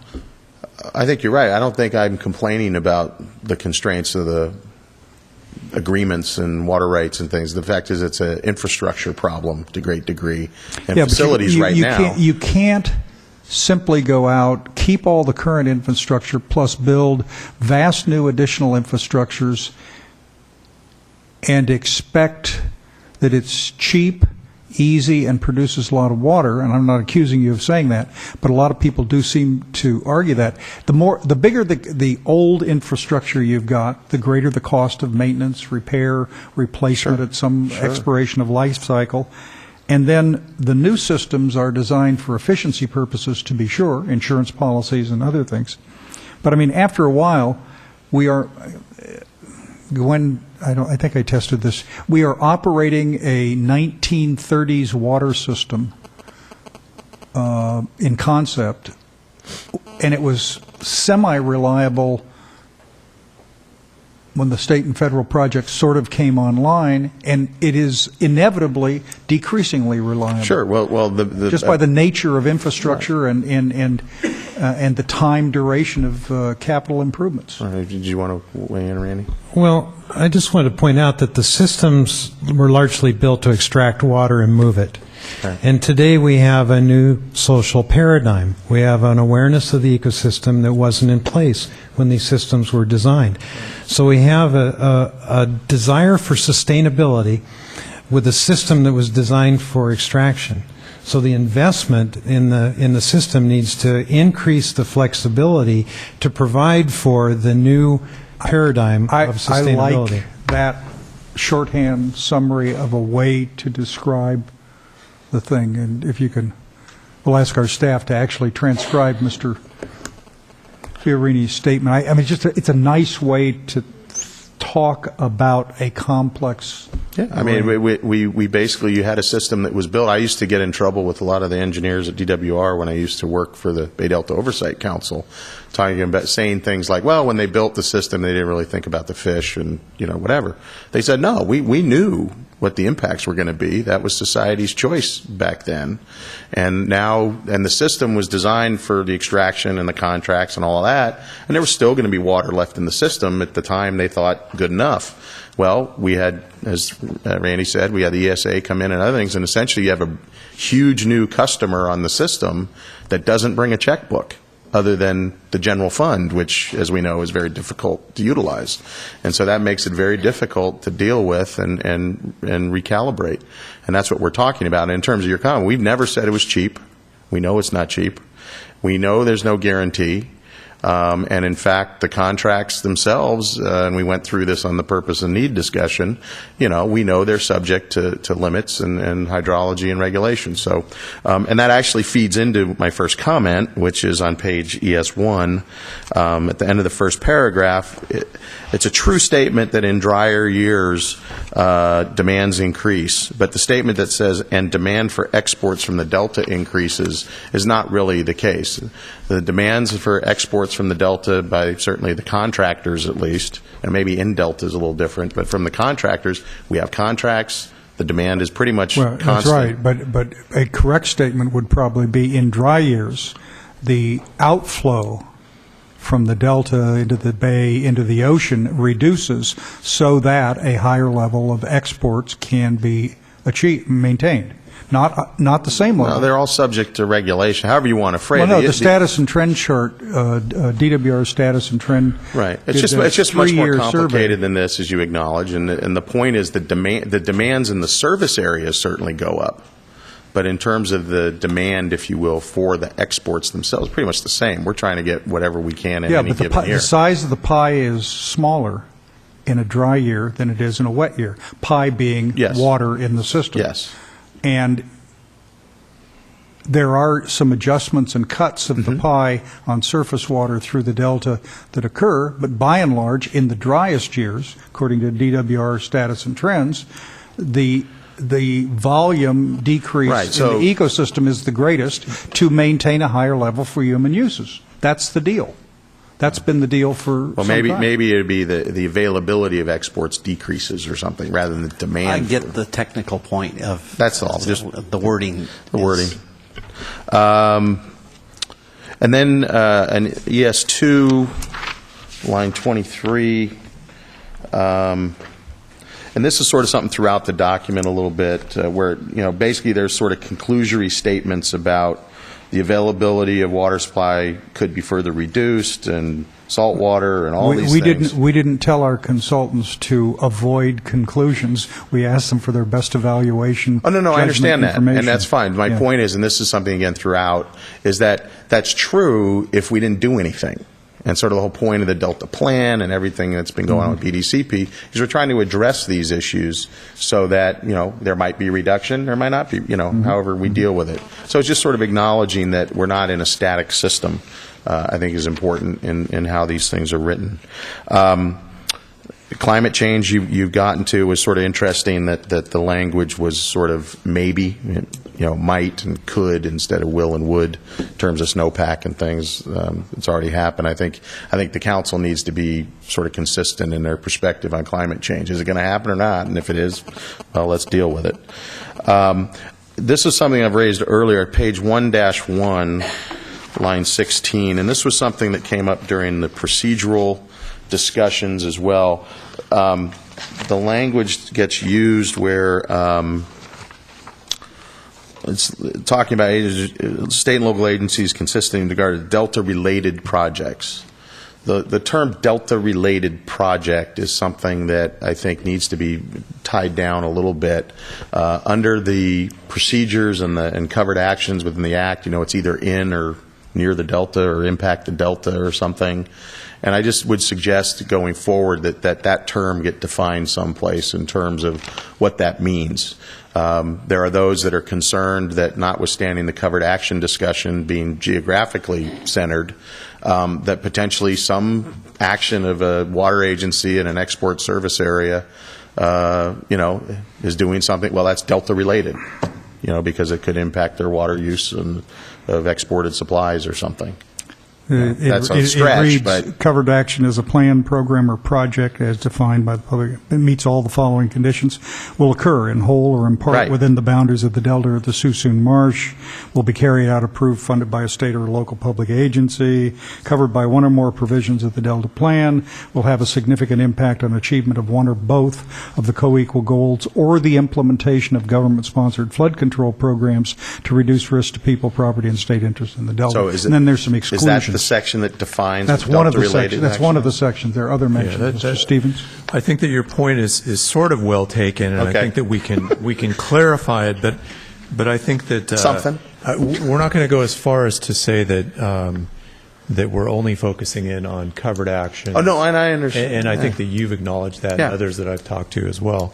And we're driven by the statute, Right. what the composition. Right. of It's the just plan useful is to supposed sort of be. get a grip on what does that mean, basically. But I think that we can be consistent with our, if we were going to make changes to this, which I don't think it rises to that level, we'll make sure we're Oh, consistent. no, yeah, with the law. going forward, again, we know this paper's not getting revised technically. It's so going forward. Page 2-13, just a question, and it's important to understand the text at the top talks about agricultural water usage, and then the chart, I think appropriately, talks about agriculturally applied water.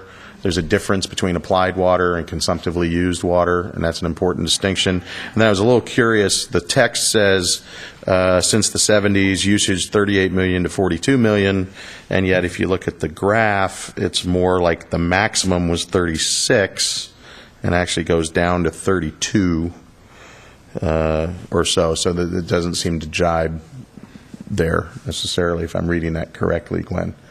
It says between 38 and 42, but the chart seems to go from 31 to 36 or something.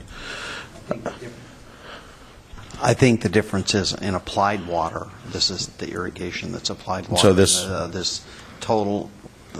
Well, my applied is assumption, could usually be higher wrong. than consumed.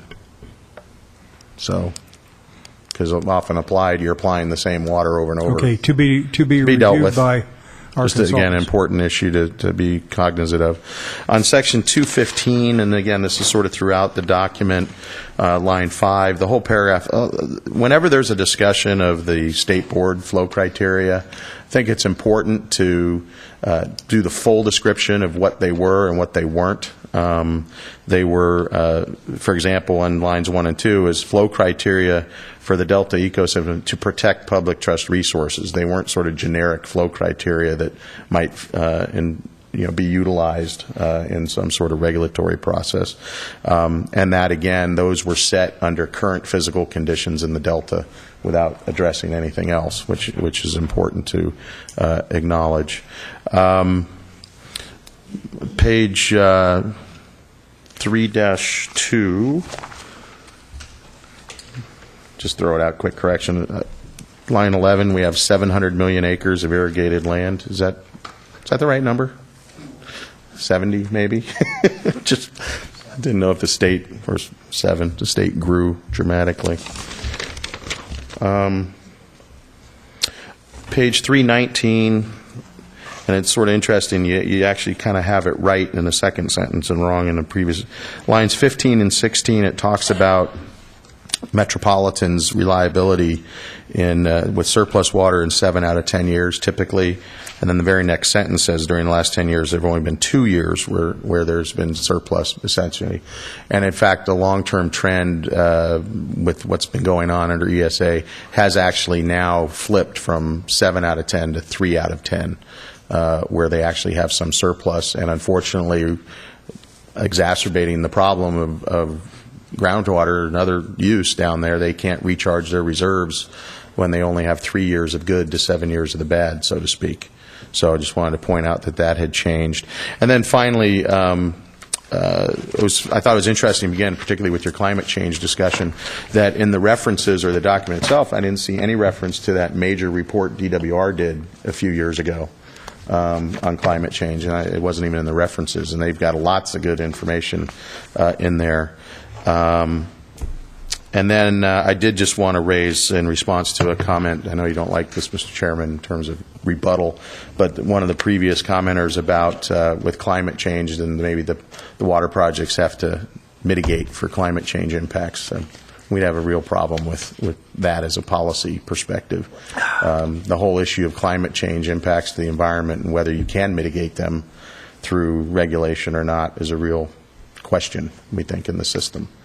And whether or not actually the expectations for what you're trying to support through mitigation are something that, in fact, the Independent Science Board may be a good place to talk about. What do you do? Essentially, can the system adapt to climate change? Yeah. Mitigation means what you do to keep climate change from happening. Oh, no. Adaptation is. I'm talking that's about. what you were. My head I'm was. sorry. Yeah, I'm talking about within the ecosystem, what you're doing in the ecosystem, and you're trying to mitigate your impacts and deal with what's being caused by climate change. And can you really even deal with it? And are you the appropriate entity to deal with it? So anyway, just want to throw that out. Okay. Thank you. Thank you. Ms. Dorn, Sacramento Regional Sanitation District.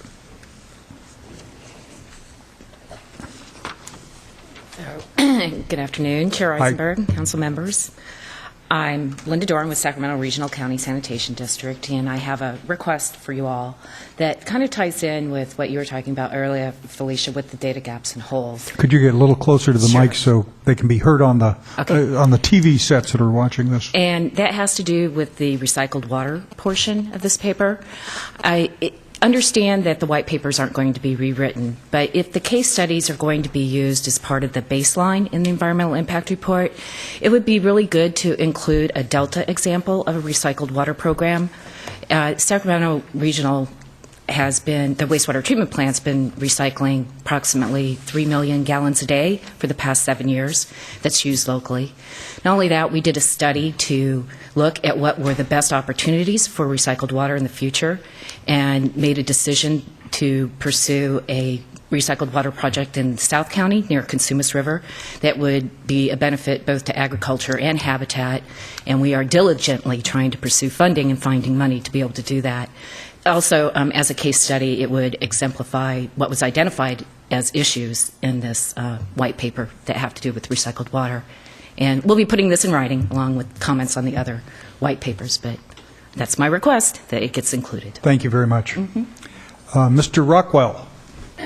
Mr. Rockwell, you've got 2 slips, so you ought to just talk about 2 of them. Let's start with the water bank stuff, if you don't mind. Thank you, Mr. Chairman. I was planning to do exactly that. So, just 2 comments. And one was on the discussion around groundwater. And I think a couple of experiences, at least in my lifetime, have taught me a little bit about groundwater. One was on the Klamath River negotiations over a period of 7 years now. And the reality around groundwater, which was a big topic of discussion in that agreement, was the use of the USGS to really give us a sense of the groundwater configurations and where the inflows came and what levels should be monitored to ensure in-stream flows continued at sustainable levels, as well as so we didn't have overdraft there. And that became part of the agreement, but it was only when we got the USGS to come in and do a study on that that we really got data that was useful, so that all parties, agricultural, conservation, tribes, et cetera, could then say, okay, based on that data, which we think is credible, we can make some decisions. And I come back to kind of Butte County, Glenn and Colusa counties, where the Tuscan Aquifer now is engaged in the drought water bank with DWR and some test wells and things that have been put in there, and some resultant lawsuits actually that have been filed, I think. And the fact that in that use of the groundwater bank there, or the underground water availability, there was no USGS study or anything else that was really applied to that. So my recommendation here to the council, if we're going to talk about doing something substantive with groundwater, I think it's important to try to put some compelling language into the Delta plan that says some sort of an analysis needs to be done if you're going to talk about use and manipulation or inclusion of a groundwater system into the water planning, so that you have credible scientific documentation upon which decisions can be made, and not just say, let's drill a few test wells and see what happens.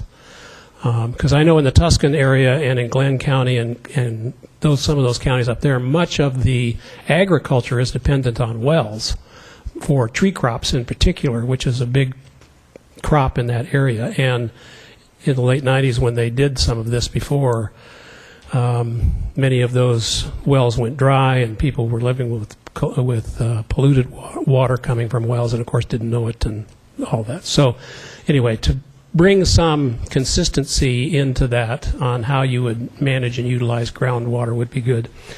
The other thing is in response to Mr. Fiorini's comments about the local kind of decision-making on water, which I think relative to DWR's efforts has been the Integrated Regional Water Management process, the IRWMP process.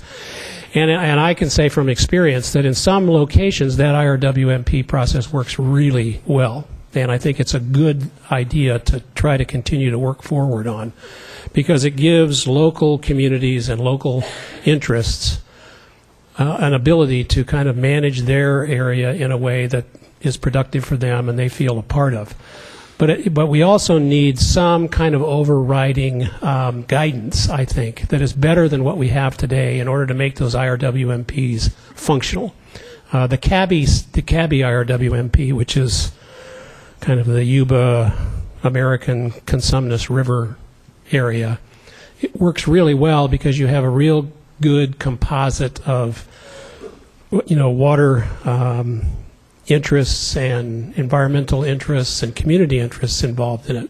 In other areas, again, back to kind of Glen, Calusa in that area, you have a real conflict around the RWMP because it's dominated only by the water user community. And there's actually been this kind of push to the side of other interests who would like to get engaged in it. So, and that comes out of the fact that, I think DWR just hasn't really come forward with a structure that allows for a balanced participation of all interests in the community in those IRWMPs. So those are just kind of two recommendations. Thanks. Did you want to talk about, let's see, oh, you got Butte County. Okay, thank you. Okay. Oh, yes. Question, because the USGS point, just because I ran into the regional director of that who was very involved in CalFed in the early years. We've been talking about trying again to bring the feds in to meet with us. Have we engaged with USGS so far? Because Mike Schulters is very experienced in these issues. Joe? We have, in fact, and our lead scientist is a USGS employee, and so we've had several meetings beyond just him. Well, they've just done such great work on groundwater basins. Frankly, they're to me, and I could be wrong, but they seem to be the most credible and non-biased group out there to really give you good, accurate information on how to manage a groundwater system. And that could even give us an idea on how do you replenish some of these overdrafted systems. What's the process? How many years would it take if we provided X number of acre feet of water to a system per year? So, just a thought. Thank you, Mr. Rohr. Just to let you know what water is like in California and other government agencies, I just got an email notice from the Water Board, application 31859 to appropriate 3 cubic feet per second from World Hanneman Random Ditch in Nevada County. So you go from the macro to the micro and all places in between. Ms. Terry.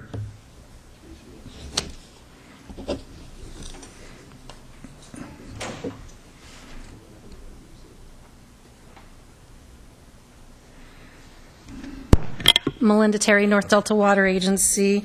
The one item I first wanted to talk about that I wrote on the card, but then your conversation, I have two others that I'll add in. But one was I've really only glanced at the document, so keep that in mind, and I totally understand, Gwen, that there's so much to put. When you look at the state water plan, you have to really decide what do you put in and what you don't. But when I did glance at the state water project write-up portion, I'm going to channel Tom Zuckerman a little bit, but understand I am nowhere near the expert he is, so I'm not going to be able to do the numbers.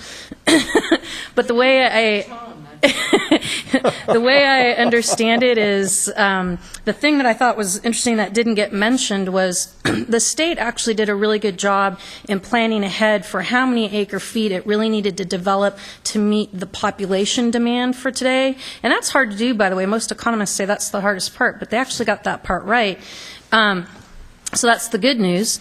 And the bad news is, my understanding is we only finished half the project.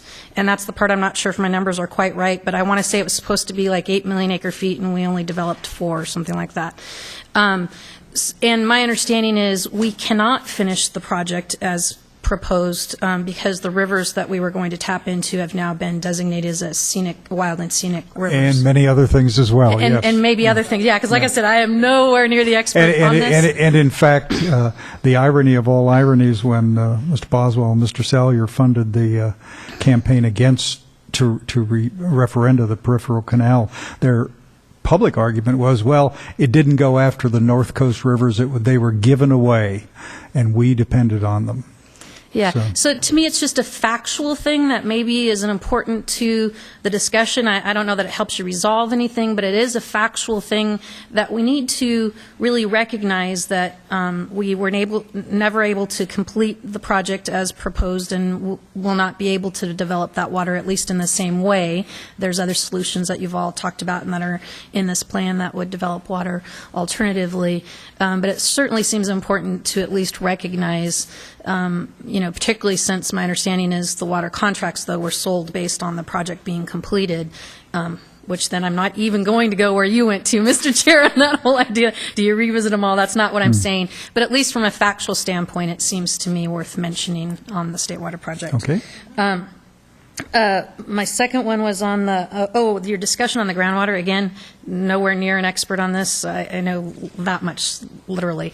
But just as somebody who doesn't know a lot about it, listening to it, my one thought was, and fear, I guess, that I started having was, worrying that we don't overdraft one surface water area in order to replenish, another area, obviously. And I didn't hear you all saying that, but as somebody who doesn't know a lot, I started getting fearful of that. Then my other last comment would be on page 3-3. 3-3? Yeah, at the bottom, lines 45. It mentions the contracts that were done, one of them with North Delta Water Agency. And first of all, thank you for mentioning it. You'd be surprised at how many documents it never gets mentioned in, so I'm pretty excited about that. It's a little confusing, though, because it seemed to, you'd kind of grouped them together and made it sound like, they were signed after the State Water Project. It was way after that. Really, the reason we ended up with the contract, at least for North Delta, and I believe the Byron Bethany was signed at the same time ours was, it was 1981. Yeah. So it was really a result of SB 200 and ACA 90, which it was deeply controversial. Yeah, but they called Delta. For that. They had a list of, I think, 15 of go do contracts with these folks, and these are 2 of the contracts that resulted at that.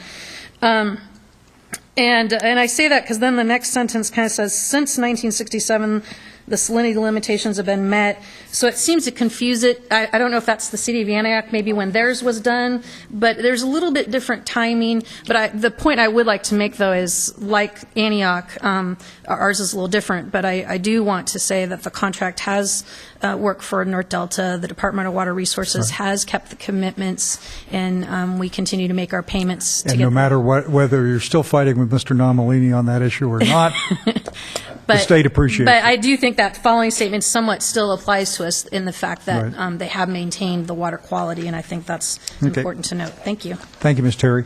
Mr. Winternitz, Nature Conservancy.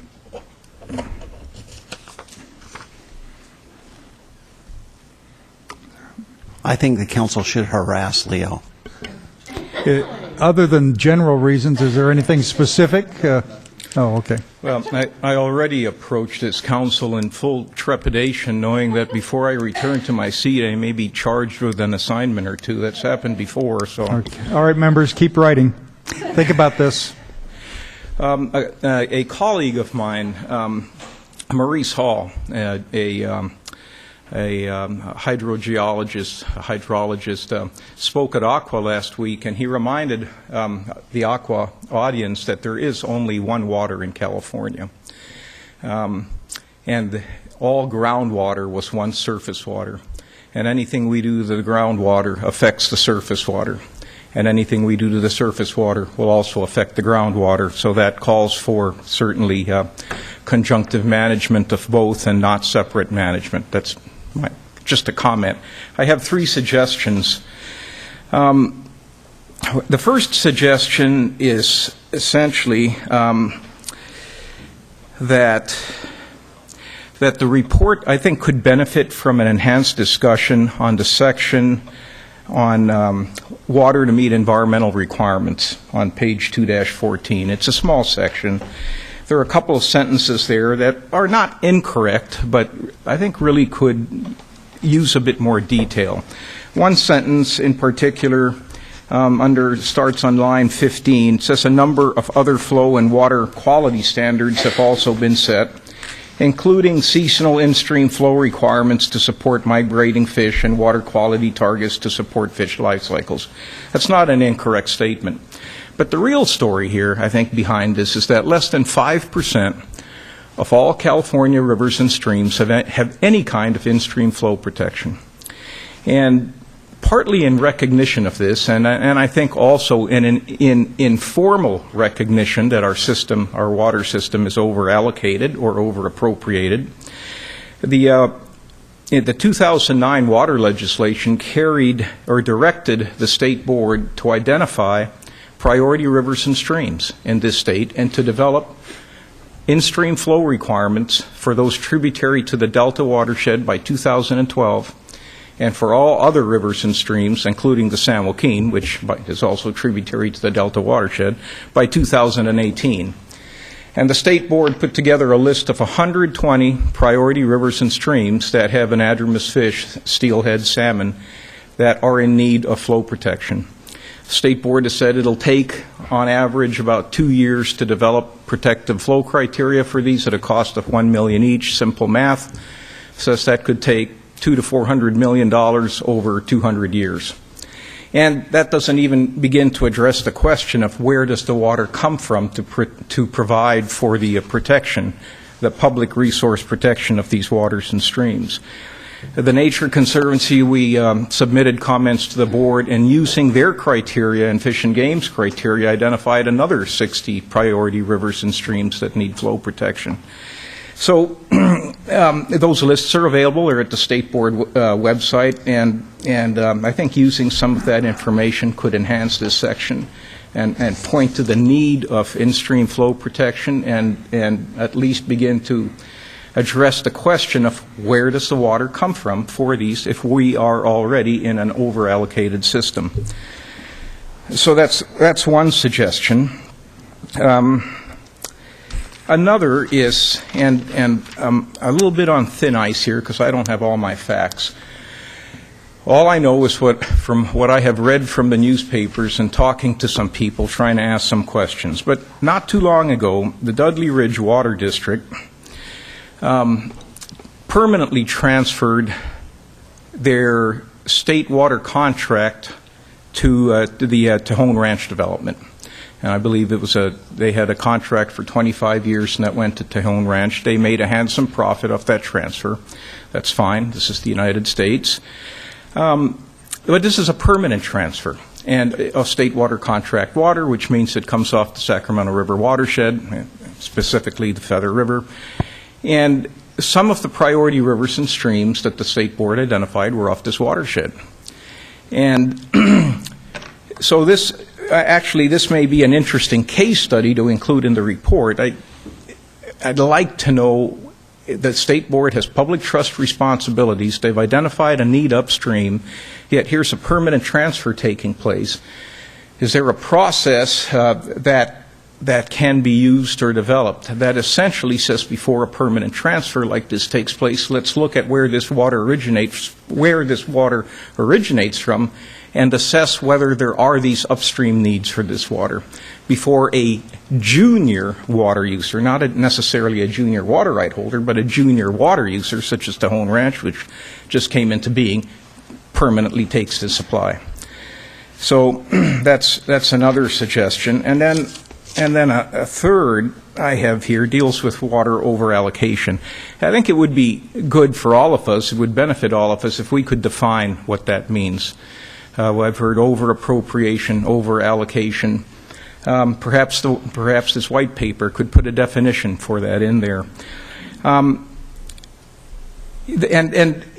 there could be another side box on here dealing with that.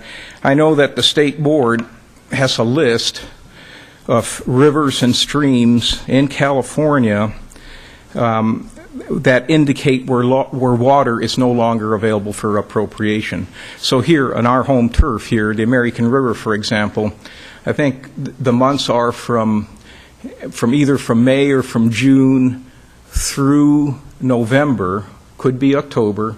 The state board has said all the water you see in this river belongs to somebody else. There is no water available for any additional appropriation. It's closed. Yet, there is no protective flow standard for the river. So the report could, if you want to address this issue of over-allocation again, obtain this list from the board. Mr. Winternitz, I respect your judgment and sympathize with the organization's interest.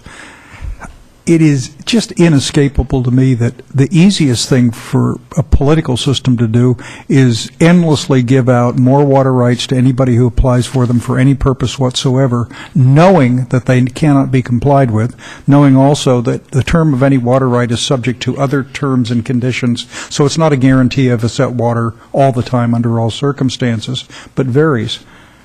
That's nuts. And it's nuts for the environment, it's nuts for individuals, it's nuts for water districts, it's nuts for retailers. But I don't know how you deal with it. That's the way I think we're headed, unless there's a new approach. Joe, you're... I wanted to point out the state board actually does have a process for declaring streams fully appropriated. Right. And it's They've got about 14 now appropriated. And it's based on more than 50% of the time no water being available for no additional water being available for diversion, and that is something I think we need to address in the Delta plan. I think they've at least informally indicated that it's highly likely that the Delta is fully appropriated. And the other thing, I'm not certain that the state board needs any further authority to do what it needs to do. They have continuing jurisdiction over all water right permits. I mean, that's a very powerful tool. The question is, how is it best used? And how do you get them to use it, particularly with the scenario that you brought up? We're not developing the water rights system now of the 1920s and 30s. We're trying to live with that system now in the 2000s. And it's an old car. Thank you, Mr. Winternitz. And showing that water rights and flows are not a single-faceted argument, Mr. Becerra. I wanted to ask Leo a question. Leo, come back here. Come back here. Leo, in regards to in-stream flow protection, many of the rivers, tributaries to the Delta, have hydro facilities that are subject to FERC license. And many of those are operating under flow criteria set by the FERC license, which also involves the 401 process that federal EPA has delegated to the State Water Resources Control Board. I'd like your comments on how the FERC process and that 401 process fits into your request to intensify the in-stream flow requirement. I think those processes are complementary. I don't think there's any one tool that can be used to set in-stream flow standards, particularly given the intense competition of water in this state. I think a vast majority of the uses, 99.9%, are legitimate and good uses. It's how do we continue to meet those uses yet provide for the in-stream flow protection. And the FERC licensing criteria are one tool for doing that. There are several other tools. I guess I wanted to mention that because to someone new to the process and to have heard your comments about in-stream flow protection, one would be led to believe that there are none.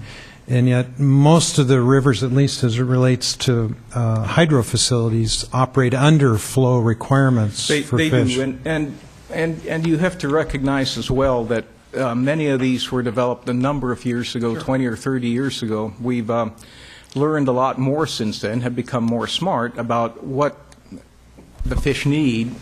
That doesn't necessarily always equate to more water. It does equate to temperatures. It does equate to the timing of the water. I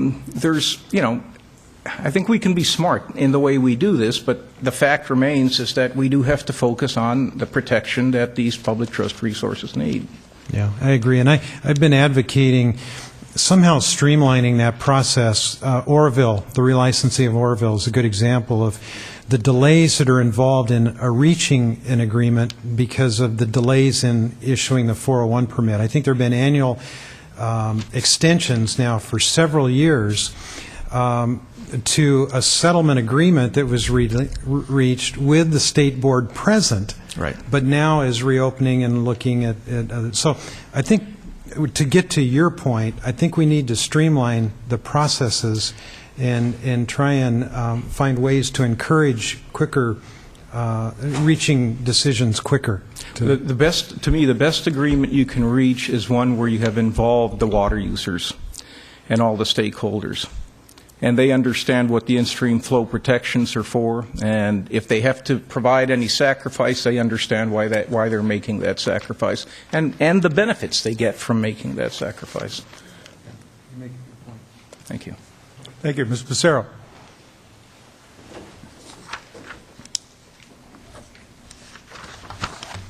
Thank you. Thank you very much. My name is Ryan Becerra with Barkowitz, Chronic, and Shanahan here in Sacramento, and we represent a number of upstream water agencies. First, I want to say Merry Christmas and Happy Holidays. I want to compliment you on your prudence of moving this particular meeting up a week, because I don't think you'd get much of an audience on December 23rd and 24th. We honestly debated doing it on the 23rd and 24th, but that would have decided just been not to. cruel. Sorry. I wanted to say I've really appreciated the comments about the Yuba River Accord here today. One of our clients is Yuba County Water Agency, and so we appreciated the recognition of that letter. And in particular, Chairman Eisenberg, your discussion of the Yuba River Accord and how that fits in with this. And I'm still waiting for your client's presentation of the written seminal change document for water policy in California and Superior California Water District's part of that, which I yelled at them about a lot on our trip, and they looked semi-guilty, and I think said that you were going to present it. Oh, well, that hasn't been mentioned to me, so I have to apologize for the miscommunication with my client, I suppose. And I also appreciated Supervisor Natoli's comments about the water form agreement here with the American River, and that plus the Table 2-1 and Mr. Fiorini's comments this morning made me realize that I maybe have not done the best job in the previous times I've been here in expressing reasons why upstream water users are concerned about some of these things, why they're concerned about being listed as responsible agencies in the NOP, and why they get jumpy about various things in the NOP. And I think it's because it's not simply that water resources are at issue or that, they're concerned about various constraints. It's that in a lot of these places, like Mr. Fiorini talked about, there's been a great deal of work put into managing the local resources in a sustainable way. And the Yuba and the American are two of the very best examples of that, where you have years-long processes to figure out how to balance the local water uses with the environmental needs. And I certainly understand the Delta is not part of that, and you've been tasked to work on the Delta. But I think what's important, and I think the legislation requires this, because there's a piece that talks about how everyone needs to be regionally sustainable. To the extent that stuff about the Delta is an overlay on 10, 15 years worth of work to make local water uses work with local environmental resources, there's a very serious concern that you may throw off the local environmental resources too. I mean, the water farm agreement, Mr. Winternitz was correct that its in-stream flow standard hasn't been incorporated into the actual water rights, but it does exist. It's something that's been negotiated by everybody in the region. It was incorporated in the 2009 biological opinion that NIMS issued.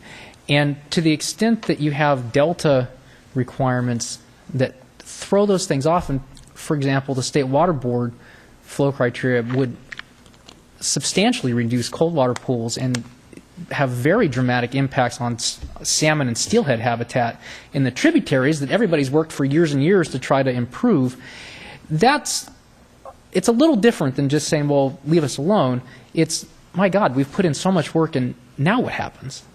And I think that's a big part of the concern from upstream communities, and so I wanted to explain that a little better because I realized I'd never quite said it in that way in previous comments. Okay. One other point, because I heard you talk about groundwater this morning. I've been involved in a couple of groundwater adjudications, and one thing with the definition of basins, because we talk about, well, how many basins have been adjudicated or not adjudicated, it's not a perfectly clean thing in defining a basin.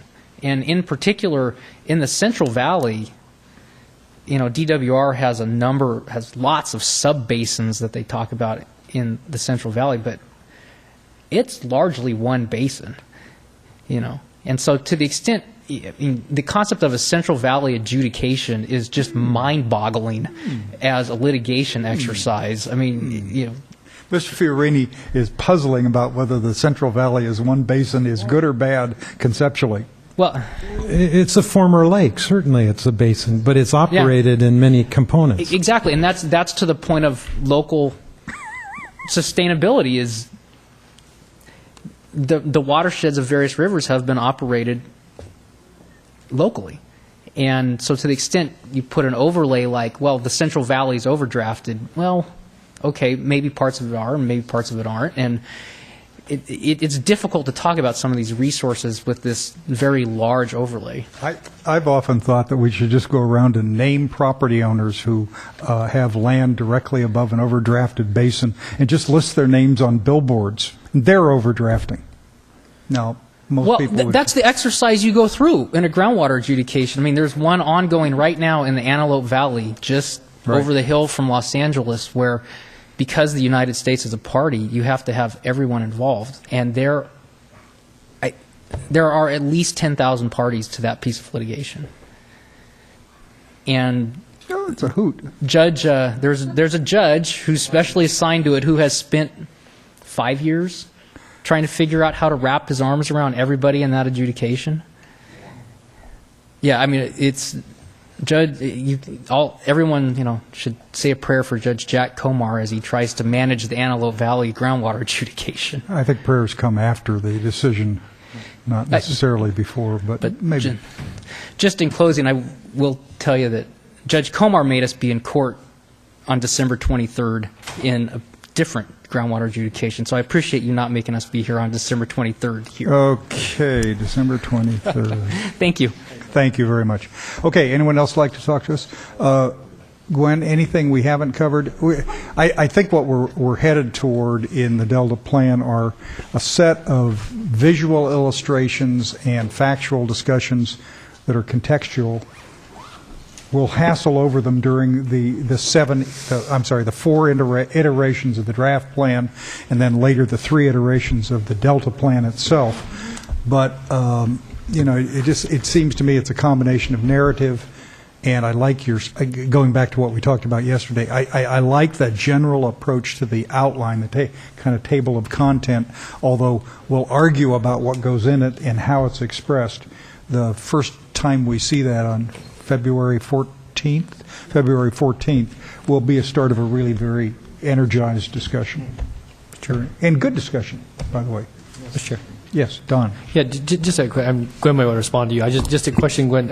When we come back, you've got some case studies here. You've had a couple of, I think, suggestions, maybe 2 or 3 different ones I heard here about maybe looking at some other case studies. Do you intend to use those in the environmental document and in the plan to actually use case studies, or you just use them as a white paper, or are you going to actually include case studies? In the Delta plan, we definitely are going to be including examples, Okay. or case studies, however you want to use the words. Okay. And Because again, I heard some other examples here. You know, one in Delta. I think just Ryan's comments. Lastly, here, just about in other areas where you have localized, where you've worked on the river system. You talk about groundwater areas, and Santa Clara and some other ones that were used here, Tulare. But it would seem to me maybe having some, without getting too far, askance. I think that because of the potential impacts to areas north and south, east and west, if kind of some geographical, but maybe different landscapes that are affected, but with the theme of water. And so I liked some of the suggestions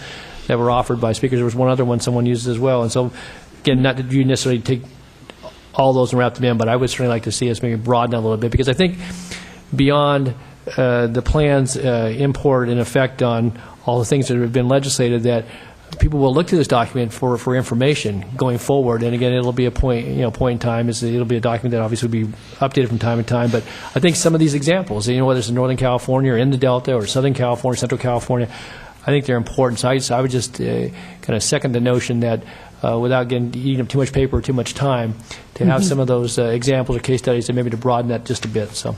Okay. Joe? Anything?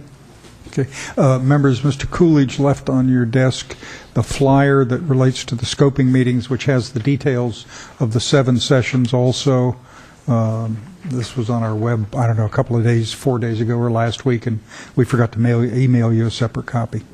Okay, anything else? Mr. Fiorini? Chris, do you need to hear from us as to how many are going to attend those meetings, so you know which ones to No, we'll go ahead post? and we'll turn them into agendas, just on all of them, yeah. Okay. All right. Hey, have a good holiday. Thank you. Thank you for sticking through all this. See you guys. Meeting adjourned. Hopefully, Gwen's not going to spend Christmas Eve doing this plan. Take a day or two off.